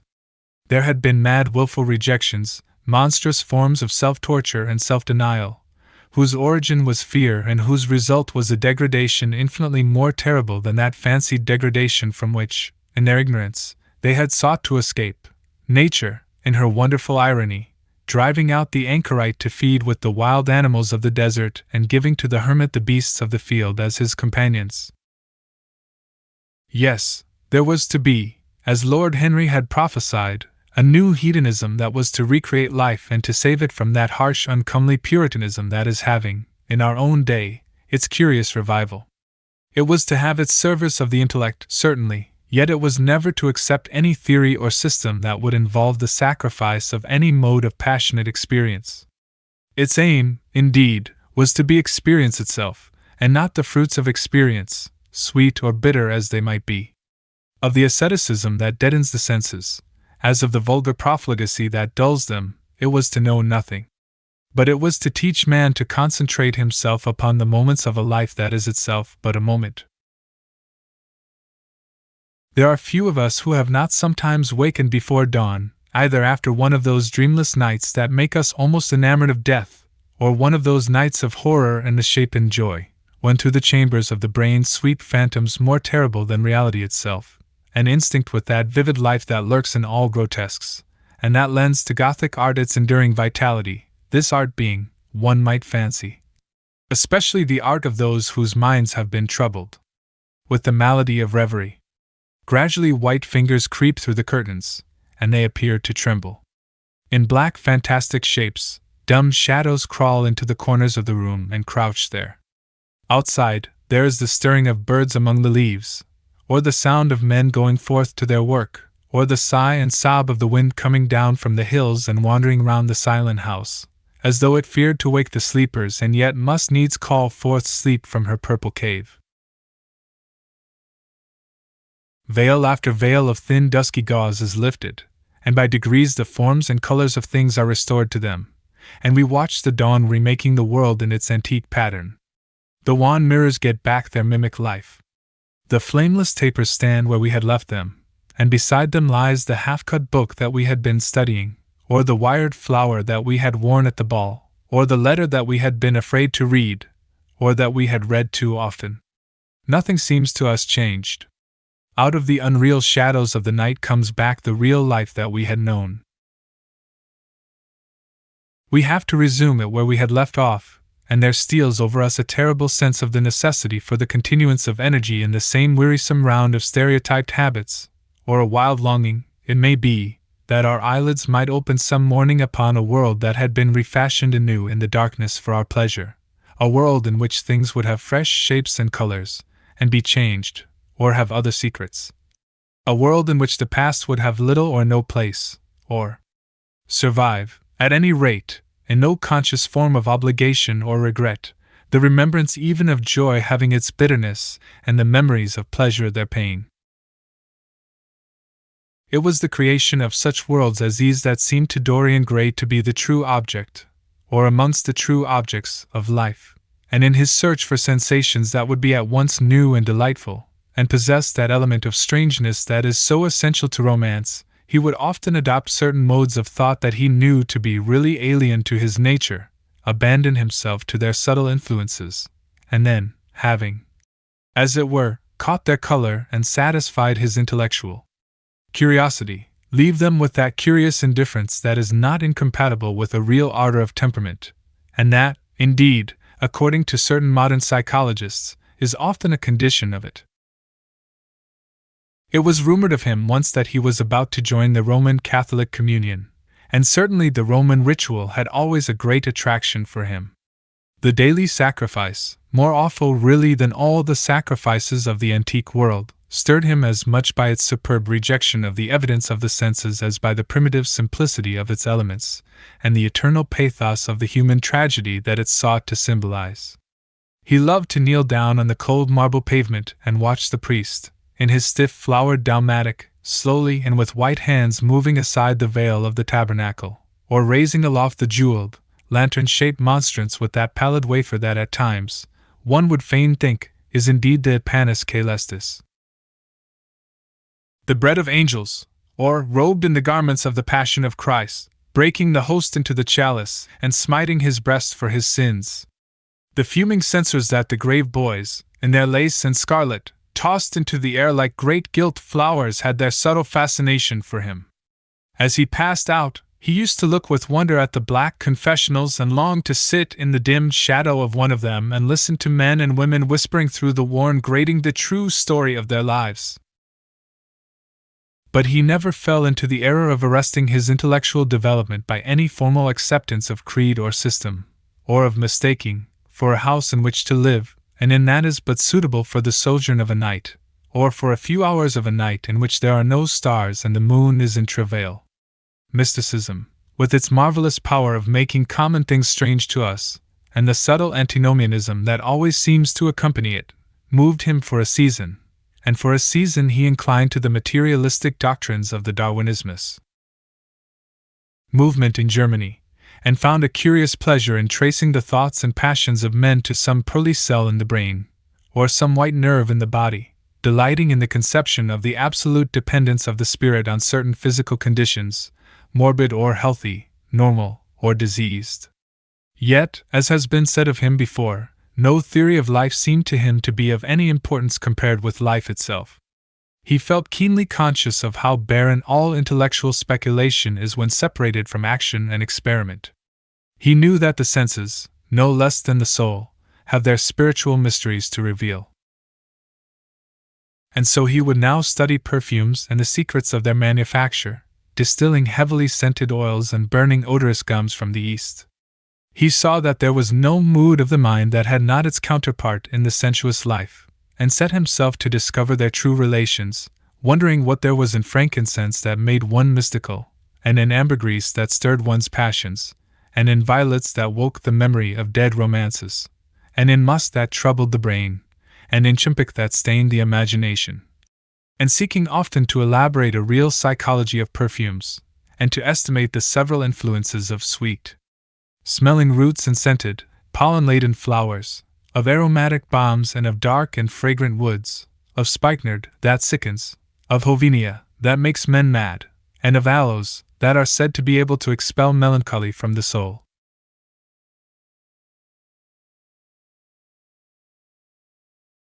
At another time he devoted himself entirely to music, and in a long lattice room, with a vermilion and gold ceiling and walls of olive-green lacquer, he used to give curious concerts in which mad gypsies tore wild music from little zithers, or grave, yellow-shawled Tunisians plucked at the strained strings of monstrous lutes, while grinning Negroes beat monotonously upon copper drums and, crouching upon scarlet mats, slim turbaned Indians blew through long pipes of reed or brass and charmed, or feigned to charm, great hooded snakes and horrible horned adders. The harsh intervals and shrill discords of barbaric music stirred him at times when Schubert's Grace, and Chopin's Beautiful Sorrows, and the mighty harmonies of Beethoven himself, fell unheeded on his ear. He collected together from all parts of the world the strangest instruments that could be found, either in the tombs of dead nations or among the few savage tribes that have survived contact with Western civilizations, and loved to touch and try them. He had the mysterious juriparis of the Rio Negro Indians, that women are not allowed to look at and that even youths may not see till they have been subjected to fasting and scourging, and the earthen jars of the Peruvians that have the shrill cries of birds, and flutes of human bones such as Alfonso de Ovalle heard in Chile, and the sonorous green jaspers that are found near Cuzco and give forth a note of singular sweetness. He had painted gourds filled with pebbles that rattled when they were shaken, the long clarin of the Mexicans, into which the performer does not blow, but through which he inhales the air, the harsh tur of the Amazon tribes, that is sounded by the sentinels who sit all day long in high trees, and can be heard, it is said, at a distance of 3 leagues, the teponazli, that has 2 vibrating tongues of wood and is beaten with sticks that are smeared with an elastic gum obtained from the milky juice of plants, the yatl. Bells of the Aztecs, that are hung in clusters like grapes, and a huge cylindrical drum, covered with the skins of great serpents, like the one that Bernal Diaz saw when he went with Cortez into the Mexican temple, and of whose doleful sound he has left us so vivid a description. The fantastic character of these instruments fascinated him, and he felt a curious delight in the thought that art, like nature, has her monsters, things of bestial shape and with hideous voices. Yet, after some time, he wearied of them, and would sit in his box at the opera, either alone or with Lord Henry, listening in rapt pleasure to Tannhauser, and seeing in the prelude to that great work of art a presentation of the tragedy of his own soul. On one occasion he took up the study of jewels, and appeared at a costume ball as an de Joyeuse, Admiral of France, in a dress covered with 560 pearls. This taste enthralled him for years, and, indeed, may be said never to have left him.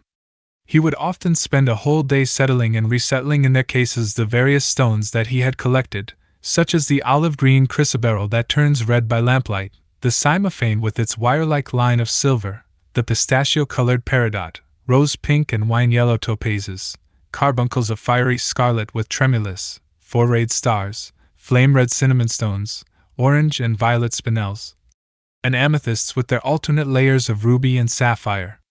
He loved the red gold of the sunstone, and the moonstone's pearly whiteness, and the broken rainbow of the milky opal. He procured from Amsterdam 3 emeralds of extraordinary size and richness of color, and had a turquoise de la Vieille Roche. That was the envy of all the connoisseurs. He discovered wonderful stories, also, about jewels. In Alfonso's Clericalis Disciplina a serpent was mentioned with eyes of real jacinth, and in the romantic history of Alexander, the conqueror of Amathia was said to have found in the Vale of Jordan snakes, with collars of real emeralds growing on their backs. There was a gem in the brain of the dragon, Philostratus told us, and, by the exhibition of golden letters and a scarlet robe, the monster could be thrown into a magical sleep and slain. According to the great alchemist, Pierre de Boniface, the diamond rendered a man invisible, and the agate of India made him eloquent. The cornelian appeased anger, and the hyacinth provoked sleep, and the amethyst drove away the fumes of wine. The garnet cast out demons, and the hydropicus deprived the moon of her color. The selenite waxed and waned with the moon, and the meloceus, that discovers thieves, could be affected only by the blood of kids. Leonardus Camillus had seen a white stone taken from the brain of a newly killed toad, that was a certain antidote against poison. The bezoar, that was found in the heart of the Arabian deer, was a charm that could cure the plague.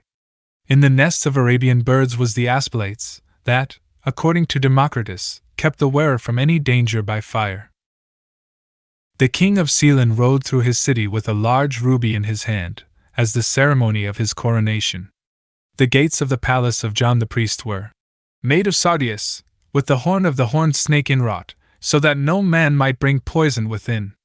Over the gable were 2 golden apples in which were 2 carbuncles, so that the gold might shine by day and the carbuncles by night. In Lodge's strange romance A Marguerite of America, it was stated that in the chamber of the queen one could behold all the chaste ladies of the world, enchased out of silver, looking through fair mirrors of chrysolites, carbuncles, sapphires, and green emeralds. Marco Polo had seen the inhabitants of Zipangu place rose-colored pearls in the mouths of the dead. A sea monster had been enamored of the pearl that the diver brought to King Perozes, and had slain the thief, and mourned for 7 moons over its loss. When the Huns lured the king into the great pit, he flung it away. Procopius tells the story, nor was it ever found again, though the Emperor Anastasius offered 500 weight of gold pieces for it. The king of Malabar had shown to a certain Venetian a rosary of 304 pearls, one for every god that he worshipped. When the Duke de Valentinois, son of Alexander VI, visited Louis XII of France, his horse was loaded with gold leaves, according to Brantome, and his cap had double rows of rubies that threw out a great light. Charles of England had ridden in stirrups hung with 421 diamonds. Richard II had a coat, valued at 30,000 marks, which was covered with balas rubies. Hall described Henry VIII, on his way to the Tower previous to his coronation, as wearing a jacket of raised gold, the placard embroidered with diamonds and other rich stones, and a great baldric about his neck of large balasses. The favorites of James I wore earrings of emerald set in gold filigrane. Edward II gave to Piers Gaveston a suit of red gold armor studded with jacinths, a collar of gold roses set with turquoise stones, and a skullcap parseam with pearls. Henry II wore jeweled gloves reaching to the elbow, and had a hawk glove sewn with 12 rubies and 52 great orients. The ducal hat of Charles the Rash, the last Duke of Burgundy of his race, was hung with pear-shaped pearls and studded with sapphires. How exquisite life had once been! How gorgeous in its pomp and decoration! Even to read of the luxury of the dead was wonderful. Then he turned his attention to embroideries and to the tapestries that performed the office of frescoes in the chill rooms of the northern nations of Europe. As he investigated the subject, and he always had an extraordinary faculty of becoming absolutely absorbed for the moment in whatever he took up, he was almost saddened by the reflection of the ruin that time brought on beautiful and wonderful things. He, at any rate, had escaped that. Summer followed summer, and the yellow jonquils bloomed and died many times, and nights of horror repeated the story of their shame, but he was unchanged. No winter marred his face or stained his flower-like bloom. How different it was with material things! Where had they passed to? Where was the great crocus-colored robe, on which the gods fought against the giants, that had been worked by brown girls for the pleasure of Athena? Where the huge velarium that Nero had stretched across the Colosseum at Rome, that Titan sail of purple on which was represented the starry sky, and Apollo driving a chariot drawn by white, gilt-reined steeds? He longed to see the curious table napkins wrought for the priest of the sun, on which were displayed all the dainties and viands that could be wanted for a feast, the mortuary cloth of King Chilperic, with its 300 golden bees, the fantastic robes that excited the indignation of the Bishop of Pontus and were figured with lions, panthers, bears, dogs, forests, rocks, hunters, all, in fact, that a painter can copy from nature, and the coat that Charles of Orleans once wore, on the sleeves of which were embroidered the verses of a song beginning, Madame, je suis tout joyeux, the musical accompaniment of the words being wrought in gold thread, and each note, of square shape in those days, formed with 4 pearls.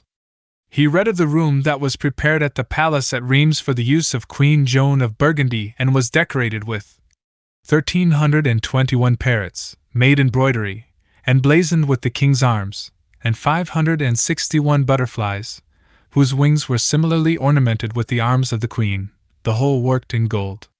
Catherine de Medicis had a mourning bed made for her of black velvet powdered with crescents and suns.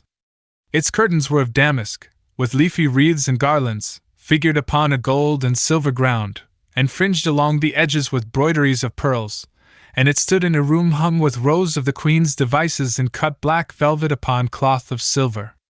Louis XIV had gold-embroidered caryatids 15 feet high in his apartment.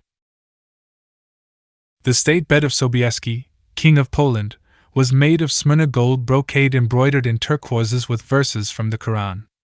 Its supports were of silver gilt, beautifully chased, and profusely set with enameled and jeweled medallions. It had been taken from the Turkish camp before Vienna, and the standard of Muhammad had stood beneath the tremulous gilt of its canopy. And so, for a whole year, he sought to accumulate the most exquisite specimens that he could find of textile and embroidered work, getting the dainty Delhi muslins, finely wrought with gold thread palmates and stitched over with iridescent beetles' wings, the Dhaka gauzes, that from their transparency are known in the East as woven air, and running water, and evening dew, strange figured cloths from Java, elaborate yellow Chinese hangings, books bound in tawny satins or fair blue silks, and wrought with fleurs de lis, birds and images, veils of laces worked in Hungary point, Sicilian brocades and stiff Spanish velvets, Georgian work, with its gilt coins, and Japanese fukusas, with their green-toned golds and their marvelously plumaged birds. He had a special passion, also, for ecclesiastical vestments, as indeed he had for everything connected with the service of the church. In the long cedar chests that lined the west gallery of his house, he had stored away many rare and beautiful specimens of what is really the raiment of the Bride of Christ, who must wear purple and jewels and fine linen that she may hide the pallid macerated body that is worn by the suffering that she seeks for and wounded by self-inflicted pain. He possessed a gorgeous cope of crimson silk and gold thread damask, figured with a repeating pattern of golden pomegranates set in 6-petaled formal blossoms, beyond which on either side was the pineapple device wrought in seed pearls. The orphreys were divided into panels representing scenes from the life of the Virgin, and the coronation of the Virgin was figured in colored silks upon the hood. This was Italian work of the 15th century. Another cope was of green velvet, embroidered with heart-shaped groups of acanthus leaves, from which spread long-stemmed white blossoms, the details of which were picked out with silver thread and colored crystals. The morse bore a seraph's head in gold thread raised work. The orphreys were woven in a diaper of red and gold silk, and were starred with medallions of many saints and martyrs, among whom was Saint Sebastian. He had chasubles, also, of amber-colored silk, and blue silk and gold brocade, and yellow silk damask and cloth of gold, figured with representations of the Passion and Crucifixion of Christ, and embroidered with lions and peacocks and other emblems, dalmatics of white satin and pink silk damask, decorated with tulips and dolphins and fleurs de lis, altar frontals of crimson velvet and blue linen, and many corporals, chalice veils, and sideria. In the mystic offices to which such things were put, there was something that quickened his imagination. For these treasures, and everything that he collected in his lovely house, were to be to him means of forgetfulness, modes by which he could escape, for a season, from the fear that seemed to him at times to be almost too great to be borne. Upon the walls of the lonely locked room where he had spent so much of his boyhood, he had hung with his own hands the terrible portrait whose changing features showed him the real degradation of his life, and in front of it had draped the purple and gold pall as a curtain. For weeks he would not go there, would forget the hideous painted thing, and get back his light heart, his wonderful joyousness, his passionate absorption in mere existence. Then, suddenly, some night he would creep out of the house, go down to dreadful places near Blue Gate Fields, and stay there, day after day, until he was driven away. On his return he would sit in front of the picture, sometimes loathing it and himself, but filled, at other times, with that pride of individualism that is half the fascination of sin, and smiling with secret pleasure at the misshapen shadow that had to bear the burden that should have been his own. After a few years he could not endure to be long out of England, and gave up the villa that he had shared at Trouville with Lord Henry, as well as the little white-walled house at Algiers where they had more than once spent the winter. He hated to be separated from the picture that was such a part of his life, and was also afraid that during his absence someone might gain access to the room, in spite of the elaborate bars that he had caused to be placed upon the door. He was quite conscious that this would tell them nothing. It was true that the portrait still preserved, under all the foulness and ugliness of the face, its marked likeness to himself, but what could they learn from that? He would laugh at any one who tried to taunt him. He had not painted it. What was it to him how vile and full of shame it looked? Even if he told them, would they believe it? Yet he was afraid. Sometimes when he was down at his great house in Nottinghamshire, entertaining the fashionable young men of his own rank who were his chief companions, and astounding the county by the wanton luxury and gorgeous splendor of his mode of life, he would suddenly leave his guests and rush back to town to see that the door had not been tampered with and that the picture was still there. What if it should be stolen? The mere thought made him cold with horror. Surely the world would know his secret then. Perhaps the world already suspected it. For, while he fascinated many, there were not a few who distrusted him. He was very nearly blackballed at a West End club of which his birth and social position fully entitled him to become a member, and it was said that on one occasion, when he was brought by a friend into the smoking room of the Churchill, the Duke of Berwick and another gentleman got up in a marked manner and went out. Curious stories became current about him after he had passed his 25th year. It was rumored that he had been seen brawling with foreign sailors in a low den in the distant parts of Whitechapel, and that he consorted with thieves and coiners and knew the mysteries of their trade. His extraordinary absences became notorious, and when he used to reappear again in society, men would whisper to each other in corners, or pass him with a sneer, or look at him with cold searching eyes, as though they were determined to discover his secret. Of such insolences and attempted slights he, of course, took no notice, and in the opinion of most people his frank debonair manner, his charming boyish smile, and the infinite grace of that wonderful youth that seemed never to leave him, were in themselves a sufficient answer to the calumnies, for so they termed them, that were circulated about him. It was remarked, however, that some of those who had been most intimate with him appeared, after a time, to shun him. Women who had wildly adored him, and for his sake had braved all social censure and set convention at defiance, were seen to grow pallid with shame or horror if Dorian Gray entered the room. Yet these whispered scandals only increased in the eyes of many his strange and dangerous charm. His great wealth was a certain element of security. Society, civilized society, at least, is never very ready to believe anything to the detriment of those who are both rich and fascinating. It feels instinctively that manners are of more importance than morals, and in its opinion, the highest respectability is of much less value than the possession of a good chef.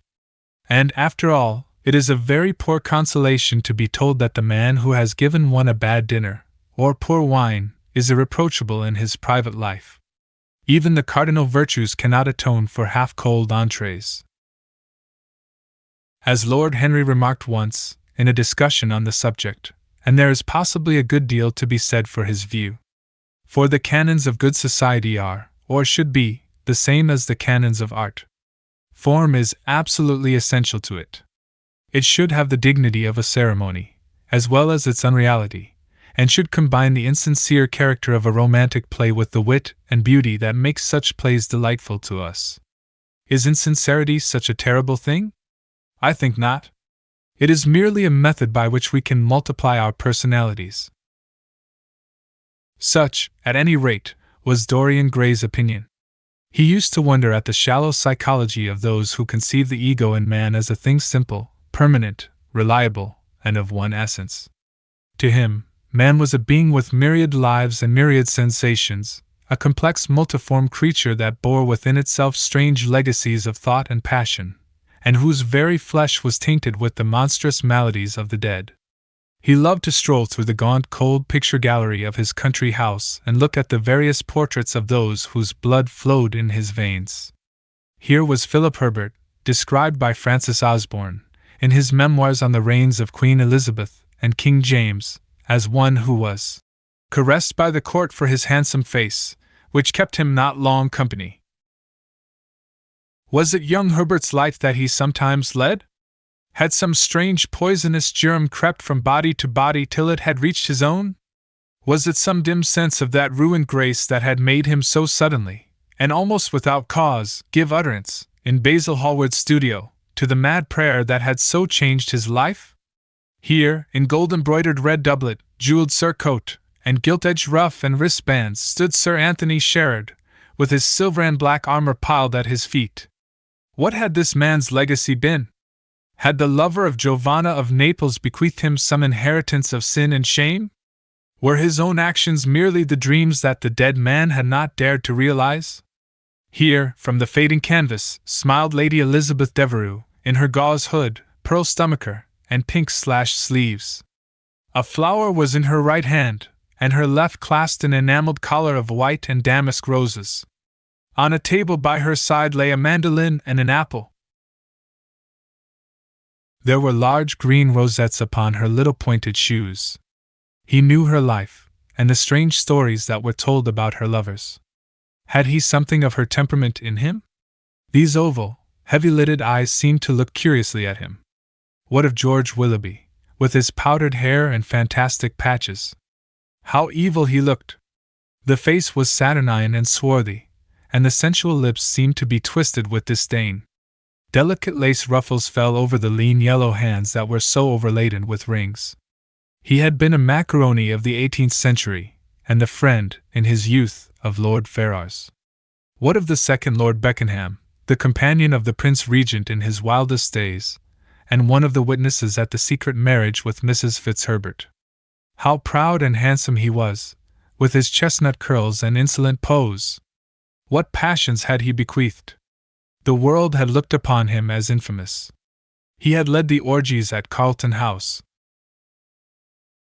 The Star of the Garter glittered upon his breast. Beside him hung the portrait of his wife, a pallid, thin-lipped woman in black. Her blood, also, stirred within him. How curious it all seemed! And his mother with her Lady Hamilton face and her moist, wine-dashed lips, he knew what he had got from her. He had got from her his beauty, and his passion for the beauty of others. She laughed at him in her loose bacchanti dress. There were vine leaves in her hair. The purple spilled from the cup she was holding. The carnations of the painting had withered, but the eyes were still wonderful in their depth and brilliancy of color. They seemed to follow him wherever he went. Yet one had ancestors in literature as well as in one's own race, nearer perhaps in type and temperament, many of them, and certainly with an influence of which one was more absolutely conscious. There were times when it appeared to Dorian Gray that the whole of history was merely the record of his own life, not as he had lived it in act and circumstance, but as his imagination had created it for him, as it had been in his brain and in his passions. He felt that he had known them all, those strange terrible figures that had passed across the stage of the world and made sin so marvelous and evil so full of subtlety. It seemed to him that in some mysterious way their lives had been his own. The hero of the wonderful novel that had so influenced his life had himself known this curious fancy. In the 7th chapter he tells how, crowned with laurel, lest lightning might strike him, he had sat, as Tiberius, in a garden at Capri, reading the shameful books of Elephantis, while dwarfs and peacocks strutted round him and the flute-player mocked the swinger of the censer, and, as Caligula, had caroused with the green-shirted jockeys in their stables and supped in an ivory manger with a jewel-frontlet horse, and, as Domitian, had wandered through a corridor lined with marble mirrors, looking round with haggard eyes for the reflection of the dagger that was to end his days, and sick with that ennui, that terrible tedium vitae, that comes on those to whom life denies nothing, and had peered through a clear emerald at the red shambles of the circus and then, in a litter of pearl and purple drawn by silver-shod mules, been carried through the street of pomegranates to a house of gold and heard men cry on Nero Caesar as he passed by, and, as Elagabalus, had painted his face with colors, and plied the distaff among the women, and brought the moon from Carthage and given her in mystic marriage to the sun. Over and over again Dorian used to read this fantastic chapter, and the 2 chapters immediately following, in which, as in some curious tapestries or cunningly wrought enamels, were pictured the awful and beautiful forms of those whom vice and blood and weariness had made monstrous or mad. Filippo, Duke of Milan, who slew his wife and painted her lips with the scarlet poison that her lover might suck death from the dead thing he fondled. Pietro Barbi, the Venetian, known as Paul II, who sought in his vanity to assume the title of Formosus, and whose tiara, valued at 200,000 florins, was bought at the price of a terrible sin. John Maria Visconti, who used hounds to chase living men and whose murdered body was covered with roses by a harlot who had loved him. The Borgia on his white horse, with fratricide riding beside him and his mantle stained with the blood of Parato. Pietro Rierio, the young Cardinal Archbishop of Florence, child and minion of Sixtus IV, whose beauty was equalled only by his debauchery, and who received Leonora of Aragon in a pavilion of white and crimson silk, filled with nymphs and centaurs, and gilded a boy that he might serve at the feast as Ganymede or Hylas.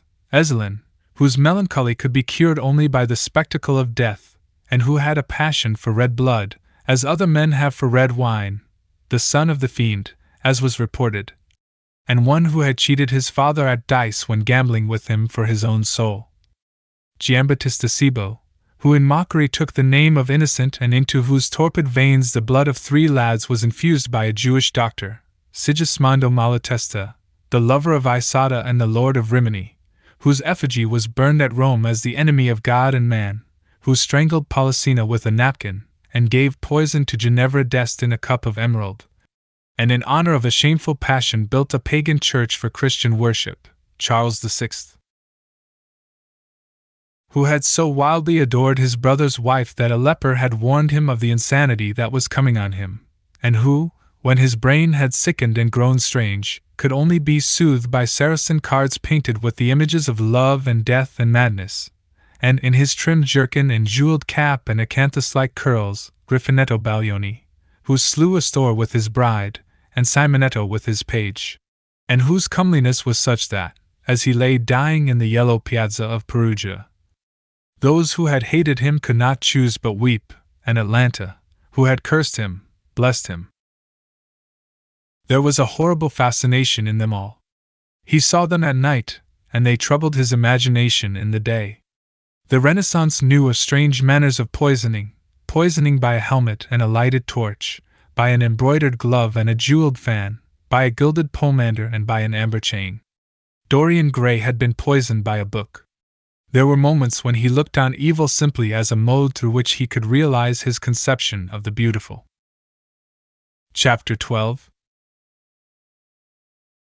It was on the 9th of November, the eve of his own 38th birthday, as he often remembered afterwards.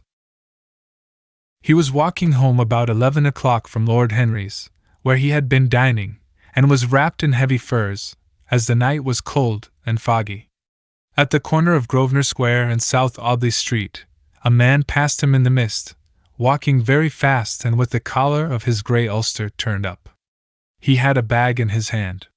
Dorian recognized him. It was Basil Hallward. A strange sense of fear, for which he could not account, came over him. He made no sign of recognition and went on quickly in the direction of his own house. But Hallward had seen him. Dorian heard him first stopping on the pavement, and then hurrying after him. In a few moments his hand was on his arm. "Dorian! What an extraordinary piece of luck! I have been waiting for you in your library ever since 9 o'clock. Finally I took pity on your tired servant and told him to go to bed, as he let me out. I am off to Paris by the midnight train, and I particularly wanted to see you before I left.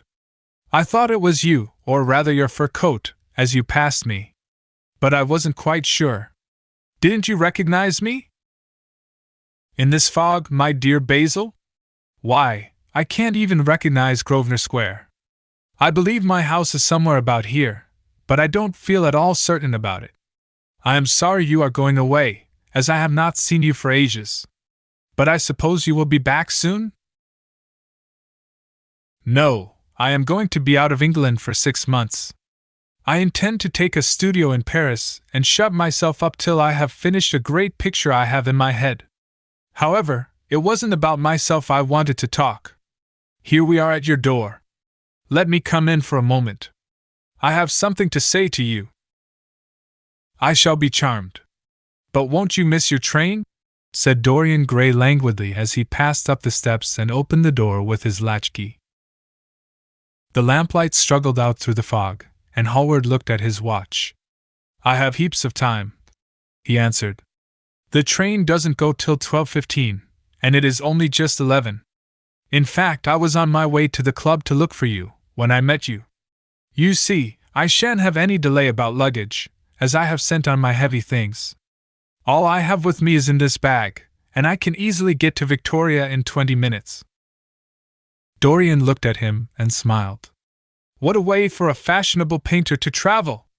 A Gladstone bag and an ulster. Come in, or the fog will get into the house. And mind you don't talk about anything serious. Nothing is serious nowadays. At least nothing should be. Hallward shook his head, as he entered, and followed Dorian into the library. There was a bright wood fire blazing in the large open hearth. The lamps were lit, and an open Dutch silver spirit case stood, with some siphons of soda water and large cut-glass tumblers, on a little marquetry table. You see, your servant made me quite at home, Dorian. He gave me everything I wanted, including your best gold-tipped cigarettes. He is a most hospitable creature. I like him much better than the Frenchman you used to have. What has become of the Frenchman, by the by? Dorian shrugged his shoulders. I believe he married Lady Radley's maid, and has established her in Paris as an English dressmaker. Anglomania is very fashionable over there now, I hear. It seems silly of the French, doesn't it? But do you know, he was not at all a bad servant. I never liked him, but I had nothing to complain about. One often imagines things that are quite absurd. He was really very devoted to me and seemed quite sorry when he went away. Have another brandy and soda? Or would you like hock and seltzer? I always take hock and seltzer myself. There is sure to be some in the next room. Thanks, I won't have anything more, said the painter, taking his cap and coat off and throwing them on the bag that he had placed in the corner. "And now, my dear fellow, I want to speak to you seriously. Don't frown like that. You make it so much more difficult for me." "What is it all about?" cried Dorian in his petulant way, flinging himself down on the sofa. "I hope it is not about myself. I am tired of myself tonight.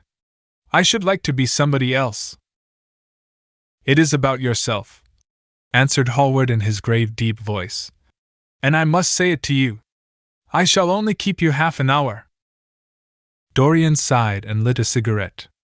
"Half an hour," he murmured. "It is not much to ask of you, Dorian, and it is entirely for your own sake that I am speaking.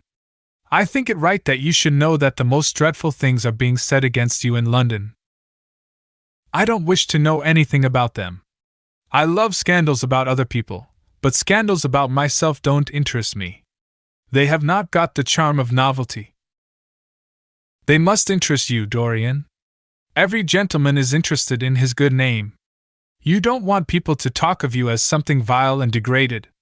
Of course, you have your position, and your wealth, and all that kind of thing. But position and wealth are not everything. Mind you, I don't believe these rumors at all. At least, I can't believe them when I see you. Sin is a thing that writes itself across a man's face. It cannot be concealed. People talk sometimes of secret vices. There are no such things. If a wretched man has a vice, it shows itself in the lines of his mouth, the droop of his eyelids, the molding of his hands even. Somebody, I won't mention his name, but you know him, came to me last year to have his portrait done. I had never seen him before, and had never heard anything about him at the time, though I have heard a good deal since. He offered an extravagant price. I refused him. There was something in the shape of his fingers that I hated. I know now that I was quite right in what I fancied about him. His life is dreadful. But you, Dorian, with your pure, bright, innocent face, and your marvelous untroubled youth, I can't believe anything against you. And yet I see you very seldom, and you never come down to the studio now, and when I am away from you, and I hear all these hideous things that people are whispering about you, I don't know what to say. Why is it, Dorian, that a man like the Duke of Berwick leaves the room of a club when you enter it? Why is it that so many gentlemen in London will either go to your house or invite you to theirs? You used to be a friend of Lord Staveley. I met him at dinner last week. Your name happened to come up in conversation, in connection with the miniatures you have lent to the exhibition at the Dudley. Staveley curled his lip and said that you might have the most artistic tastes, but that you were a man whom no pure-minded girls should be allowed to know, and whom no chaste woman should sit in the same room with. I reminded him that I was a friend of yours, and asked him what he meant. He told me. He told me right out before everybody. It was horrible. Why is your friendship so fatal to young men?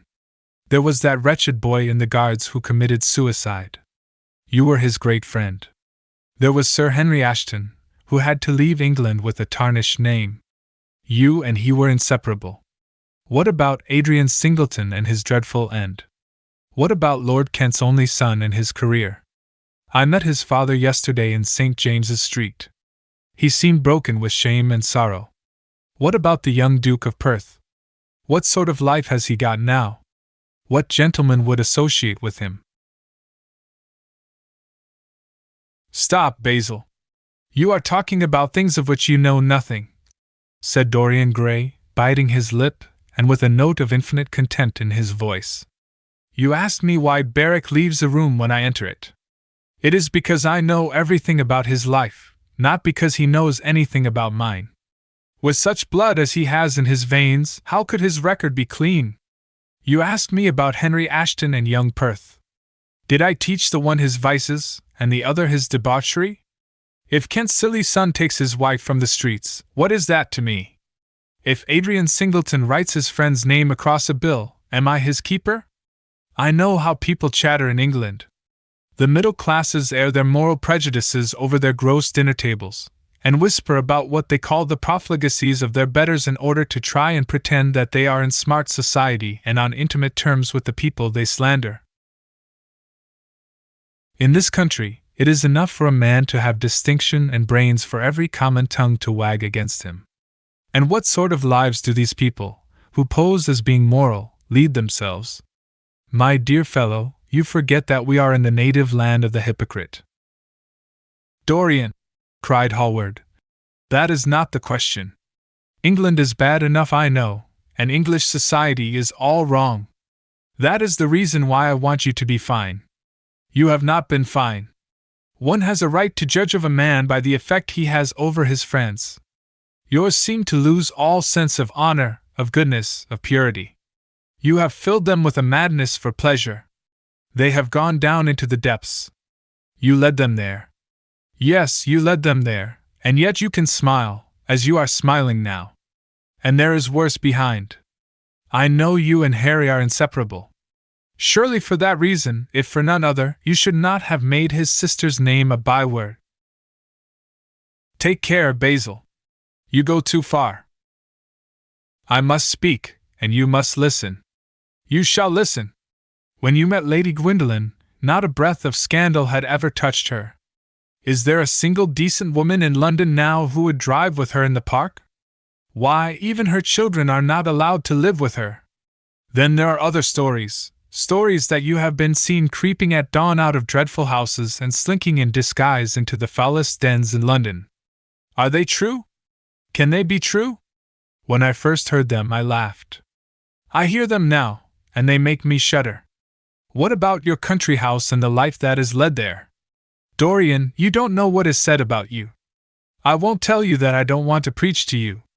I remember Harry saying once that every man who turned himself into an amateur curate for the moment always began by saying that, and then proceeded to break his word. I do want to preach to you. I want you to lead such a life as will make the world respect you. I want you to have a clean name and a fair record. I want you to get rid of the dreadful people you associate with. Don't shrug your shoulders like that. Don't be so indifferent. You have a wonderful influence. Let it be for good, not for evil. They say that you corrupt every one with whom you become intimate, and that it is quite sufficient for you to enter a house for shame of some kind to follow after. I don't know whether it is so or not. How should I know? But it is said of you. I am told things that it seems impossible to doubt.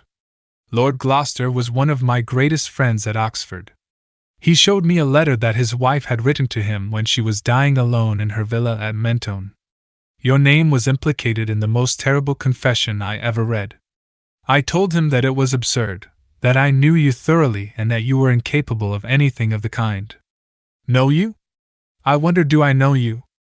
Before I could answer that, I should have to see your soul. To see my soul, muttered Dorian Gray, starting up from the sofa and turning almost white from fear. Yes, answered Hallward gravely, and with deep-toned sorrow in his voice. To see your soul. But only God can do that. A bitter laugh of mockery broke from the lips of the younger man. You shall see it yourself, tonight, he cried, seizing a lamp from the table. Come, it is your own handiwork. Why shouldn't you look at it? You can tell the world all about it afterwards if you choose. Nobody would believe you.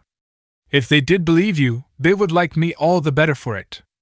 I know the age better than you do, though you will prate about it so tediously. Come, I tell you. You have chattered enough about corruption. Now you shall look on it face to face.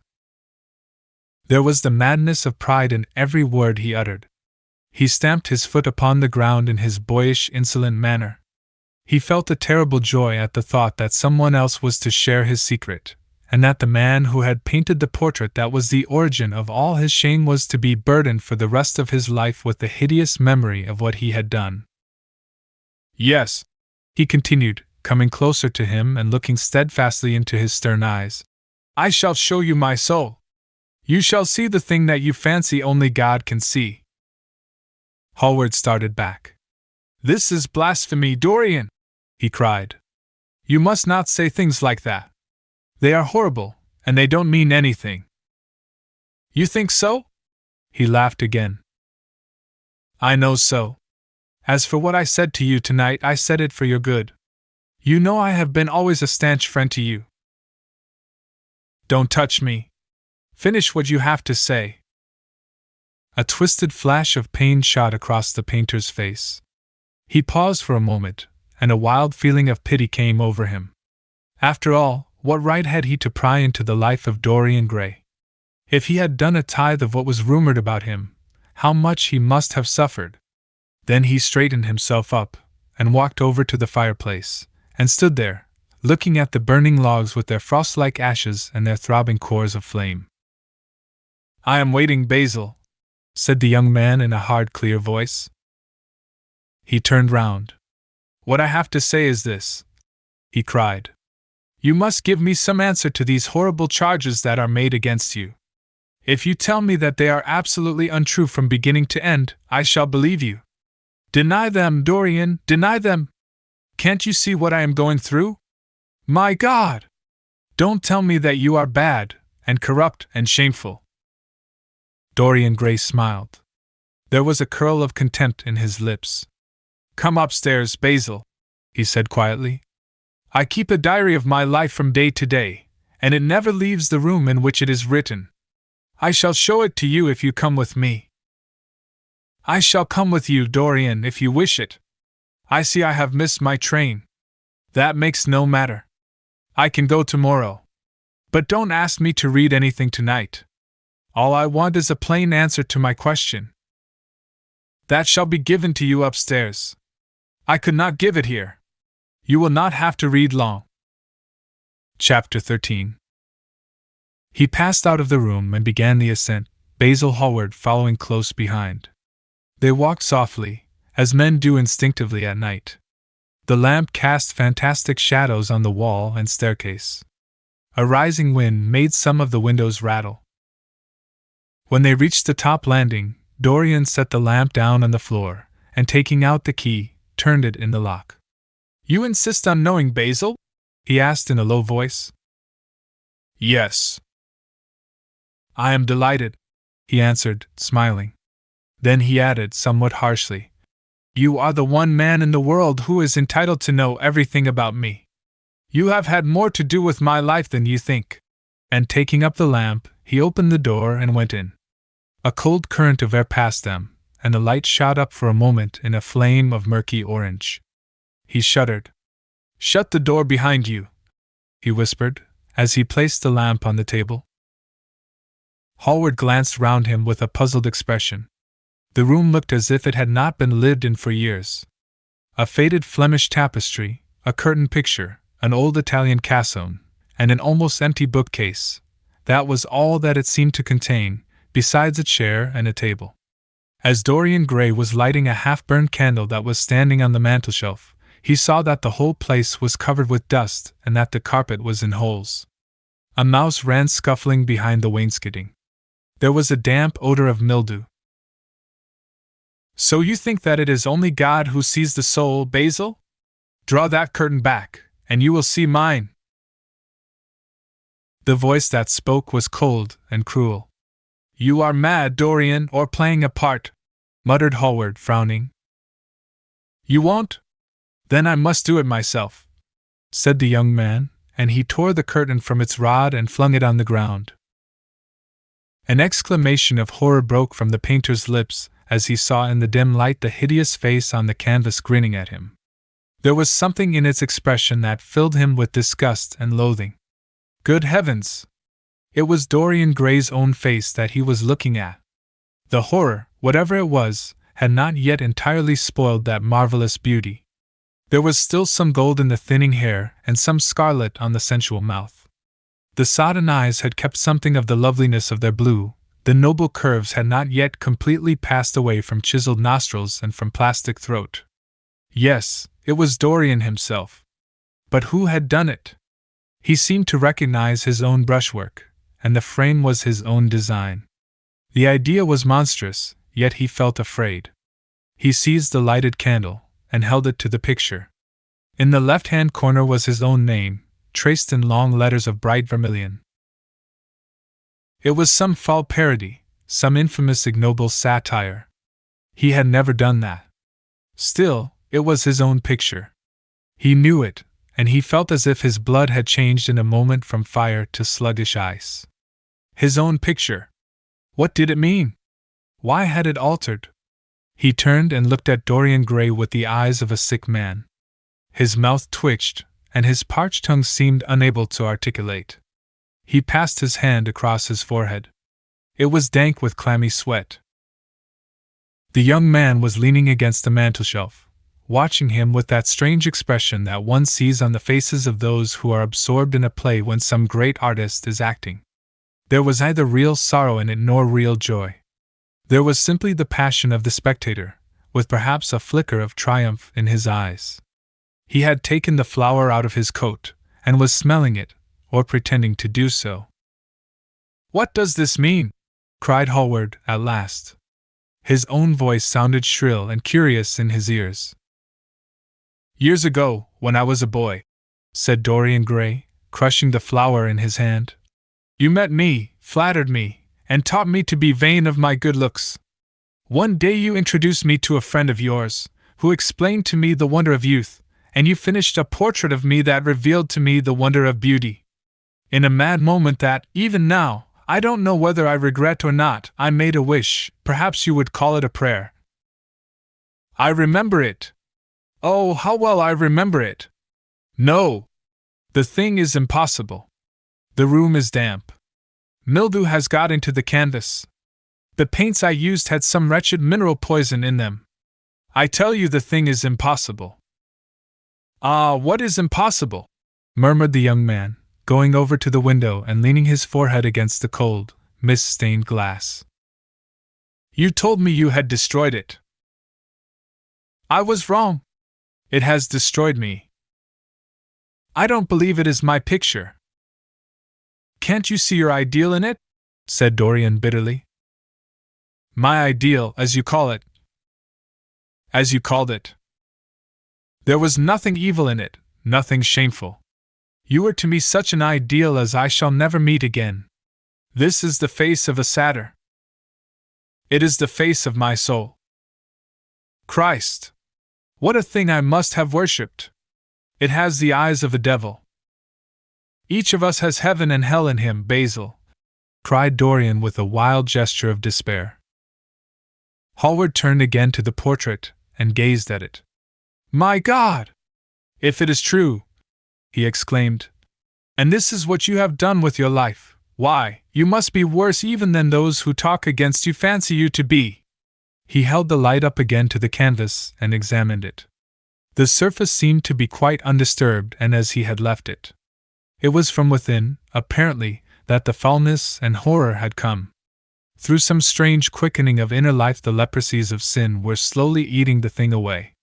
The rotting of a corpse in a watery grave was not so fearful. His hand shook, and the candle fell from its socket on the floor and lay there sputtering. He placed his foot on it and put it out. Then he flung himself into the rickety chair that was standing by the table and buried his face in his hands. "Good God, Dorian, what a lesson! What an awful lesson!" There was no answer, but he could hear the young man sobbing at the window. "Pray, Dorian, pray," he murmured. "What is it that one was taught to say in one's boyhood? Lead us not into temptation. Forgive us our sins. Wash away our iniquities. Let us say that together. The prayer of your pride has been answered. The prayer of your repentance will be answered also. I worshipped you too much. I am punished for it. You worship yourself too much. We are both punished." Dorian Gray turned slowly around and looked at him with tear-dimmed eyes. "It is too late, Basil," he faltered. "It is never too late, Dorian. Let us kneel down and try if we cannot remember a prayer. Isn't there a verse somewhere, though your sins be as scarlet, yet I will make them as white as snow? Those words mean nothing to me now." "Hush!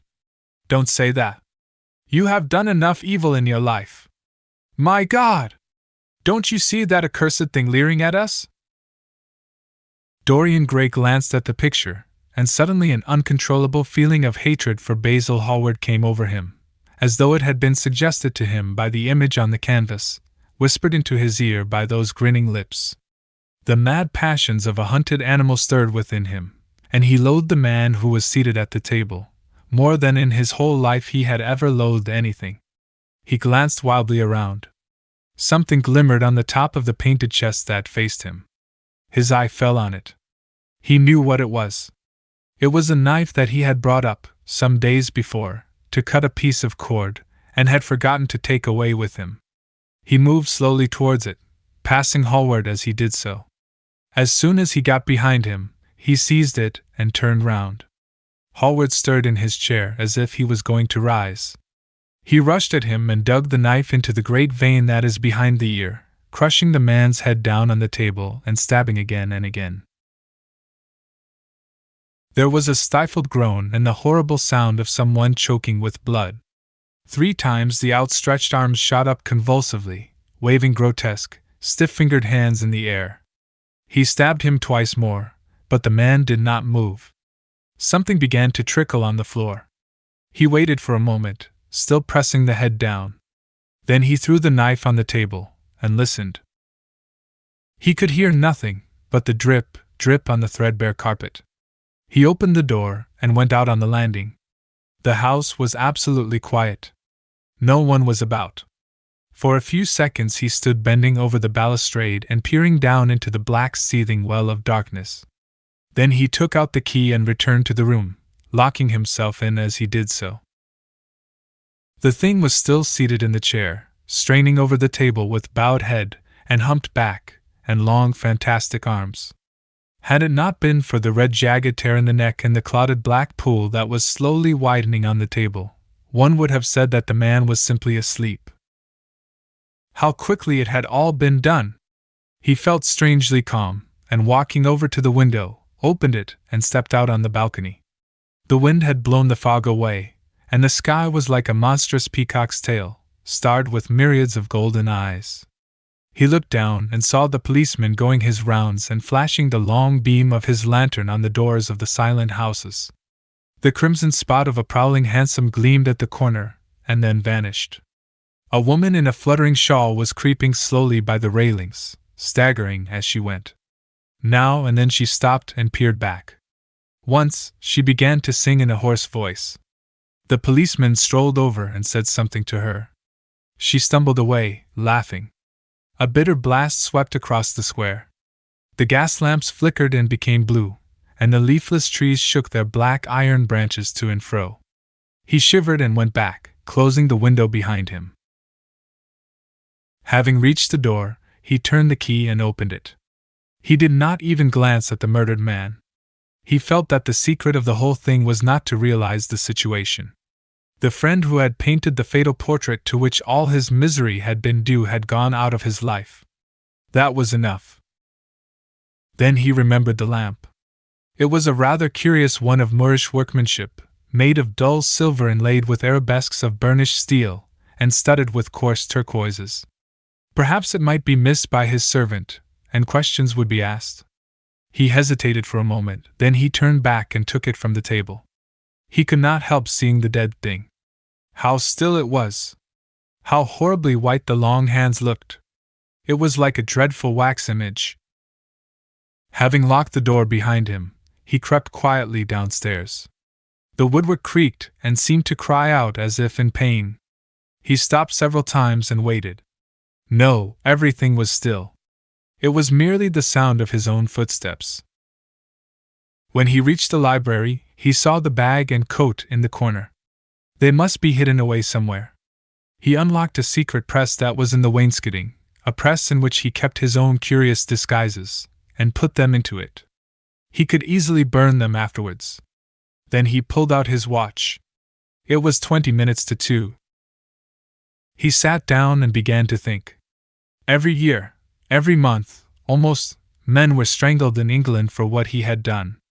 There had been a madness of murder in the air. Some red star had come too close to the earth.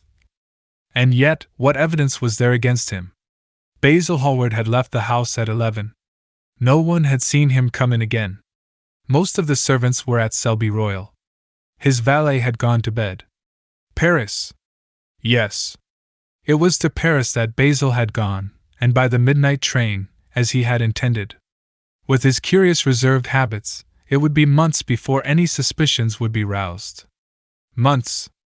Everything could be destroyed long before then. A sudden thought struck him. He put on his fur coat and hat and went out into the hall. There he paused, hearing the slow, heavy tread of the policeman on the pavement outside and seeing the flash of the bull's-eye reflected in the window. He waited and held his breath. After a few moments he drew back the latch and slipped out, shutting the door very gently behind him. Then he began ringing the bell. In about 5 minutes his valet appeared, half-dressed and looking very drowsy.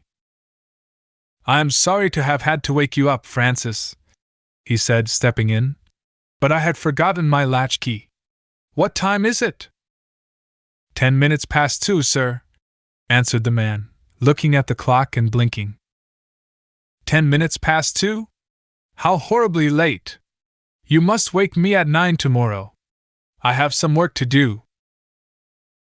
"All right, sir." "Did anyone call this evening?" "Mr. Hallward, sir. He stayed here till 11, and then he went away to catch his train." "Oh. I am sorry I didn't see him. Did he leave any message?" "No, sir, except that he would write to you from Paris, if he did not find you at the club." "That will do, Francis. Don't forget to call me at 9 tomorrow." "No, sir." The man shambled down the passage in his slippers. Dorian Gray threw his hat and coat upon the table and passed into the library. For a quarter of an hour he walked up and down the room, biting his lip and thinking. Then he took down the blue book from one of the shelves and began to turn over the leaves. Alan Campbell, 152 Hertford Street, Mayfair. Yes, that was the man he wanted. Chapter 14. At 9 o'clock the next morning his servant came in with a cup of chocolate on a tray and opened the shutters. Dorian was sleeping quite peacefully, lying on his right side, with one hand underneath his cheek. He looked like a boy who had been tired out with play or study.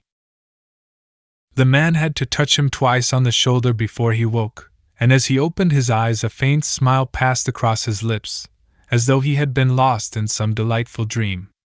Yet he had not dreamed at all. His night had been untroubled by any images of pleasure or of pain. But youth smiles without any reason. It is one of its chiefest charms.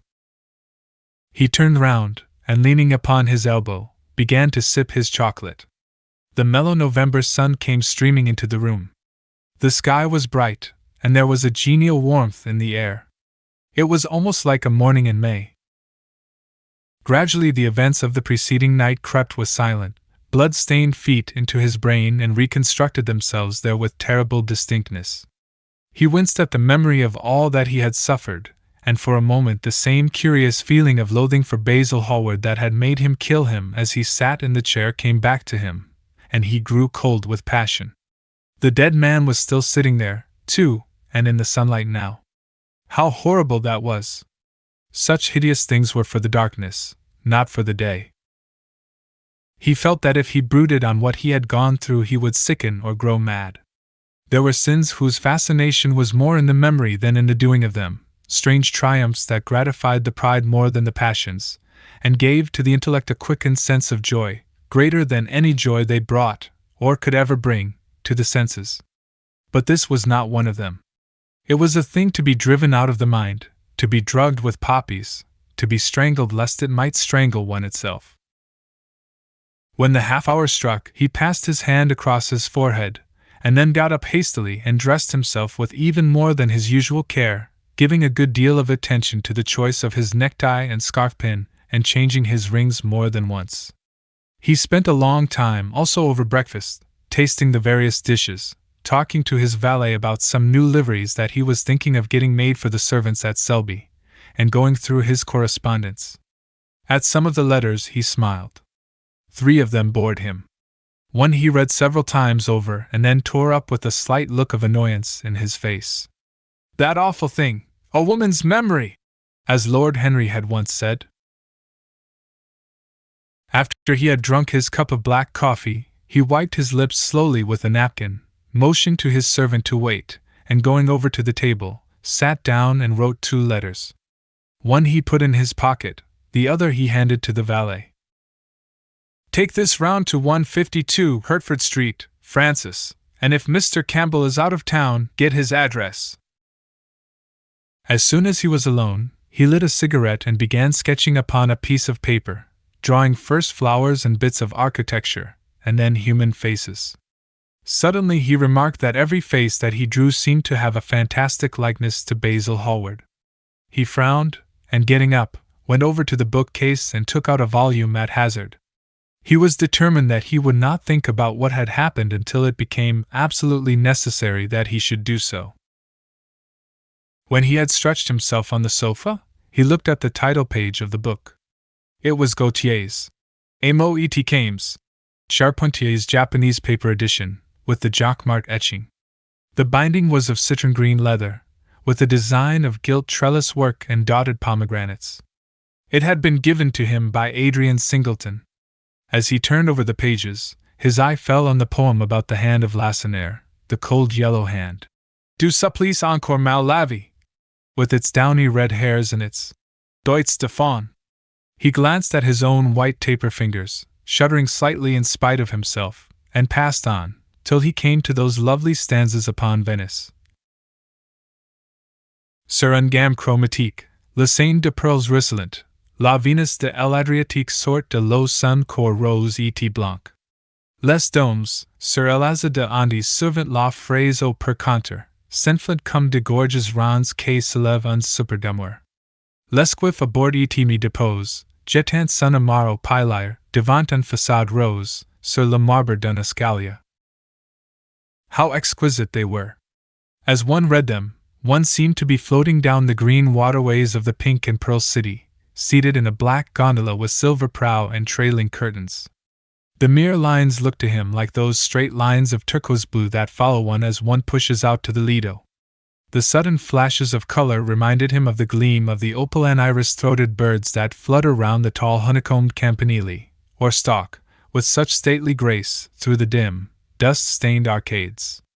Leaning back with half-closed eyes, he kept saying over and over to himself, "Devant une façade rose, sur le marbre d'un escalier." The whole of Venice was in those 2 lines. He remembered the autumn that he had passed there, and a wonderful love that had stirred him to mad, delightful follies. There was romance in every place.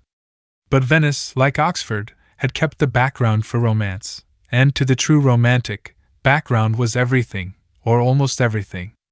Basil had been with him part of the time, and had gone wild over Tintoret. Poor Basil! What a horrible way for a man to die! He sighed, and took up the volume again, and tried to forget. He read of the swallows that fly in and out of the little cafe at Smyrna where the Hajis sit counting their amber beads and the turbaned merchants smoke their long tasseled pipes and talk gravely to each other.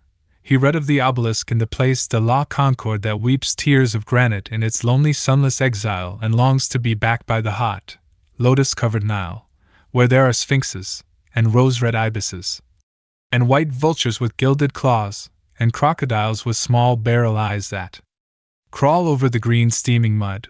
He began to brood over those verses which, drawing music from kiss-stained marble, tell of that curious statue that Gautier compares to a contralto voice, the monstre charmant, that couches in the porphyry room of the Louvre. But after a time the book fell from his hand. He grew nervous, and a horrible fit of terror came over him. What if Alan Campbell should be out of England? Days would elapse before he could come back. Perhaps he might refuse to come. What could he do then? Every moment was of vital importance. They had been great friends once, 5 years before, almost inseparable, indeed. Then the intimacy had come suddenly to an end. When they met in society now, it was only Dorian Gray who smiled. Alan Campbell never did. He was an extremely clever young man, though he had no real appreciation of the visible arts, and whatever little sense of the beauty of poetry he possessed he had gained entirely from Dorian. His dominant intellectual passion was for science. At Cambridge he had spent a great deal of his time working in the laboratory, and had taken a good class in the natural science tripos of his year. Indeed, he was still devoted to the study of chemistry, and had a laboratory of his own in which he used to shut himself up all day long, greatly to the annoyance of his mother, who had set her heart on his standing for Parliament, and had a vague idea that a chemist was a person who made up prescriptions. He was an excellent musician, however, as well, and played both the violin and the piano better than most amateurs. In fact, it was music that had first brought him and Dorian Gray together, music and that indefinable attraction that Dorian seemed to be able to exercise whenever he wished, and indeed, exercised often without being conscious of it. They had met at Lady Berkshire's the night that Rubinstein played there, and after that used to be always seen together at the opera and wherever good music was going on. For 18 months their intimacy lasted. Kemble was always either at Selby Royal or in Grosvenor Square. To him, as to many others, Dorian Gray was the type of everything that is wonderful and fascinating in life. Whether or not a quarrel had taken place between them no one ever knew. But suddenly people remarked that they scarcely spoke when they met, and that Kemble seemed always to go away early from any party at which Dorian Gray was present. He had changed, too, was strangely melancholy at times, appeared almost to dislike hearing music, and would never himself play, giving as his excuse, when he was called upon, that he was so absorbed in science that he had no time left in which to practice. And this was certainly true. Every day he seemed to become more interested in biology, and his name appeared once or twice in some of the scientific reviews in connection with certain curious experiments. This was the man Dorian Gray was waiting for. Every second he kept glancing at the clock. As the minutes went by he became horribly agitated. At last he got up and began to pace up and down the room, looking like a beautiful caged thing. He took long stealthy strides. His hands were curiously cold. The suspense became unbearable. Time seemed to him to be crawling with feet of lead, while he by monstrous winds was being swept towards the jagged edge of some black cleft of precipice. He knew what was waiting for him there, saw it, indeed, and shuddering, crushed with dank hands his burning lids as though he would have robbed the very brain of sight and driven the eyeballs back into their cave. It was useless. The brain had its own food on which it battened, and the imagination, made grotesque by terror, twisted and distorted as a living thing by pain, danced like some foul puppet on a stand and grinned through moving masks. Then, suddenly, time stopped for him. Yes, that blind, slow-breathing thing crawled no more, and horrible thoughts, time being dead, raced nimbly on in front, and dragged a hideous future from its grave, and showed it to him. He stared at it. Its very horror made him stone. At last the door opened and his servant entered. He turned glazed eyes upon him. "Mr. Campbell, sir," said the man. A sigh of relief broke from his parched lips, and the color came back to his cheeks. "Ask him to come in at once, Francis." He felt that he was himself again. His mood of cowardice had passed away. The man bowed and retired. In a few moments, Alan Campbell walked in, looking very stern and rather pale, his pallor being intensified by his coal-black hair and dark eyebrows. "Alan! This is kind of you. I thank you for coming. I had intended never to enter your house again, Gray. But you said it was a matter of life and death." His voice was hard and cold. He spoke with slow deliberation. There was a look of contempt in the steady searching gaze that he turned on Dorian. He kept his hands in the pockets of his astrakhan coat, and seemed not to have noticed the gesture with which he had been greeted. "Yes, it is a matter of life and death, Alan, and to more than one person. Sit down." Campbell took a chair by the table, and Dorian sat opposite to him. The two men's eyes met. In Dorian's there was infinite pity. He knew that what he was going to do was dreadful. After a strained moment of silence, he leaned across and said very quietly, but watching the effect of each word upon the face of him he had sent for, "Alan, in a locked room at the top of this house, A room to which nobody but myself has access. A dead man is seated at a table. He has been dead 10 hours now. Don't stir, and don't look at me like that. Who the man is, why he died, how he died, are matters that do not concern you. What you have to do is this. Stop, Gray. I don't want to know anything further. Whether what you have told me is true or not true doesn't concern me. I entirely decline to be mixed up in your life. Keep your horrible secrets to yourself. They don't interest me anymore. Alan, they will have to interest you. This one will have to interest you. I am awfully sorry for you, Alan. But I can't help myself. You are the one man who is able to save me. I am forced to bring you into the matter. I have no option. Alan, you are scientific. You know about chemistry and things of that kind. You have made experiments. What you have got to do is to destroy the thing that is upstairs, to destroy it so that not a vestige of it will be left. Nobody saw this person come into the house. Indeed, at the present moment he is supposed to be in Paris. He will not be missed for months. When he is missed, there must be no trace of him found here. You, Alan, you must change him, and everything that belongs to him, into a handful of ashes that I may scatter in the air. You are mad, Dorian. Ah, I was waiting for you to call me Dorian. You are mad, I tell you, mad to imagine that I would raise a finger to help you, mad to make this monstrous confession. I will have nothing to do with this matter, whatever it is. Do you think I am going to peril my reputation for you? What is it to me what devil's work you are up to? It was suicide, Alan.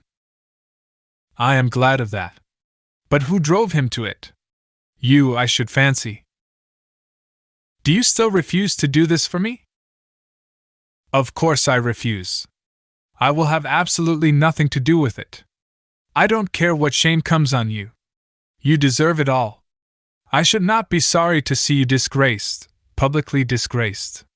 How dare you ask me, of all men in the world, to mix myself up in this horror? I should have thought you knew more about people's characters. Your friend Lord Henry Wotton can't have taught you much about psychology, whatever else he has taught you. Nothing will induce me to stir a step to help you. You have come to the wrong man. Go to some of your friends. Don't come to me. Alan, it was murder. I killed him. You don't know what he had made me suffer. Whatever my life is, he had more to do with the making or the marring of it than poor Harry has had. He may not have intended it, the result was the same. Murder! Good God, Dorian, is that what you have come to? I shall not inform upon you. It is not my business. Besides, without my stirring in the matter, you are certain to be arrested. Nobody ever commits a crime without doing something stupid. But I will have nothing to do with it. You must have something to do with it. Wait a moment, listen to me. Only listen, Alan. All I ask of you is to perform a certain scientific experiment. You go to hospitals and dead houses, and the horrors that you do there don't affect you. If in some hideous dissecting room or fetid laboratory you found this man lying on a leaden table with red gutters scooped out in it for the blood to flow through, you would simply look upon him as an admirable subject. You would not turn a hair. You would not believe that you were doing anything wrong. On the contrary, you would probably feel that you were benefiting the human race, or increasing the sum of knowledge in the world, or gratifying intellectual curiosity, or something of that kind. What I want you to do is merely what you have often done before. Indeed, to destroy a body must be far less horrible than what you are accustomed to work at. And remember, it is the only piece of evidence against me. If it is discovered, I am lost, and it is sure to be discovered unless you help me. I have no desire to help you. You forget that. I am simply indifferent to the whole thing. It has nothing to do with me. Alan, I entreat you. Think of the position I am in. Just before you came, I almost fainted with terror. You may know terror yourself some day. No! Don't think of that. Look at the matter purely from the scientific point of view. You don't inquire where the dead things on which you experiment come from. Don't inquire now. I have told you too much as it is. But I beg of you to do this. We were friends once, Alan. Don't speak about those days, Dorian, they are dead. The dead linger sometimes. The man upstairs will not go away. He is sitting at the table with bowed head and outstretched arms. Alan! Alan! If you don't come to my assistance, I am ruined. Why, they will hang me, Alan! Don't you understand? They will hang me for what I have done. There is no good in prolonging this scene. I absolutely refuse to do anything in the matter. It is insane of you to ask me. You refuse? Yes. I entreat you, Alan. It is useless. The same look of pity came into Dorian Gray's eyes. Then he stretched out his hand, took a piece of paper, and wrote something on it. He read it over twice, folded it carefully, and pushed it across the table. Having done this, he got up and went over to the window. Campbell looked at him in surprise, and then took up the paper and opened it. As he read it, his face became ghastly pale and he fell back in his chair. A horrible sense of sickness came over him. He felt as if his heart was beating itself to death in some empty hollow. After 2 or 3 minutes of terrible silence, Dorian turned round and came and stood behind him, putting his hand upon his shoulder. I am so sorry for you, Alan, he murmured, but you leave me no alternative. I have a letter written already. Here it is. You see the address? If you don't help me, I must send it. If you don't help me, I will send it. You know what the result will be. But you are going to help me. It is impossible for you to refuse now. I tried to spare you. You will do me the justice to admit that. You were stern, harsh, offensive. You treated me as no man has ever dared to treat me, no living man, at any rate. I bore it all. Now it is for me to dictate terms. Campbell buried his face in his hands, and a shudder passed through him. Yes, it is my turn to dictate terms, Alan. You know what they are. The thing is quite simple. Come, don't work yourself into this fever. The thing has to be done. Face it and do it. A groan broke from Campbell's lips and he shivered all over. The ticking of the clock on the mantelpiece seemed to him to be dividing time into separate atoms of agony, each of which was too terrible to be borne. He felt as if an iron ring was being slowly tightened round his forehead, as if the disgrace with which he was threatened had already come upon him. The hand upon his shoulder weighed like a hand of lead. It was intolerable. It seemed to crush him. Come, Alan, you must decide at once. I cannot do it, he said mechanically, as though words could alter things. You must. You have no choice. Don't delay. He hesitated a moment. Is there a fire in the room upstairs? Yes, there is a gas fire with asbestos. I shall have to go home and get some things from the laboratory. No, Alan, you must not leave the house. Write out on a sheet of notepaper what you want, and my servant will take a cab and bring the things back to you. Campbell scrawled a few lines, blotted them, and addressed an envelope to his assistant. Dorian took the note up and read it carefully. Then he rang the bell and gave it to his valet, with orders to return as soon as possible and to bring the things with him. As the hall door shut, Campbell started nervously, and having got up from the chair, went over to the chimney-piece. He was shivering with a kind of ague. For nearly 20 minutes neither of the men spoke. A fly buzzed noisily about the room, and the ticking of the clock was like the beat of a hammer. As the chime struck 1, Campbell turned round, and looking at Dorian Gray, saw that his eyes were filled with tears. There was something in the purity and refinement of that sad face that seemed to enrage him. You are infamous, absolutely infamous, he muttered. Hush, Alan. You have saved my life, said Dorian. Your life? Good heavens! What a life that is!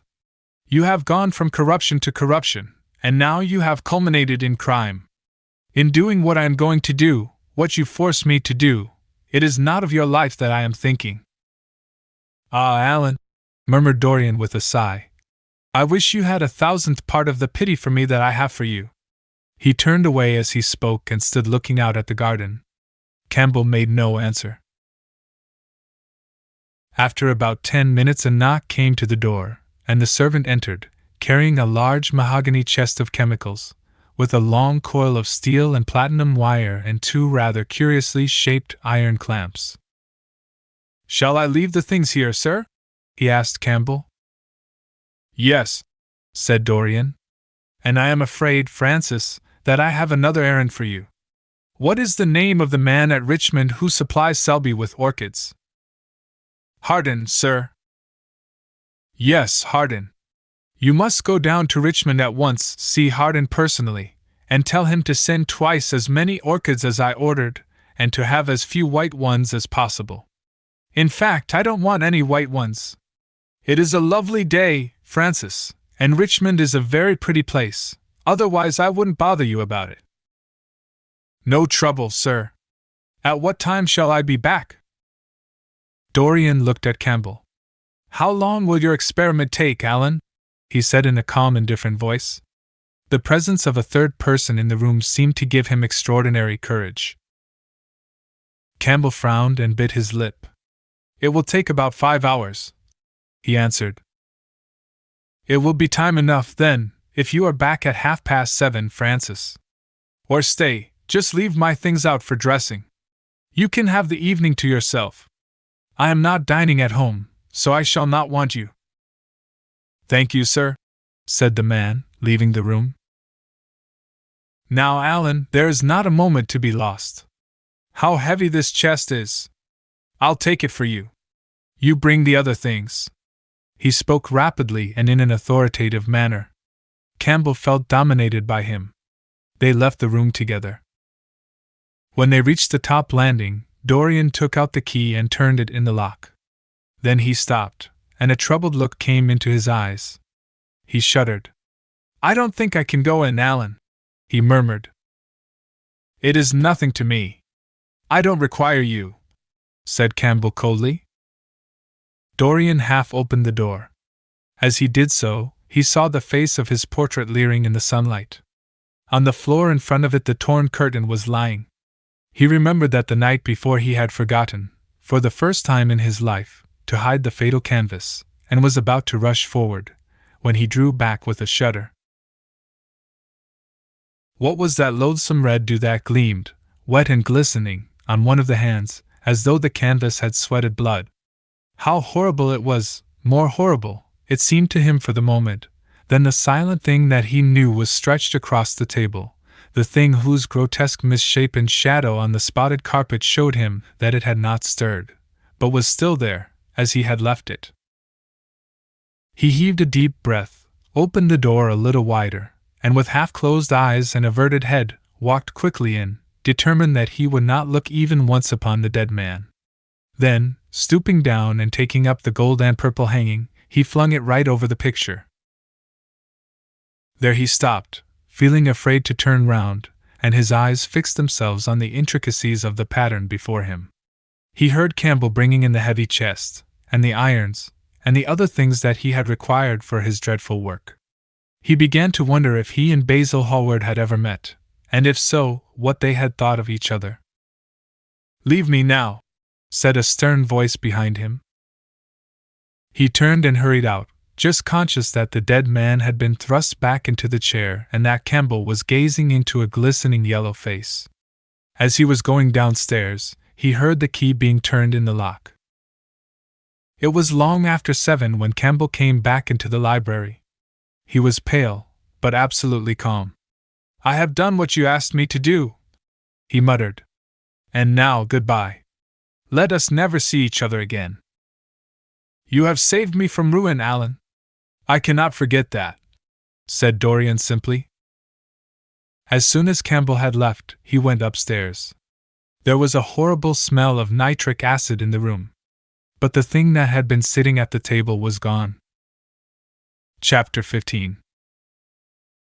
That evening, at 8:30, exquisitely dressed and wearing a large buttonhole of Parma violets, Dorian Gray was ushered into Lady Narborough's drawing room by bowing servants. His forehead was throbbing with maddened nerves, and he felt wildly excited, but his manner as he bent over his hostess's hand was as easy and graceful as ever. Perhaps one never seems so much at one's ease as when one has to play a part.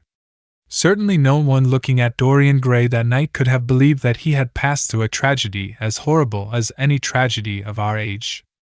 Those finely shaped fingers could never have clutched a knife for sin, nor those smiling lips have cried out on God and goodness. He himself could not help wondering at the calm of his demeanor, and for a moment felt keenly the terrible pleasure of a double life.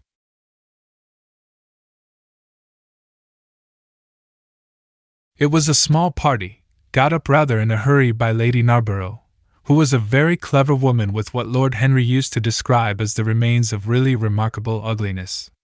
She had proved an excellent wife to one of our most tedious ambassadors, and having buried her husband properly in a marble mausoleum, which she had herself designed, and married off her daughters to some rich, rather elderly men, she devoted herself now to the pleasures of French fiction, French cookery, and French esprit when she could get it. Dorian was one of her especial favorites, and she always told him that she was extremely glad she had not met him in early life. "I know, my dear, I should have fallen madly in love with you," she used to say, "and thrown my bonnet right over the mills for your sake. It is most fortunate that you were not thought of at the time. As it was, our bonnets were so unbecoming, and the mills were so occupied in trying to raise the wind, that I never had even a flirtation with anybody. However, that was all Narborough's fault. He was dreadfully short-sighted, and there is no pleasure in taking in a husband who never sees anything." Her guests this evening were rather tedious. The fact was, as she explained to Dorian, behind a very shabby fan, one of her married daughters had come up quite suddenly to stay with her, and to make matters worse, had actually brought her husband with her. "I think it is most unkind of her, my dear," she whispered. "Of course I go and stay with them every summer after I come from Hamburg, but then an old woman like me must have fresh air sometimes, and besides I really wake them up. You don't know what an existence they lead down there. It is pure unadulterated country life. They get up early, because they have so much to do, and go to bed early, because they have so little to think about. There has not been a scandal in the neighborhood since the time of Queen Elizabeth, and consequently they all fall asleep after dinner. You shan't sit next either of them. You shall sit by me and amuse me." Dorian murmured a graceful compliment, and looked round the room. Yes, it was certainly a tedious party. Two of the people he had never seen before, and the others consisted of Ernest Harrowden, one of those middle-aged mediocrities so common in London clubs who have no enemies, but are thoroughly disliked by their friends, Lady Ruxton, an overdressed woman of 47, with a hooked nose, who was always trying to get herself compromised, but was so peculiarly plain that to her great disappointment no one would ever believe anything against her, Mrs. Erlyn, a pushing nobody, with a delightful lisp and Venetian red hair, Lady Alice Chapman, his hostess's daughter, a dowdy dull girl, with one of those characteristic British faces that, once seen, are never remembered, and her husband, a red-cheeked, white-whiskered creature who, like so many of his class, was under the impression that inordinate joviality can atone for an entire lack of ideas. He was rather sorry he had come, till Lady Narborough, looking at the great ormolu gilt clock that sprawled in gaudy curves on the mauve-draped mantelshelf, exclaimed, "How horrid of Henry Wotton to be so late! I sent round to him this morning on chance, and he promised faithfully not to disappoint me." It was some consolation that Harry was to be there, and when the door opened and he heard his slow musical voice lending charm to some insincere apology, he ceased to feel bored. But at dinner he could not eat anything. Plate after plate went away untasted. Lady Narborough kept scolding him for what she called an insult to poor Adolphe, who invented the menu specially for you. And now and then Lord Henry looked across at him, wondering at his silence and abstracted manner. From time to time the butler filled his glass with champagne. He drank eagerly, and his thirst seemed to increase. "Dorian," said Lord Henry at last, as the chaufroid was being handed round. "What is the matter with you tonight? You are quite out of sorts." "I believe he is in love," cried Lady Narborough, "and that he is afraid to tell me for fear I should be jealous. He is quite right. I certainly should." "Dear Lady Narborough," murmured Dorian, smiling, "I have not been in love for a whole week, not, in fact, since Madame de Ferrol left town." "How you men can fall in love with that woman!" exclaimed the old lady. "I really cannot understand it." "It is simply because she remembers you when you were a little girl, Lady Narborough," said Lord Henry. "She is the one link between us and your short frocks." "She does not remember my short frocks at all, Lord Henry. But I remember her very well at Vienna 30 years ago, and how décolletée she was then." "She is still décolletée," he answered, taking an olive in his long fingers. "And when she is in a very smart gown she looks like an edition de luxe of a bad French novel. She is really wonderful, and full of surprises. Her capacity for family affection is extraordinary. When her third husband died, her hair turned quite gold from grief." "How can you, Harry?" cried Dorian. "It is a most romantic explanation," laughed the hostess. "But her third husband, Lord Henry? You don't mean to say Ferrol is the fourth?" "Certainly, Lady Narborough." "I don't believe a word of it." "Well, ask Mr. Gray. He is one of her most intimate friends." "Is it true, Mr. Gray?" "She assures me so, Lady Narborough," said Dorian. "I asked her whether, like Marguerite de Navarre, she had their hearts embalmed and hung at her girdle. She told me she didn't, because none of them had had any hearts at all." "4 husbands! Upon my word that is trop de zèle." "Trop d'audace, I tell her," said Dorian. "Oh! She is audacious enough for anything, my dear. And what is Ferrol like?" "I don't know him." "The husbands of very beautiful women belong to the criminal classes," said Lord Henry, sipping his wine. Lady Narborough hit him with her fan. "Lord Henry, I am not at all surprised that the world says that you are extremely wicked." "But what world says that?" asked Lord Henry, elevating his eyebrows. "It can only be the next world. This world and I are on excellent terms." "Everybody I know says you are very wicked," cried the old lady, shaking her head. Lord Henry looked serious for some moments. "It is perfectly monstrous," he said at last, "the way people go about nowadays saying things against one behind one's back that are absolutely and entirely true." "Isn't he incorrigible?" cried Dorian, leaning forward in his chair. "I hope so," said his hostess, laughing. "But really, if you all worship Madame de Ferrol in this ridiculous way, I shall have to marry again so as to be in the fashion." "You will never marry again, Lady Narborough," broke in Lord Henry. "You were far too happy. When a woman marries again, it is because she detested her first husband. When a man marries again, it is because he adored his first wife. Women try their luck, men risk theirs." "Narborough wasn't perfect," cried the old lady. "If he had been, you would not have loved him, my dear lady," was the rejoinder. "Women love us for our defects. If we have enough of them, they will forgive us everything, even our intellects. You will never ask me to dinner again after saying this, I am afraid, Lady Narborough, but it is quite true." "Of course it is true, Lord Henry. If we women did not love you for your defects, where would you all be? Not one of you would ever be married. You would be a set of unfortunate bachelors. Not, however, that that would alter you much. Nowadays all the married men live like bachelors, and all the bachelors like married men." "Fin de siècle," murmured Lord Henry. "Fin du globe," answered his hostess. I wish it were fin du globe, said Dorian with a sigh. Life is a great disappointment. Ah, my dear, cried Lady Narborough, putting on her gloves. Don't tell me that you have exhausted life. When a man says that, one knows that life has exhausted him. Lord Henry is very wicked, and I sometimes wish that I had been, but you are made to be good, you look so good. I must find you a nice wife. Lord Henry, don't you think that Mr. Gray should get married? I am always telling him so, Lady Narborough, said Lord Henry with a bow. Well, we must look out for a suitable match for him. I shall go through Debrett carefully tonight and draw out a list of all the eligible young ladies. With their ages, Lady Narborough? Asked Dorian.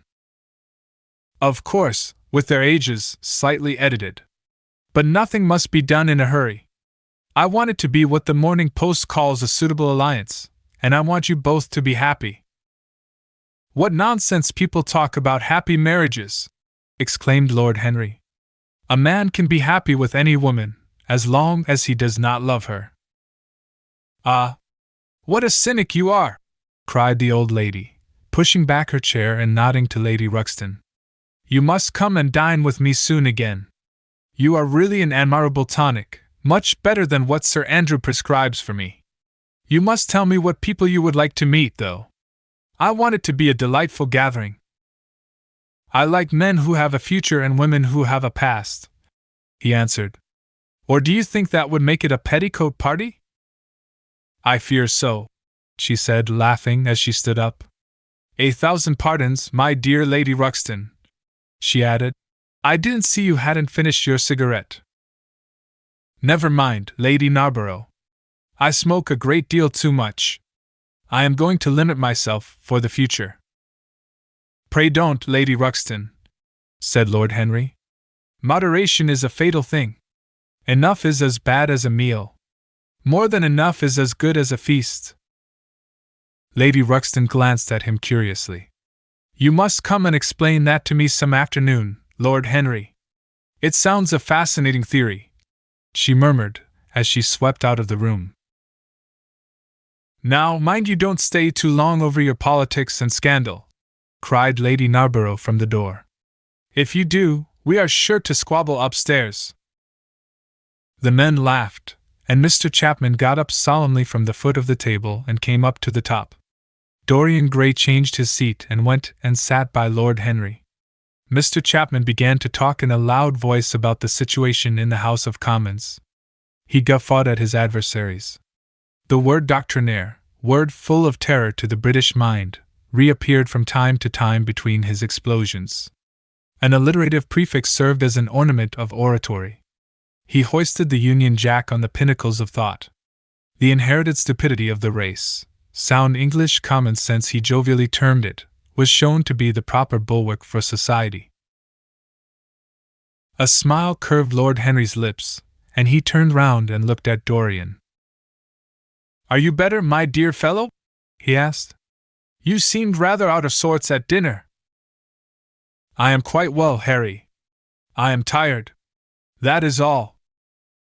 You were charming last night. The little Duchess is quite devoted to you. She tells me she is going down to Selby. She has promised to come on the 20th.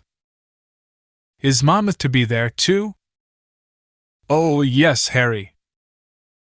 He bores me dreadfully, almost as much as he bores her.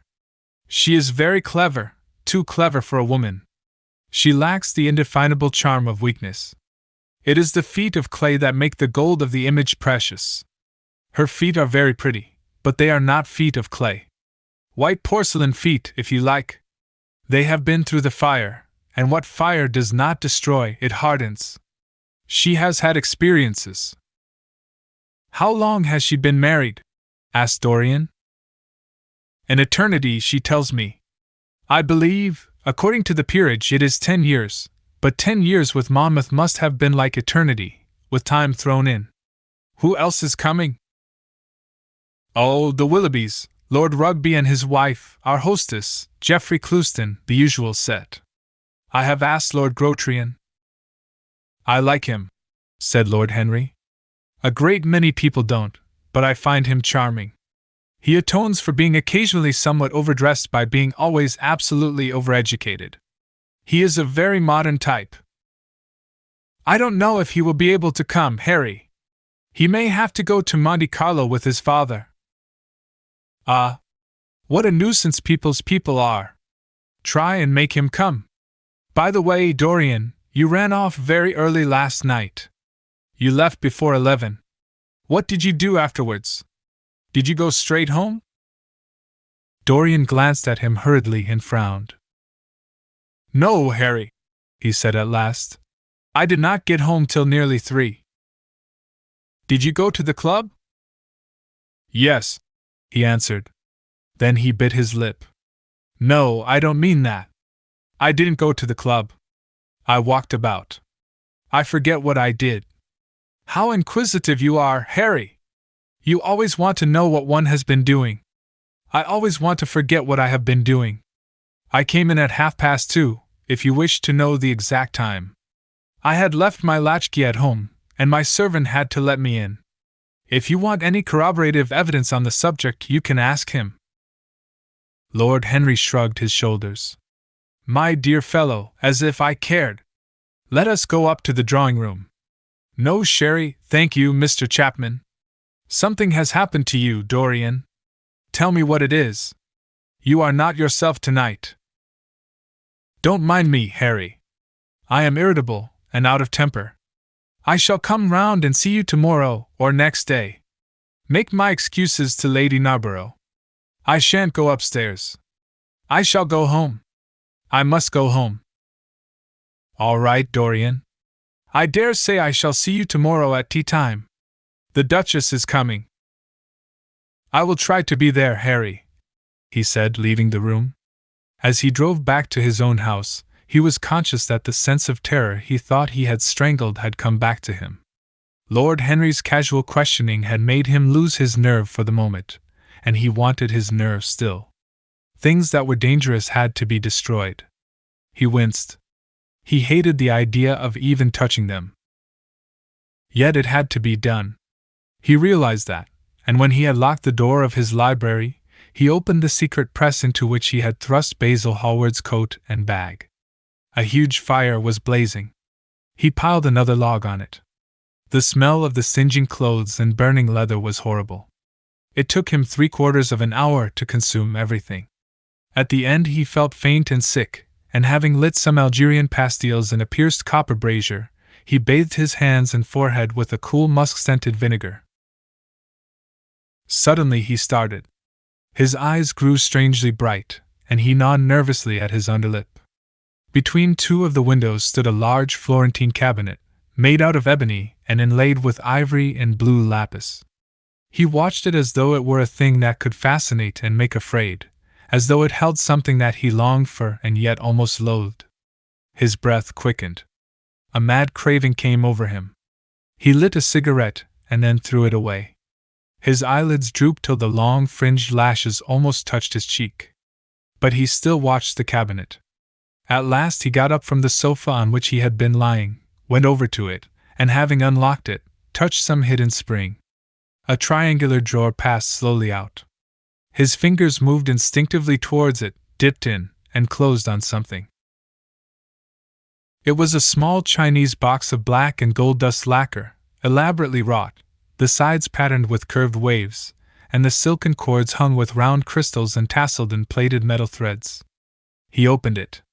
Inside was a green paste, waxy in luster, the odor curiously heavy and persistent. He hesitated for some moments, with a strangely immobile smile upon his face. Then, shivering, though the atmosphere of the room was terribly hot, he drew himself up and glanced at the clock. It was 20 minutes to 12. He put the box back, shutting the cabinet doors as he did so, and went into his bedroom.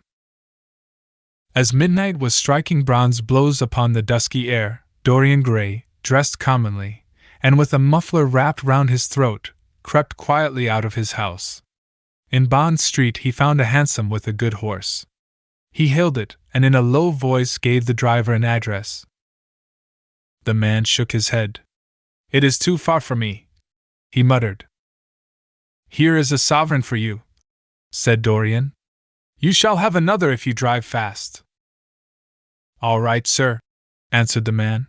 "You will be there in an hour." And after his fare had gotten, he turned his horse round and drove rapidly towards the river.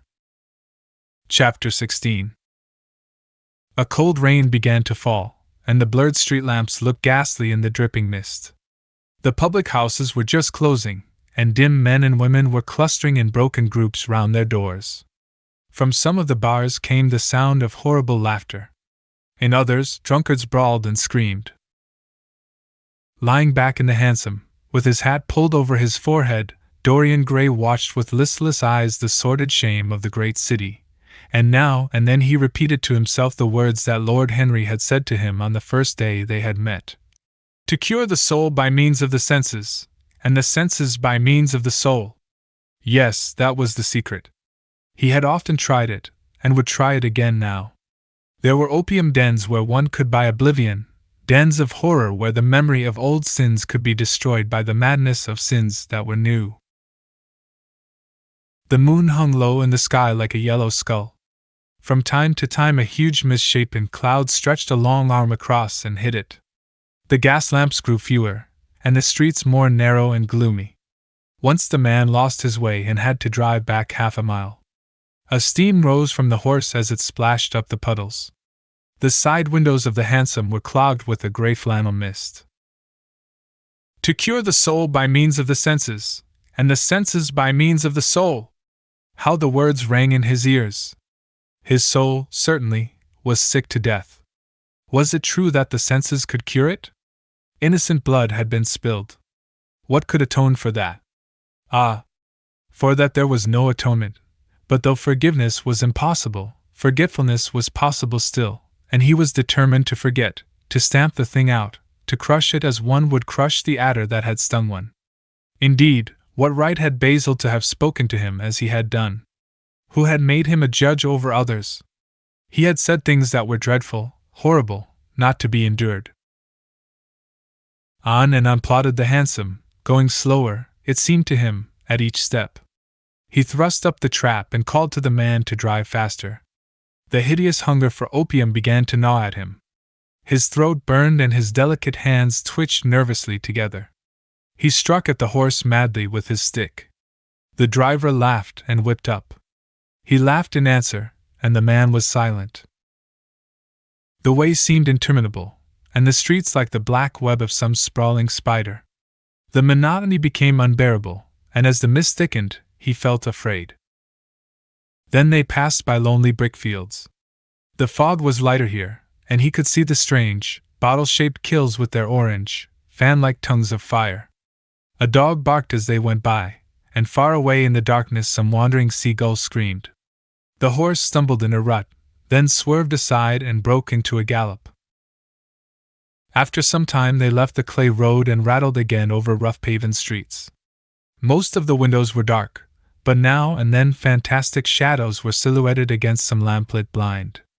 He watched them curiously. They moved like monstrous marionettes and made gestures like live things. He hated them. A dull rage was in his heart. As they turned a corner, a woman yelled something at them from an open door, and two men ran after the hansom for about 100 yards. The driver beat at them with his whip. It is said that passion makes one think in a circle. Certainly with hideous iteration the bitten lips of Dorian Gray shaped and reshaped those subtle words that dealt with soul and sense, till he had found in them the full expression, as it were, of his mood, and justified by intellectual approval passions that without such justification would still have dominated his temper. From cell to cell of his brain crept the one thought, and the wild desire to live, most terrible of all man's appetites, quickened into force each trembling nerve and fiber. Ugliness that had once been hateful to him because it made things real, became dear to him now for that very reason. Ugliness was the one reality. The coarse brawl, the loathsome den, the crude violence of disordered life, the very vileness of thief and outcast, were more vivid, in their intense actuality of impression, than all the gracious shapes of art, the dreamy shadows of song. They were what he needed for forgetfulness. In 3 days he would be free. Suddenly the man drew up with a jerk at the top of a dark lane. Over the low roofs and jagged chimney stacks of the houses rose the black masts of ships. Wreaths of white mist clung like ghostly sails to the yards. "Somewhere about here, sir, ain't it?" he asked huskily through the trap. Dorian started and peered round. "This will do," he answered, and having got out hastily and given the driver the extra fare he had promised him, he walked quickly in the direction of the quay. Here and there a lantern gleamed at the stern of some huge merchantman. The light shook and splintered in the puddles. A red glare came from an outward-bound steamer that was coaling. The slimy pavement looked like a wet mackintosh. He hurried on towards the left, glancing back now and then to see if he was being followed. In about 7 or 8 minutes he reached a small shabby house that was wedged in between two gaunt factories. In one of the top windows stood a lamp. He stopped and gave a peculiar knock. After a little time he heard steps in the passage and the chain being unhooked. The door opened quietly, and he went in without saying a word to the squat misshapen figure that flattened itself into the shadow as he passed. At the end of the hall hung a tattered green curtain that swayed and shook in the gusty wind which had followed him in from the street. He dragged it aside and entered a long low room which looked as if it had once been a third-rate dancing saloon. Shrill flaring gas jets, dulled and distorted in the fly-blown mirrors that faced them, were ranged round the walls. Greasy reflectors of ribbed tin backed them, making quivering discs of light. The floor was covered with ochre-colored sawdust, trampled here and there into mud, and stained with dark rings of spilled liquor. Some Malays were crouching by a little charcoal stove, playing with bone counters and showing their white teeth as they chattered. In one corner, with his head buried in his arms, a sailor sprawled over a table, and by the tautily painted bar that ran across one complete side stood two haggard women, mocking an old man who was brushing the sleeves of his coat with an expression of disgust. "He thinks he's got red ants on him," laughed one of them, as Dorian passed by. The man looked at her in terror and began to whimper. At the end of the room there was a little staircase, leading to a darkened chamber. As Dorian hurried up its 3 rickety steps, the heavy odor of opium met him. He heaved a deep breath, and his nostrils quivered with pleasure. When he entered, a young man with smooth yellow hair, who was bending over a lamp lighting a long thin pipe, looked up at him and nodded in a hesitating manner. "You here, Adrian?" muttered Dorian. "Where else should I be?" he answered, listlessly. "None of the chaps will speak to me now." "I thought you had left England." "Darlington is not going to do anything. My brother paid the bill at last. George doesn't speak to me either. I don't care," he added with a sigh. "As long as one has this stuff, one doesn't want friends. I think I have had too many friends." Dorian winced and looked round at the grotesque things that lay in such fantastic postures on the ragged mattresses. The twisted limbs, the gaping mouths, the staring lusterless eyes, fascinated him. He knew in what strange heavens they were suffering, and what dull hells were teaching them the secret of some new joy. They were better off than he was. He was prisoned in thought. Memory, like a horrible malady, was eating his soul away. From time to time he seemed to see the eyes of Basil Hallward looking at him. Yet he felt he could not stay. The presence of Adrian Singleton troubled him. He wanted to be where no one would know who he was. He wanted to escape from himself.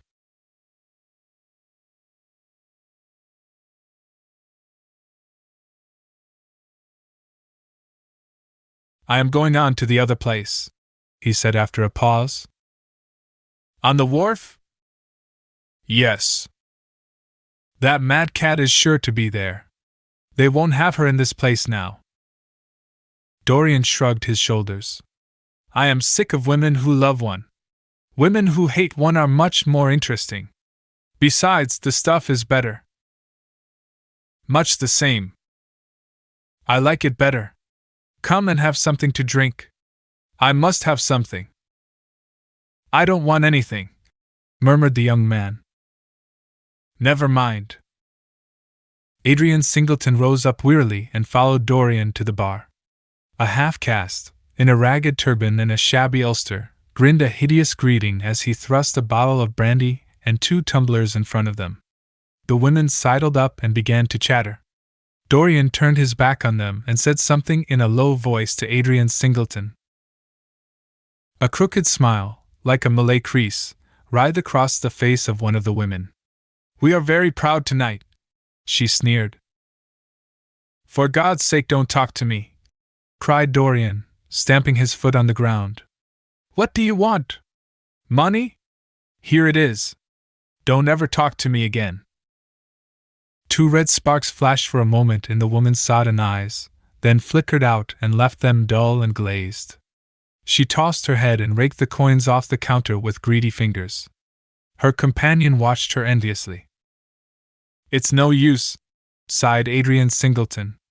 "I don't care to go back. What does it matter? I am quite happy here." "You will write to me if you want anything, won't you?" said Dorian after a pause. "Perhaps." "Good night, then." "Good night," answered the young man, passing up the steps and wiping his parched mouth with a handkerchief. Dorian walked to the door with a look of pain in his face. As he drew the curtain aside, a hideous laugh broke from the painted lips of the woman who had taken his money. "There goes the devil's bargain," she hiccuped, in a hoarse voice. "Curse you," he answered. "Don't call me that." She snapped her fingers. "Prince Charming is what you like to be called, ain't it?" she yelled after him. The drowsy sailor leaped to his feet as she spoke, and looked wildly round. The sound of the shutting of the hall door fell on his ear. He rushed out as if in pursuit. Dorian Gray hurried along the quay through the drizzling rain. His meeting with Adrian Singleton had strangely moved him, and he wondered if the ruin of that young life was really to be laid at his door, as Basil Hallward had said to him with such infamy of insult. He bit his lip, and for a few seconds his eyes grew sad. Yet, after all, what did it matter to him? One's days were too brief to take the burden of another's errors on one's shoulders. Each man lived his own life and paid his own price for living it. The only pity was one had to pay so often for a single fault. One had to pay over and over again, indeed. In her dealings with man, destiny never closed her accounts. There are moments, psychologists tell us, when the passion for sin, or for what the world calls sin, so dominates a nature that every fiber of the body, as every cell of the brain, seems to be instinct with fearful impulses. Men and women at such moments lose the freedom of their will. They move to their terrible end as automatons move. Choice is taken from them, and conscience is either killed, or, if it lives at all, lives but to give rebellion its fascination and disobedience its charm. For all sins, as theologians weary not of reminding us, are sins of disobedience. When that high spirit, that morning star of evil, fell from heaven, it was as a rebel that he fell. Callous, concentrated on evil, with stained mind, and so hungry for rebellion, Dorian Gray hastened on, quickening his step as he went, but as he darted aside into a dim archway, that had served him often as a short cut to the ill-famed place where he was going, he felt himself suddenly seized from behind, and before he had time to defend himself, he was thrust back against the wall, with a brutal hand round his throat. He struggled madly for life, and by a terrible effort wrenched the tightening fingers away. In a second he heard the click of a revolver, and saw the gleam of a polished barrel, pointing straight at his head, and the dusky form of a short, thick-set man facing him. "What do you want?" he gasped. "Keep quiet," said the man. "If you stir, I shoot you." "You are mad. What have I done to you?" "You wrecked the life of Sybil Vane," was the answer. "And Sybil Vane was my sister. She killed herself. I know it. Her death is at your door. I swore I would kill you in return. For years I have sought you. I had no clue, no trace. The 2 people who could have described you were dead. I knew nothing of you but the pet name she used to call you. I heard it tonight by chance. Make your peace with God, for tonight you are going to die." Dorian Gray grew sick with fear. "I never knew her," he stammered. I never heard of her. You are mad. You had better confess your sin, for as sure as I am James Vane, you are going to die. There was a horrible moment. Dorian did not know what to say or do. Down on your knees, growled the man. I give you 1 minute to make your peace, no more. I go on board tonight for India, and I must do my job first. 1 minute. That's all. Dorian's arms fell to his side. Paralyzed with terror, he did not know what to do. Suddenly a wild hope flashed across his brain. Stop, he cried. How long ago is it since your sister died? Quick, tell me. 18 years, said the man. Why do you ask me? What do years matter? 18 years, laughed Dorian Gray, with a touch of triumph in his voice. 18 years! Set me under the lamp and look at my face. James Vane hesitated for a moment, not understanding what was meant.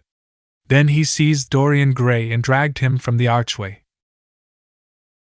Dim and wavering as was the wind-blown light, yet it served to show him the hideous error, as it seemed, into which he had fallen, for the face of the man he had sought to kill had all the bloom of boyhood, all the unstained purity of youth. He seemed little more than a lad of 20 summers, hardly older, if older indeed at all, than his sister had been when they had parted so many years ago. It was obvious that this was not the man who had destroyed her life. He loosened his hold and reeled back. My God! My God! He cried. And I would have murdered you! Dorian Gray drew a long breath. You have been on the brink of committing a terrible crime, my man, he said, looking at him sternly. Let this be a warning to you not to take vengeance into your own hands. Forgive me, sir, muttered James Vane. I was deceived. A chance word I heard in that damned den set me on the wrong track. You had better go home and put that pistol away, or you may get into trouble, said Dorian, turning on his heel and going slowly down the street. James Vane stood on the pavement in horror. He was trembling from head to foot. After a little while, a black shadow that had been creeping along the dripping wall moved out into the light and came close to him with stealthy footsteps. He felt a hand laid on his arm and looked round with a start. It was one of the women who had been drinking at the bar. Why didn't you kill him? She hissed out, putting Haggard's face quite close to his. I knew you were following him when you rushed out from Daly's. You fool! You should have killed him! He has lots of money, and he's as bad as bad. He is not the man I am looking for, he answered, and I want no man's money. I want a man's life. The man whose life I want must be nearly 40 now. This one is little more than a boy. Thank God I have not got his blood upon my hands. The woman gave a bitter laugh. Little more than a boy, she sneered. Why, man, it's nigh on 18 years since Prince Charming made me what I am. You lie, cried James Vane. She raised her hand up to heaven. Before God I am telling the truth, she cried. Before God? Strike me dumb if it ain't so. He is the worst one that comes here. They say he has sold himself to the devil for a pretty face. It's nigh on 18 years since I met him. He hasn't changed much since then. I have, though, she added, with a sickly leer. You swear this? I swear it, came in hoarse echo from her flat mouth. But don't give me away to him, she whined. I am afraid of him. Let me have some money for my night's lodging. He broke from her with an oath and rushed to the corner of the street, but Dorian Gray had disappeared. When he looked back, the woman had vanished also. Chapter 17. A week later Dorian Gray was sitting in the conservatory at Selby Royal, talking to the pretty Duchess of Monmouth, who with her husband, a jaded-looking man of 60, was amongst his guests. It was tea time, and the mellow light of the huge, lace-covered lamp that stood on the table lit up the delicate china and hammered silver of the service at which the Duchess was presiding. Her white hands were moving daintily among the cups, and her full red lips were smiling at something that Dorian had whispered to her. Lord Henry was lying back in a silk-draped wicker chair, looking at them. On a peach-colored divan sat Lady Narborough, pretending to listen to the Duke's description of the last Brazilian beetle that he had added to his collection. 3 young men in elaborate smoking suits were handing tea cakes to some of the women. The house party consisted of 12 people, and there were more expected to arrive on the next day. "What are you two talking about?" said Lord Henry, strolling over to the table and putting his cup down. "I hope Dorian has told you about my plan for rechristening everything, Gladys. It is a delightful idea." "But I don't want to be rechristened, Harry," rejoined the Duchess, looking up at him with her wonderful eyes. "I am quite satisfied with my own name, and I am sure Mr. Gray should be satisfied with his." "My dear Gladys, I would not alter either name for the world. They are both perfect. I was thinking chiefly of flowers. Yesterday I cut an orchid for my buttonhole. It was a marvelous spotted thing, as effective as the 7 deadly sins. In a thoughtless moment I asked one of the gardeners what it was called. He told me it was a fine specimen of Robinsoniana, or something dreadful of that kind. It is a sad truth, but we have lost the faculty of giving lovely names to things. Names are everything. I never quarrel with actions. My one quarrel is with words. That is the reason I hate vulgar realism in literature. The man who could call a spade should be compelled to use one. It is the only thing he is fit for." "Then what should we call you, Harry?" she asked.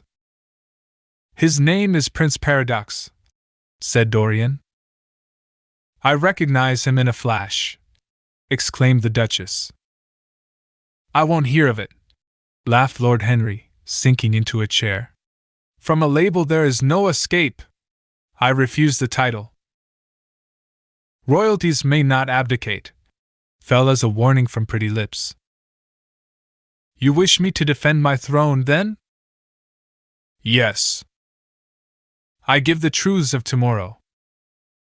"I prefer the mistakes of today," she answered. "You disarm me, Gladys," he cried, catching the wilfulness of her mood. "Of your shield, Harry, not of your spear." "I never tilt against beauty," he said with a wave of his hand. "That is your error, Harry, believe me. You value beauty far too much." "How can you say that? I admit that I think that it is better to be beautiful than to be good. But on the other hand, no one is more ready than I am to acknowledge that it is better to be good than to be ugly." "Ugliness is one of the 7 deadly sins, then?" cried the Duchess. "What becomes of your simile about the orchid?" "Ugliness is one of the 7 deadly virtues, Gladys. You, as a good Tory, must not underrate them. Beer, the Bible, and the 7 deadly virtues have made our England what she is." "You don't like your country, then?" she asked. "I live in it."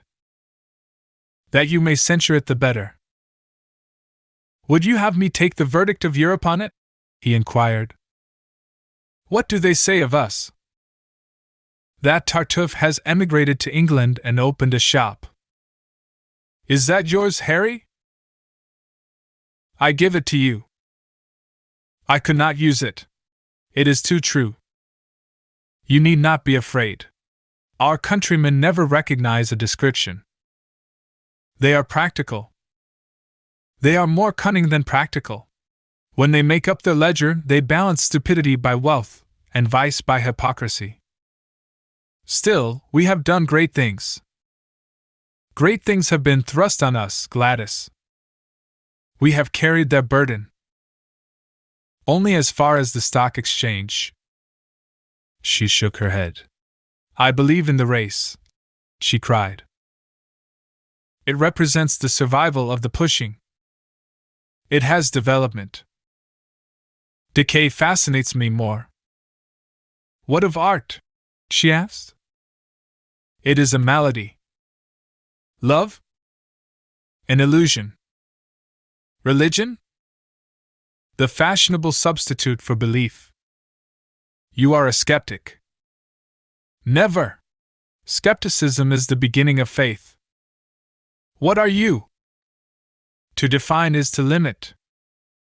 Give me a clue. Thread snap. You would lose your way in the labyrinth. You bewilder me. Let us talk of someone else. Our host is a delightful topic. Years ago he was christened Prince Charming. Ah, don't remind me of that, cried Dorian Gray. Our host is rather horrid this evening, answered the Duchess, coloring. I believe he thinks that Monmouth married me on purely scientific principles as the best specimen he could find of a modern butterfly. Well, I hope he won't stick pins into you, Duchess, laughed Dorian. Oh, my maid does that already, Mr. Gray, when she is annoyed with me. And what does she get annoyed with you about, Duchess? For the most trivial things, Mr. Gray, I assure you. Usually because I come in at 10 minutes to 9 and tell her that I must be dressed by 8:30. How unreasonable of her! You should give her warning.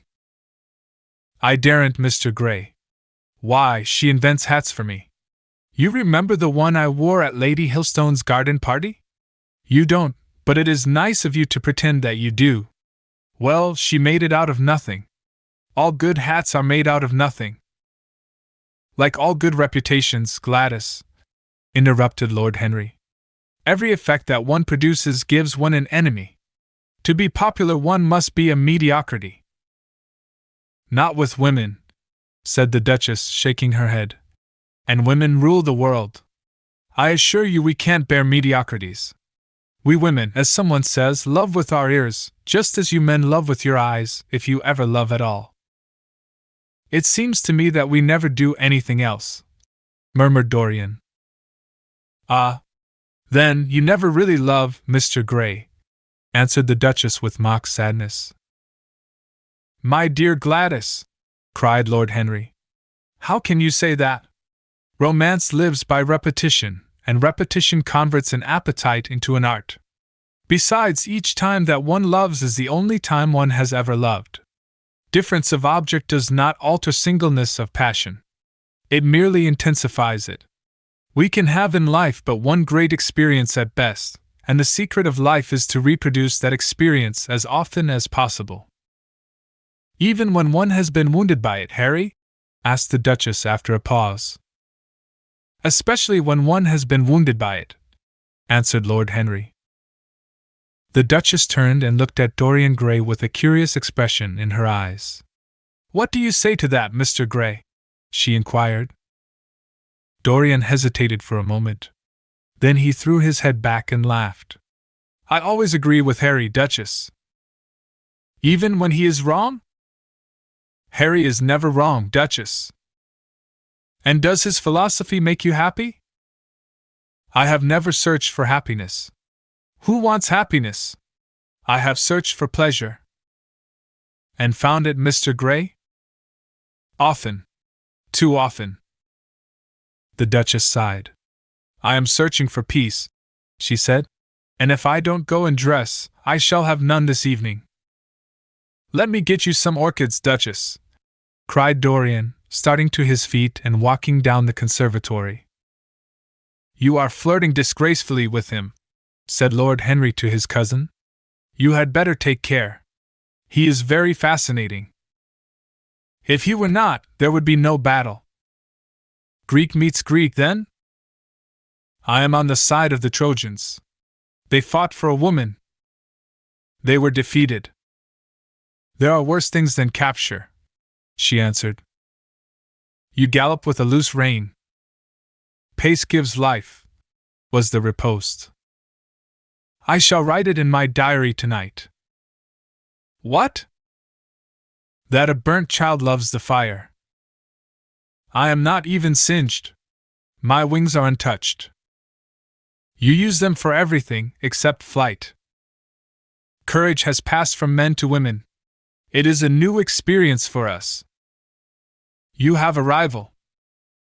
Who? He laughed. Lady Narborough, he whispered. She perfectly adores him. You fill me with apprehension. The appeal to antiquity is fatal to us who are romanticists. Romanticists! You have all the methods of science. Men have educated us, but not explained you. Describe us as a sex, was her challenge. Sphinxes without secrets.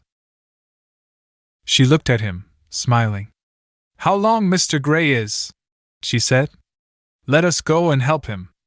I have not yet told him the color of my frock.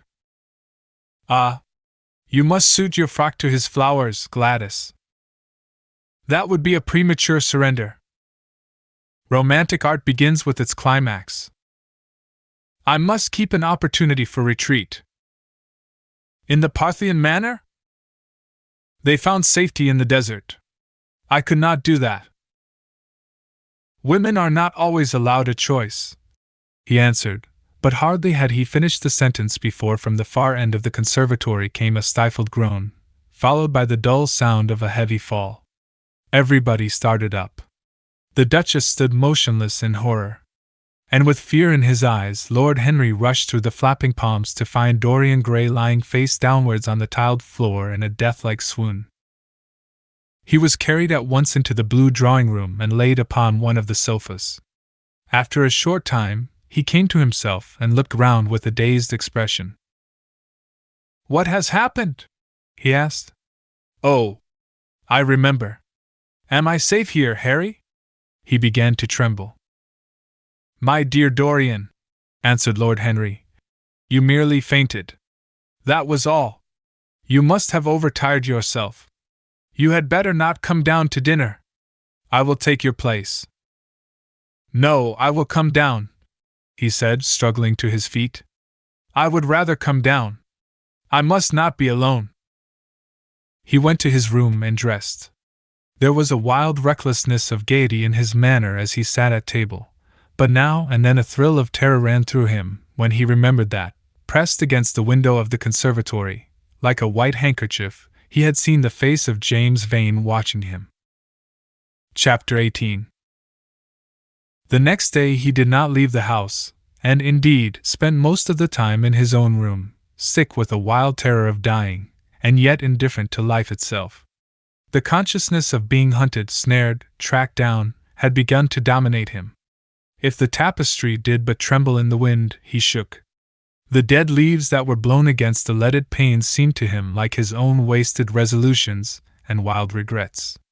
When he closed his eyes, he saw again the sailor's face peering through the mist-stained glass, and horror seemed once more to lay its hand upon his heart. But perhaps it had been only his fancy that had called vengeance out of the night, and set the hideous shapes of punishment before him.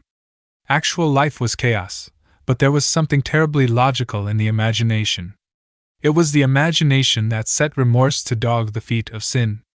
It was the imagination that made each crime bear its misshapen brood. In the common world of fact the wicked were not punished, nor the good rewarded. Success was given to the strong, failure thrust upon the weak. That was all. Besides, had any stranger been prowling round the house, he would have been seen by the servants or the keepers. Had any footmarks been found on the flower beds, the gardeners would have reported it.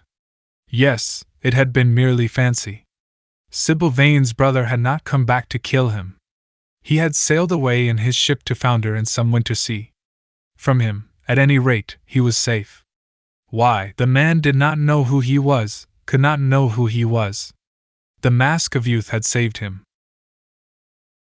And yet if it had been merely an illusion, how terrible it was to think that conscience could raise such fearful phantoms, and give them visible form, and make them move before one.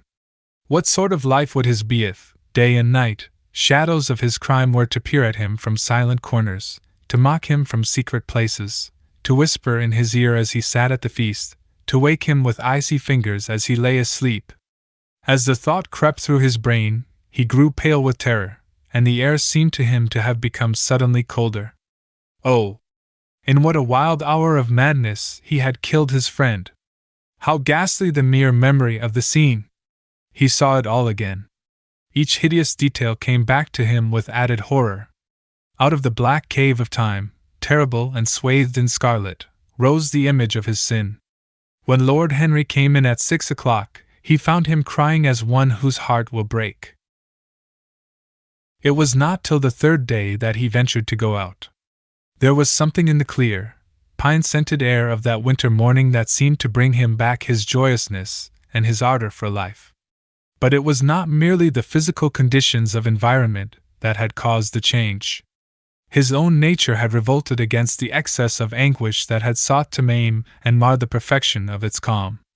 With subtle and finely wrought temperaments it is always so. Their strong passions must either bruise or bend. They either slay the man, or themselves die. Shallow sorrows and shallow loves live on. The loves and sorrows that are great are destroyed by their own plenitude. Besides, he had convinced himself that he had been the victim of a terror-stricken imagination, and looked back now on his fears with something of pity and not a little of contempt.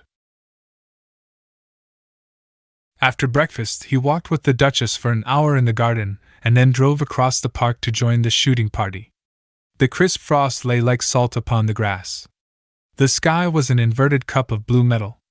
A thin film of ice bordered the flat, reed-grown lake. At the corner of the pine wood he caught sight of Sir Geoffrey Clouston, the Duchess's brother, jerking 2 spent cartridges out of his gun.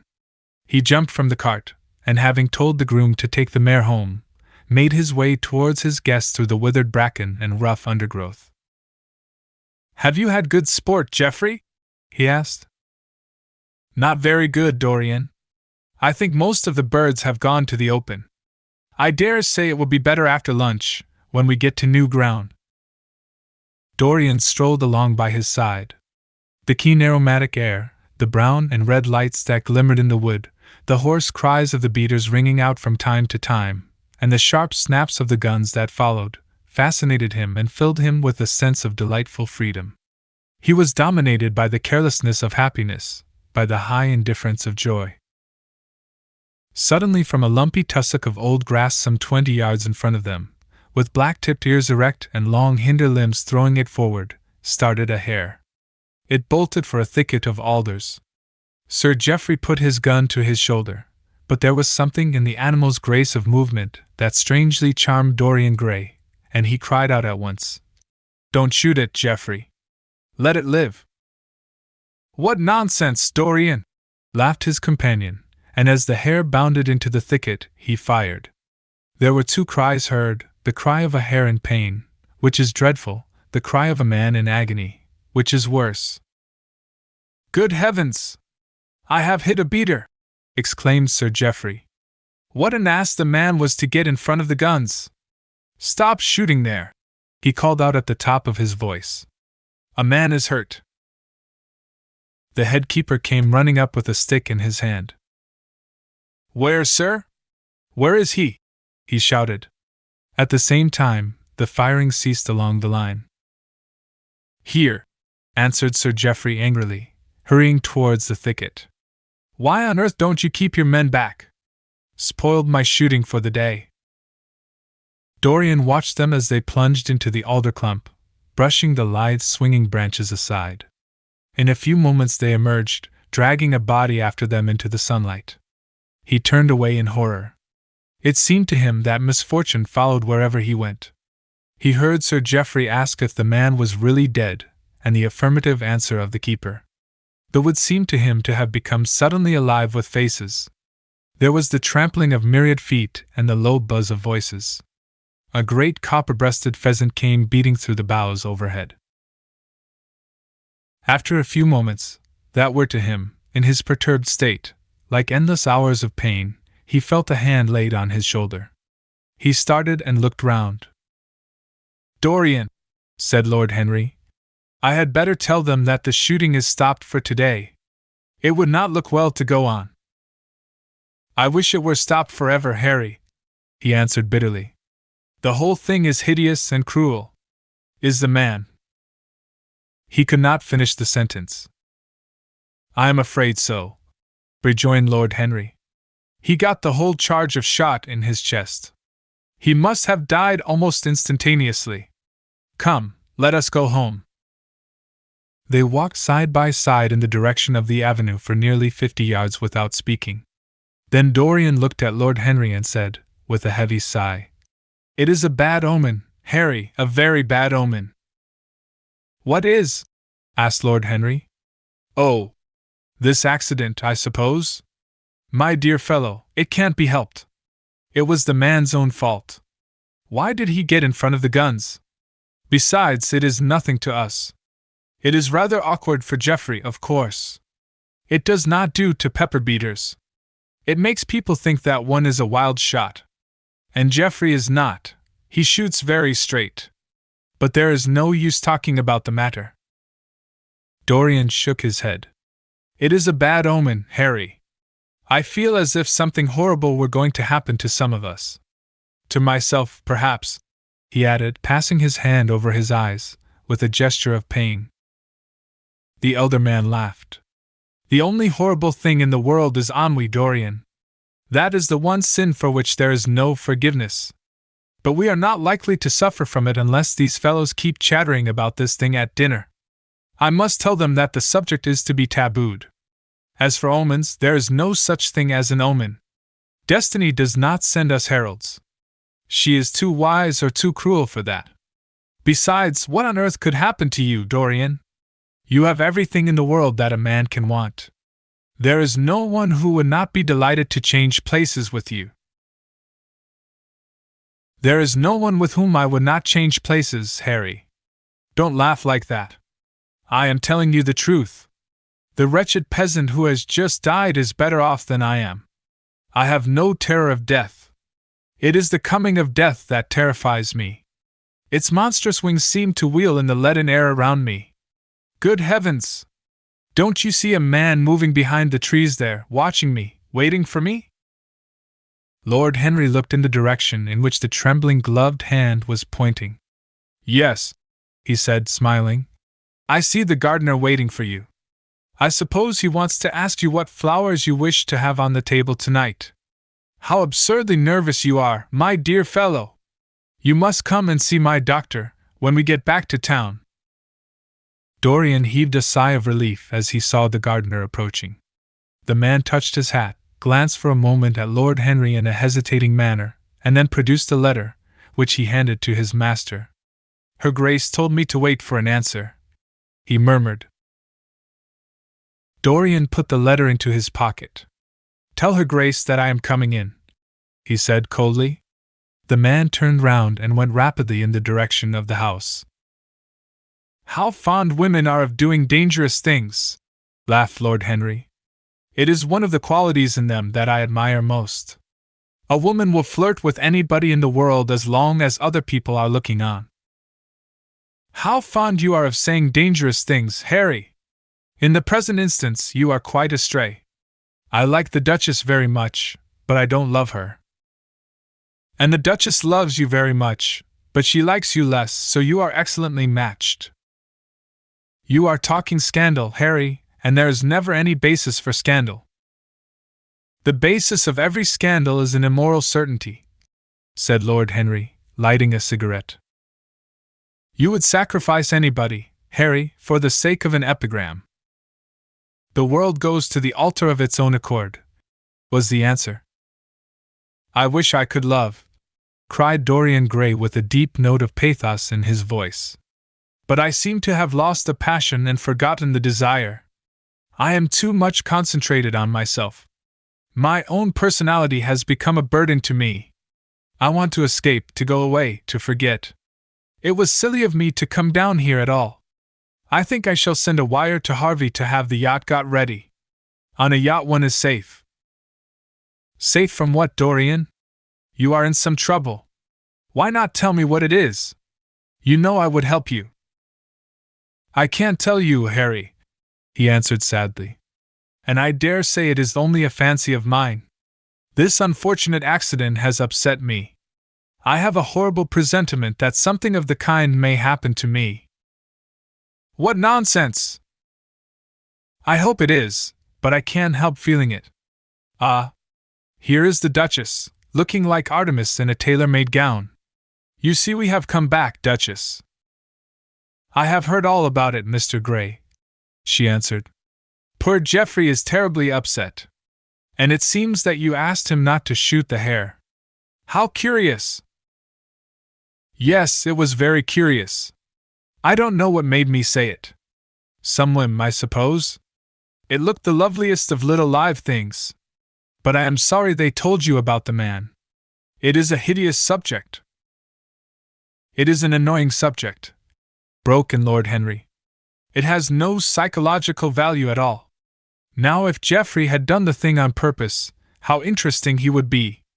I should like to know someone who had committed a real murder. How horrid of you, Harry! Cried the Duchess. Isn't it Mr. Gray? Harry, Mr. Gray is ill again. He is going to faint.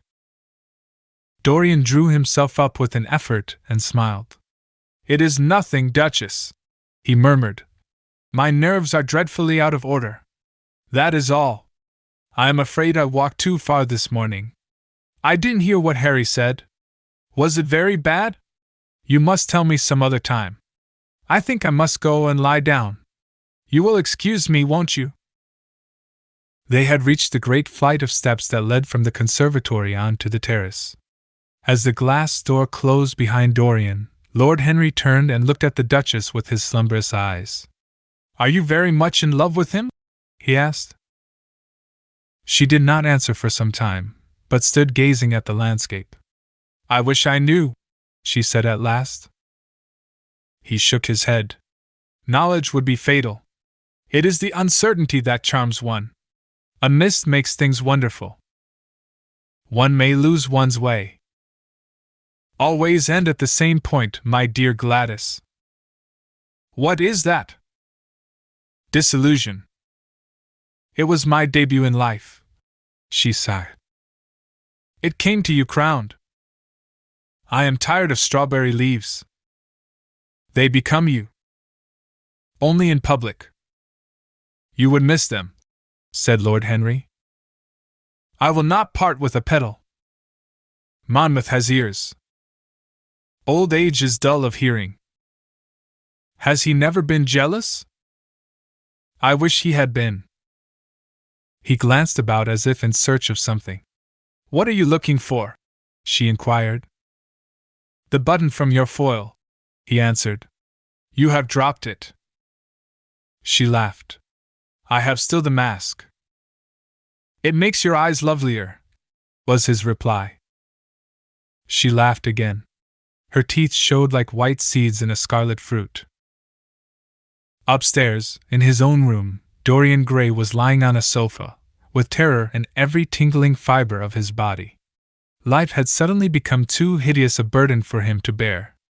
The dreadful death of the unlucky beater, shot in the thicket like a wild animal, had seemed to him to prefigure death for himself also. He had nearly swooned at what Lord Henry had said in a chance mood of cynical jesting. At 5 o'clock he rang his bell for his servant, and gave him orders to pack his things for the night express to town, and to have the brougham at the door by 8:30. He was determined not to sleep another night at Selby Royal. It was an ill-omened place. Death walked there in the sunlight. The grass of the forest had been spotted with blood. Then he wrote a note to Lord Henry, telling him that he was going up to town to consult his doctor and asking him to entertain his guests in his absence.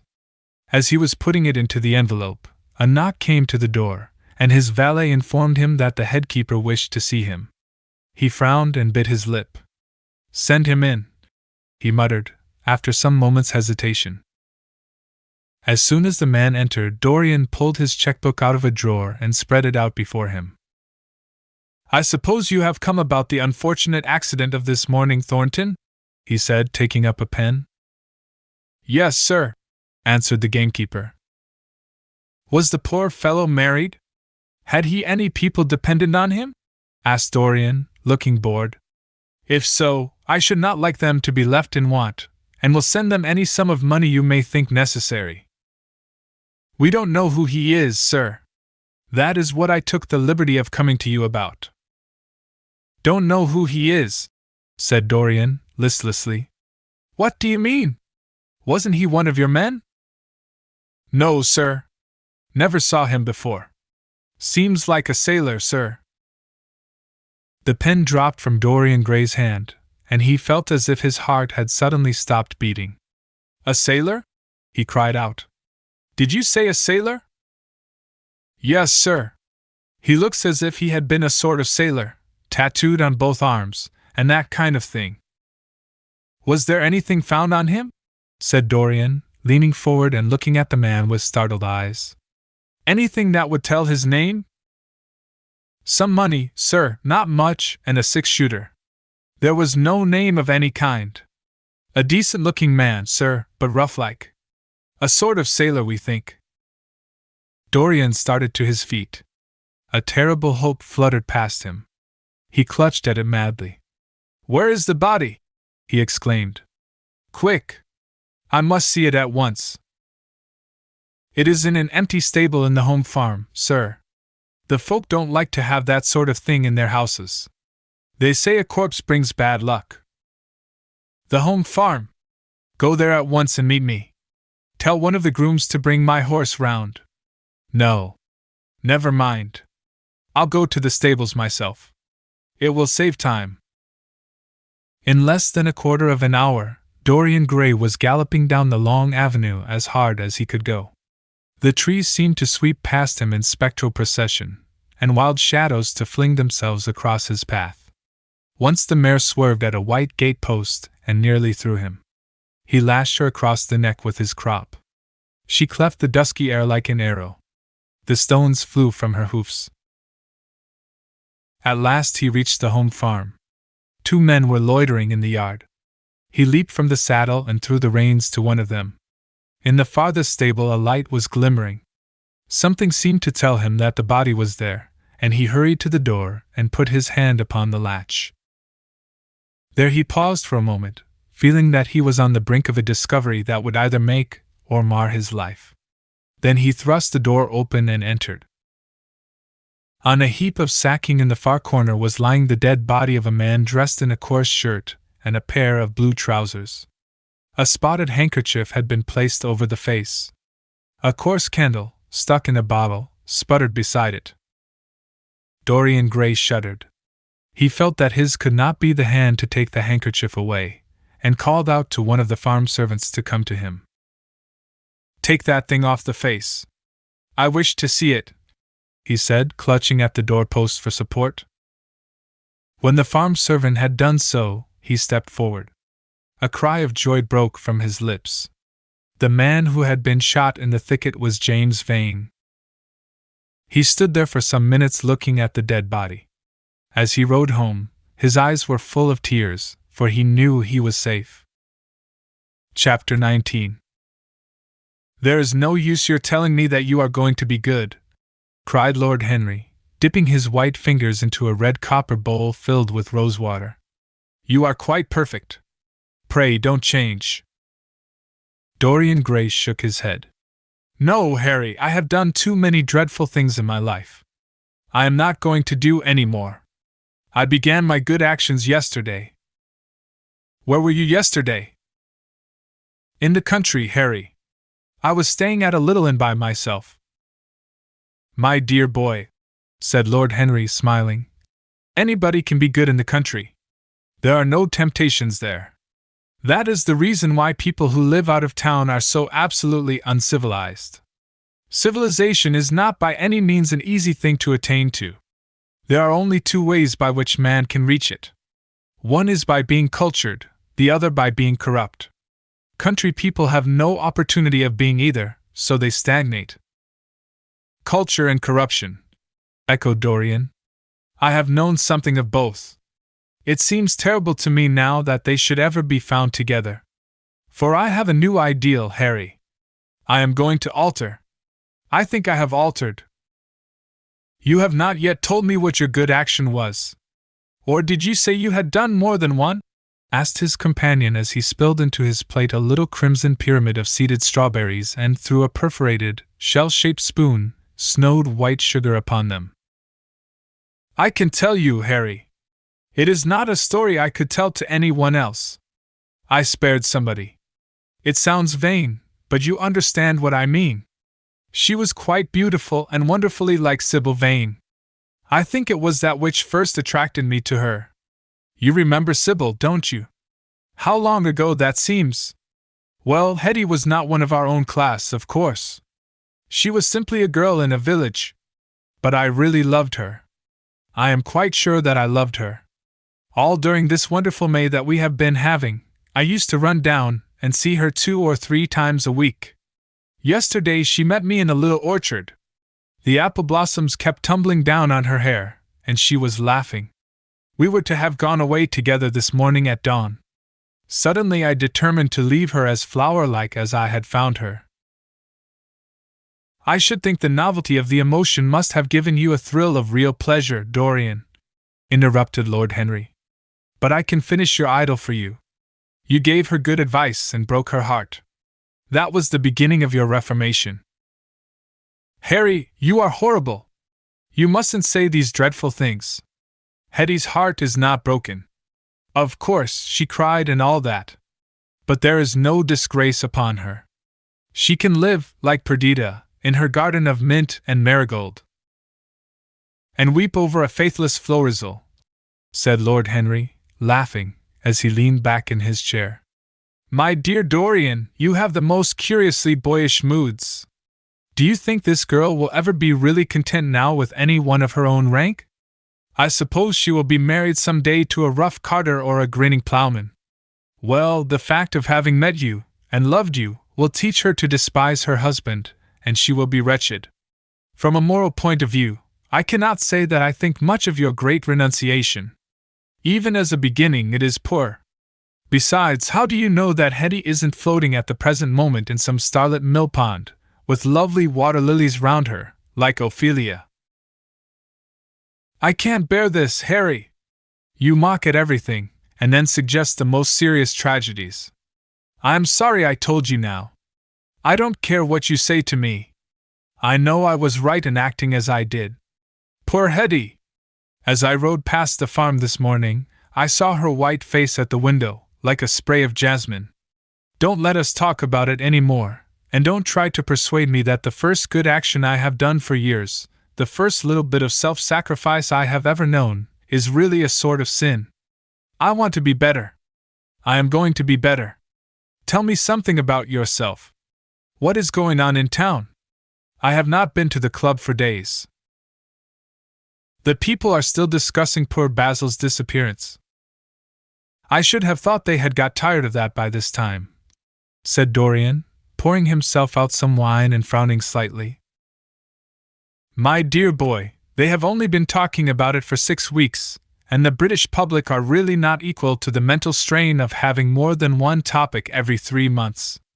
They have been very fortunate lately, however. They have had my own divorce case and Alan Campbell's suicide. Now they have got the mysterious disappearance of an artist. Scotland Yard still insists that the man in the grey ulster who left for Paris by the midnight train on the 9th of November was poor Basil, and the French police declare that Basil never arrived in Paris at all. I suppose in about a fortnight we shall be told that he has been seen in San Francisco. It is an odd thing, but every one who disappears is said to be seen at San Francisco. It must be a delightful city, and possess all the attractions of the next world. What do you think has happened to Basil? Asked Dorian, holding up his burgundy against the light, and wondering how it was that he could discuss the matter so calmly. I have not the slightest idea. If Basil chooses to hide himself, it is no business of mine. If he is dead, I don't want to think about him. Death is the only thing that ever terrifies me. I hate it. Why? Said the younger man wearily. Because, said Lord Henry, passing beneath his nostrils the gilt trellis of an open vinaigrette box, one can survive everything nowadays except that. Death and vulgarity are the only 2 facts in the 19th century that one cannot explain away. Let us have our coffee in the music room, Dorian. You must play Chopin to me. The man with whom my wife ran away played Chopin exquisitely. Poor Victoria! I was very fond of her. The house is rather lonely without her. Of course, married life is merely a habit, a bad habit. But then one regrets the loss even of one's worst habits. Perhaps one regrets them the most. They are such an essential part of one's personality. Dorian said nothing, but rose from the table, and passing into the next room, sat down to the piano and let his fingers stray across the white and black ivory of the keys. After the coffee had been brought in, he stopped, and looking over at Lord Henry said, "Harry, did it ever occur to you that Basil was murdered?" Lord Henry yawned. Basil was very popular, and always wore a Waterbury watch. Why should he have been murdered? He was not clever enough to have enemies. Of course, he had a wonderful genius for painting. But a man can paint like Velasquez and yet be as dull as possible. Basil was really rather dull. He only interested me once, and that was when he told me, years ago, that he had a wild adoration for you and that you were the dominant motive of his art. I was very fond of Basil, said Dorian with a note of sadness in his voice. But don't people say that he was murdered? Oh, some of the papers do. It does not seem to me to be at all probable. I know there are dreadful places in Paris, but Basil was not the sort of man to have gone to them. He had no curiosity. It was his chief defect. What would you say, Harry, if I told you that I had murdered Basil? Said the younger man. He watched him intently after he had spoken. I would say, my dear fellow, that you were posing for a character that doesn't suit you. All crime is vulgar, just as all vulgarity is crime. It is not in you, Dorian, to commit a murder. I am sorry if I hurt your vanity by saying so, but I assure you it is true. Crime belongs exclusively to the lower orders. I don't blame them in the smallest degree. I should fancy that crime was to them what art is to us, simply a method of procuring extraordinary sensations. A method of procuring sensations? Do you think, then, that a man who has once committed a murder could possibly do the same crime again? Don't tell me that. Oh, anything becomes a pleasure if one does it too often, cried Lord Henry, laughing. That is one of the most important secrets of life. I should fancy, however, that murder is always a mistake. One should never do anything that one cannot talk about after dinner. But let us pass from poor Basil. I wish I could believe that he had come to such a really romantic end as you suggest, but I can't. I dare say he fell into the Seine off an omnibus, and that the conductor hushed up the scandal. Yes, I should fancy that was his end. I see him lying now on his back under those dull green waters, with the heavy barges floating over him and long weeds catching in his hair. Do you know, I don't think he would have done much more good work. During the last 10 years his painting had gone off very much. Dorian heaved a sigh, and Lord Henry strolled across the room and began to stroke the head of a curious Java parrot, a large, grey-plumaged bird with pink crest and tail, that was balancing itself upon a bamboo perch. As his pointed fingers touched it, it dropped the white scoof of crinkled lids over black, glass-like eyes and began to sway backwards and forwards. Yes, he continued, turning round and taking his handkerchief out of his pocket. His painting had quite gone off. It seemed to me to have lost something. It had lost an ideal. When you and he ceased to be great friends, he ceased to be a great artist. What was it separated you? I suppose he bored you. If so, he never forgave you. It's a habit bores have. By the way, what has become of that wonderful portrait he did of you? I don't think I have ever seen it since he finished it. Oh, I remember your telling me years ago that you had sent it down to Selby, and that it had got mislaid or stolen on the way. You never got it back? What a pity! It was really a masterpiece. I remember I wanted to buy it. I wish I had now. It belonged to Basil's best period. Since then, his work was that curious mixture of bad painting and good intentions that always entitles a man to be called a representative British artist. Did you advertise for it? You should. I forget, said Dorian. I suppose I did. But I never really liked it. I am sorry I sat for it. The memory of the thing is hateful to me. Why do you talk of it? It used to remind me of those curious lines in some play, Hamlet, I think. How do they run? Like the painting of a sorrow, a face without a heart. Yes, that is what it was like. Lord Henry laughed. If a man treats life artistically, his brain is his heart, he answered, sinking into an armchair. Dorian Gray shook his head and struck some soft chords on the piano. Like the painting of a sorrow, he repeated, a face without a heart.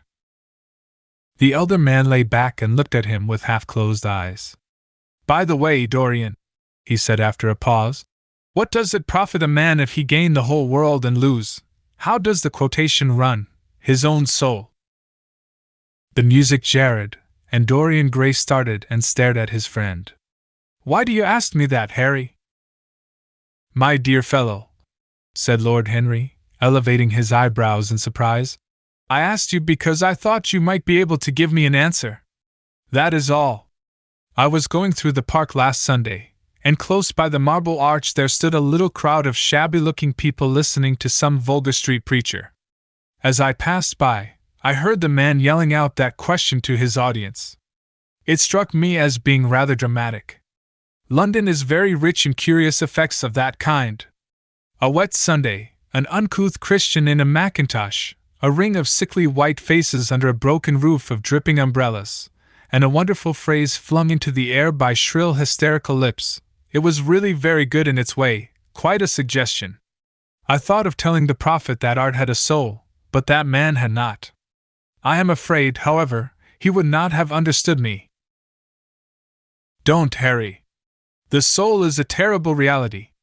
It can be bought, and sold, and bartered away. It can be poisoned, or made perfect. There is a soul in each one of us. I know it. Do you feel quite sure of that, Dorian? Quite sure. Ah, then it must be an illusion. The things one feels absolutely certain about are never true. That is the fatality of faith, and the lesson of romance. How grave you are! Don't be so serious. What have you or I to do with the superstitions of our age? No, we have given up our belief in the soul. Play me something. Play me a nocturne, Dorian, and as you play, tell me, in a low voice, how you have kept your youth. You must have some secret. I am only 10 years older than you are, and I am wrinkled, and worn, and yellow. You are really wonderful, Dorian. You have never looked more charming than you do tonight. You remind me of the day I saw you first. You were rather cheeky, very shy, and absolutely extraordinary. You have changed, of course, but not in appearance. I wish you would tell me your secret. To get back my youth I would do anything in the world, except take exercise, get up early, or be respectable. Youth! There is nothing like it. It's absurd to talk of the ignorance of youth. The only people to whose opinions I listen now with any respect are people much younger than myself. They seem in front of me. Life has revealed to them her latest wonder. As for the aged, I always contradict the aged. I do it on principle. If you ask them their opinion on something that happened yesterday, they solemnly give you the opinions current in 1820, when people wore high stocks, believed in everything, and knew absolutely nothing. How lovely that thing you are playing is!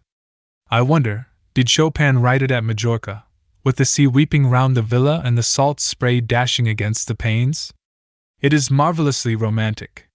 What a blessing it is that there is one art left to us that is not imitative. Don't stop. I want music tonight. It seems to me that you are the young Apollo, and that I am Marsyas listening to you. I have sorrows, Dorian, of my own, that even you know nothing of. The tragedy of old age is not that one is old, but that one is young. I am amazed sometimes at my own sincerity. Ah, Dorian, how happy you are!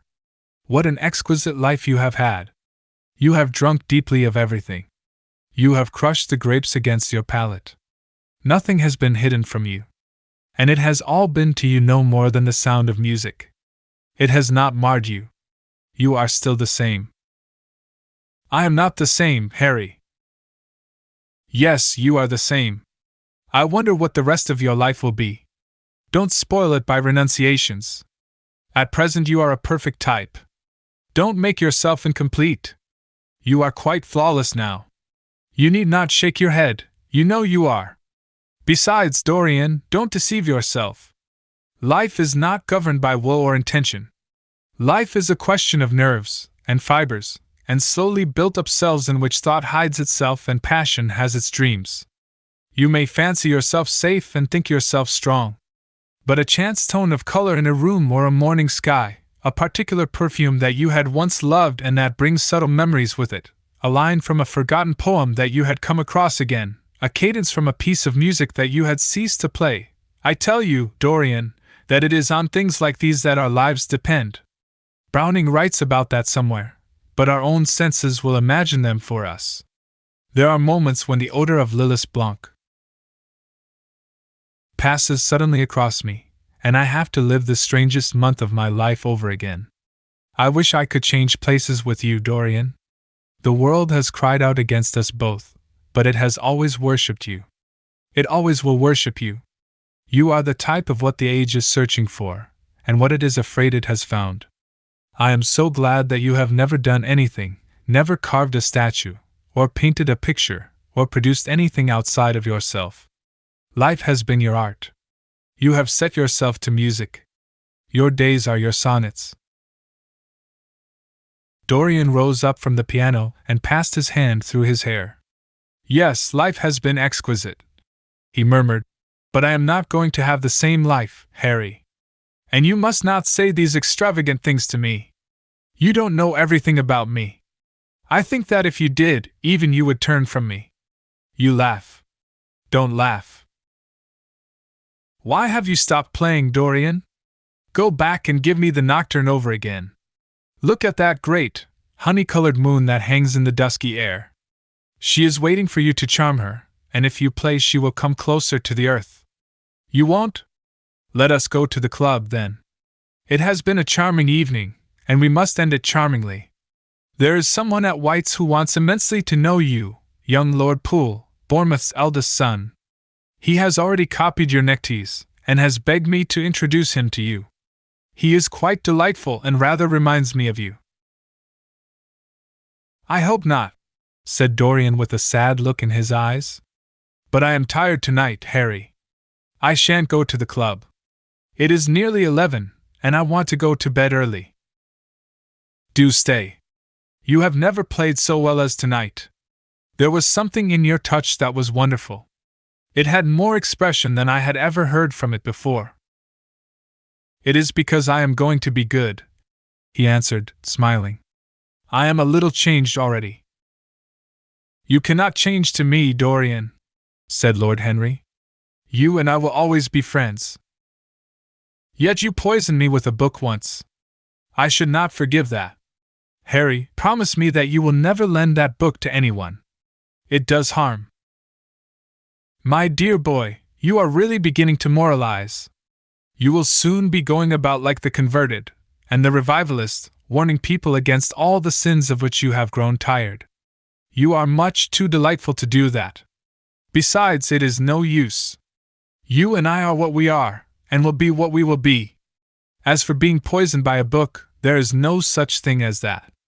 Art has no influence upon action. It annihilates the desire to act. It is superbly sterile. The books that the world calls immoral are books that show the world its own shame. That is all. But we won't discuss literature. Come round tomorrow. I am going to ride at 11. We might go together, and I will take you to lunch afterwards with Lady Branksome. She is a charming woman, and wants to consult you about some tapestries she is thinking of buying. Mind you come. Or shall we lunch with our little Duchess? She says she never sees you now. Perhaps you are tired of Gladys? I thought you would be. Her clever tongue gets on one's nerves. Well, in any case, be here at 11. Must I really come, Harry? Certainly. The park is quite lovely now. I don't think there have been such lilacs since the year I met you. Very well. I shall be here at 11, said Dorian. Good night, Harry. As he reached the door, he hesitated for a moment, as if he had something more to say. Then he sighed and went out. Chapter 20. It was a lovely night, so warm that he threw his coat over his arm and did not even put his silk scarf round his throat. As he strolled home, smoking his cigarette, two young men in evening dress passed him. He heard one of them whisper to the other, "That is Dorian Gray." He remembered how pleased he used to be when he was pointed out, or stared at, or talked about. He was tired of hearing his own name now. Half the charm of the little village where he had been so often lately was that no one knew who he was. He had often told the girl whom he had lured to love him that he was poor, and she had believed him. He had told her once that he was wicked, and she had laughed at him and answered that wicked people were always very old and very ugly. What a laugh she had, just like a thrush singing. And how pretty she had been in her cotton dresses and her large hats. She knew nothing, but she had everything that he had lost. When he reached home, he found his servant waiting up for him. He sent him to bed, and threw himself down on the sofa in the library, and began to think over some of the things that Lord Henry had said to him. Was it really true that one could never change? He felt a wild longing for the unstained purity of his boyhood, his rose-white boyhood, as Lord Henry had once called it. He knew that he had tarnished himself, filled his mind with corruption and given horror to his fancy, that he had been an evil influence to others, and had experienced a terrible joy in being so, and that of the lives that had crossed his own, it had been the fairest and the most full of promise that he had brought to shame. But was it all irretrievable? Was there no hope for him? Ah! In what a monstrous moment of pride and passion he had prayed that the portrait should bear the burden of his days, and he keep the unsullied splendor of eternal youth. All his failure had been due to that. Better for him that each sin of his life had brought its sure swift penalty along with it. There was purification in punishment. Not, "Forgive us our sins," but, "Smite us for our iniquities," should be the prayer of man to a most just God. The curiously carved mirror that Lord Henry had given to him, so many years ago now, was standing on the table, and the white-limbed cupids laughed round it as of old. He took it up, as he had done on that night of horror when he had first noted the change in the fatal picture, and with wild, tear-dimmed eyes looked into its polished shield. Once someone who had terribly loved him had written to him a mad letter, ending with these idolatrous words: "The world is changed because you are made of ivory and gold. The curves of your lips rewrite history." The phrases came back to his memory, and he repeated them over and over to himself. Then he loathed his own beauty, and flinging the mirror on the floor, crushed it into silver splinters beneath his heel.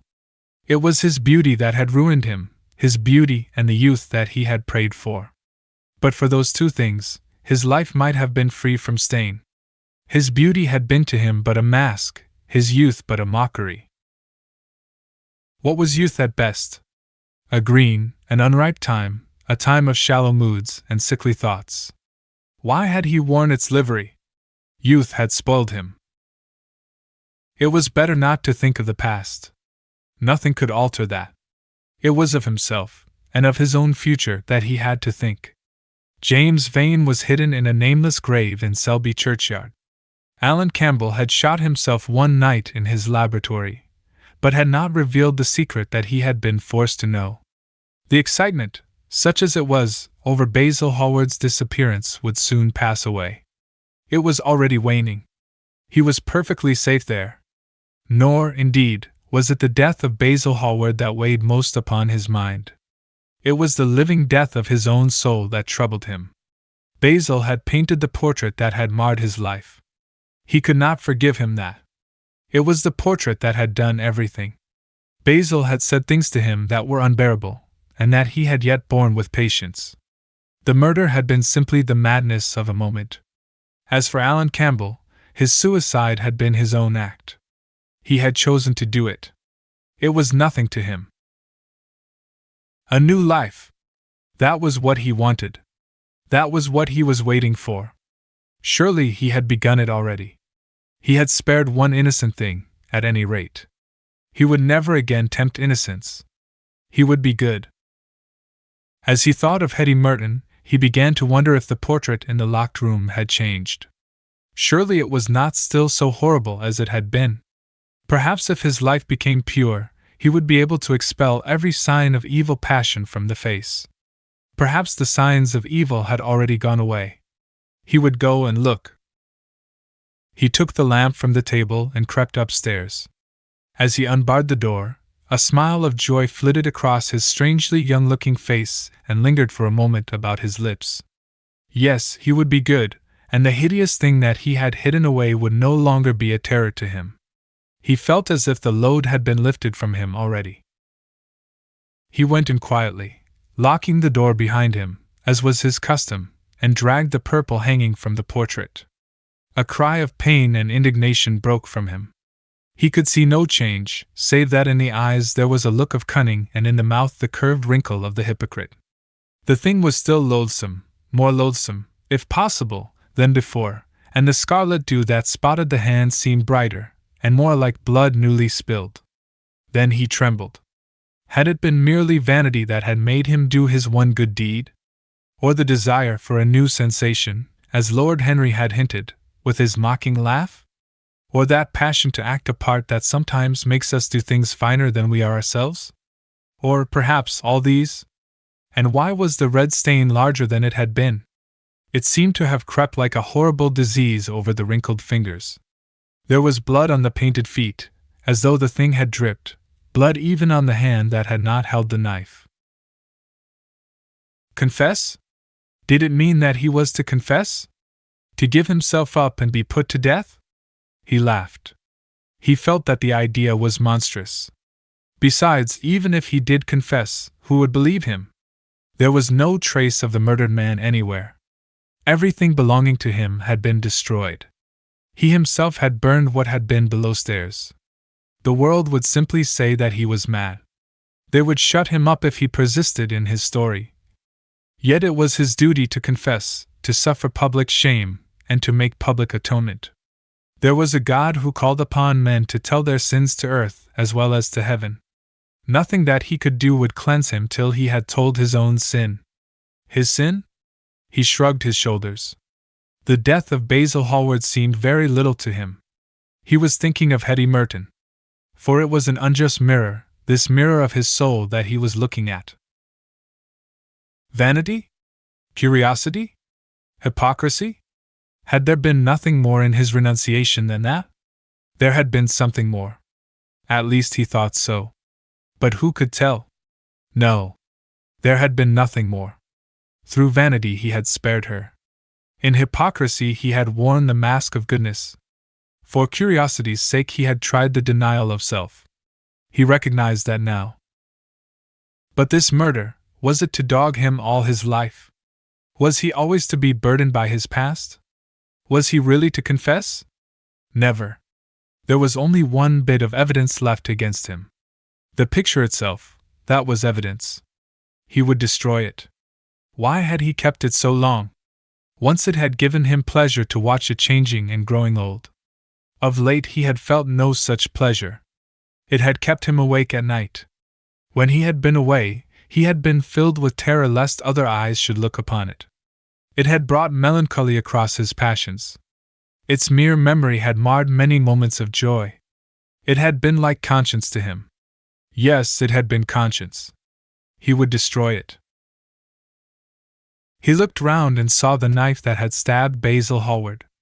He had cleaned it many times, till there was no stain left upon it. It was bright, and glistened. As it had killed the painter, so it would kill the painter's work, and all that meant. It would kill the past, and when that was dead, he would be free. It would kill this monstrous soul life, and without its hideous warnings, he would be at peace. He seized the thing, and stabbed the picture with it. There was a cry heard, and a crash. The cry was so horrible in its agony that the frightened servants woke and crept out of their rooms. Two gentlemen, who were passing in the square below, stopped and looked up at the great house. They walked on till they met a policeman, and brought him back. The man rang the bell several times, but there was no answer. Except for a light in one of the top windows, the house was all dark.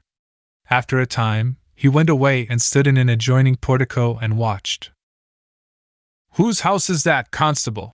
asked the elder of the two gentlemen. "Mr. Dorian Gray's, sir," answered the policeman. They looked at each other, as they walked away, and sneered. One of them was Sir Henry Ashton's uncle. Inside, in the servants' part of the house, the half-clad domestics were talking in low whispers to each other. Old Mrs. Leaf was crying and wringing her hands.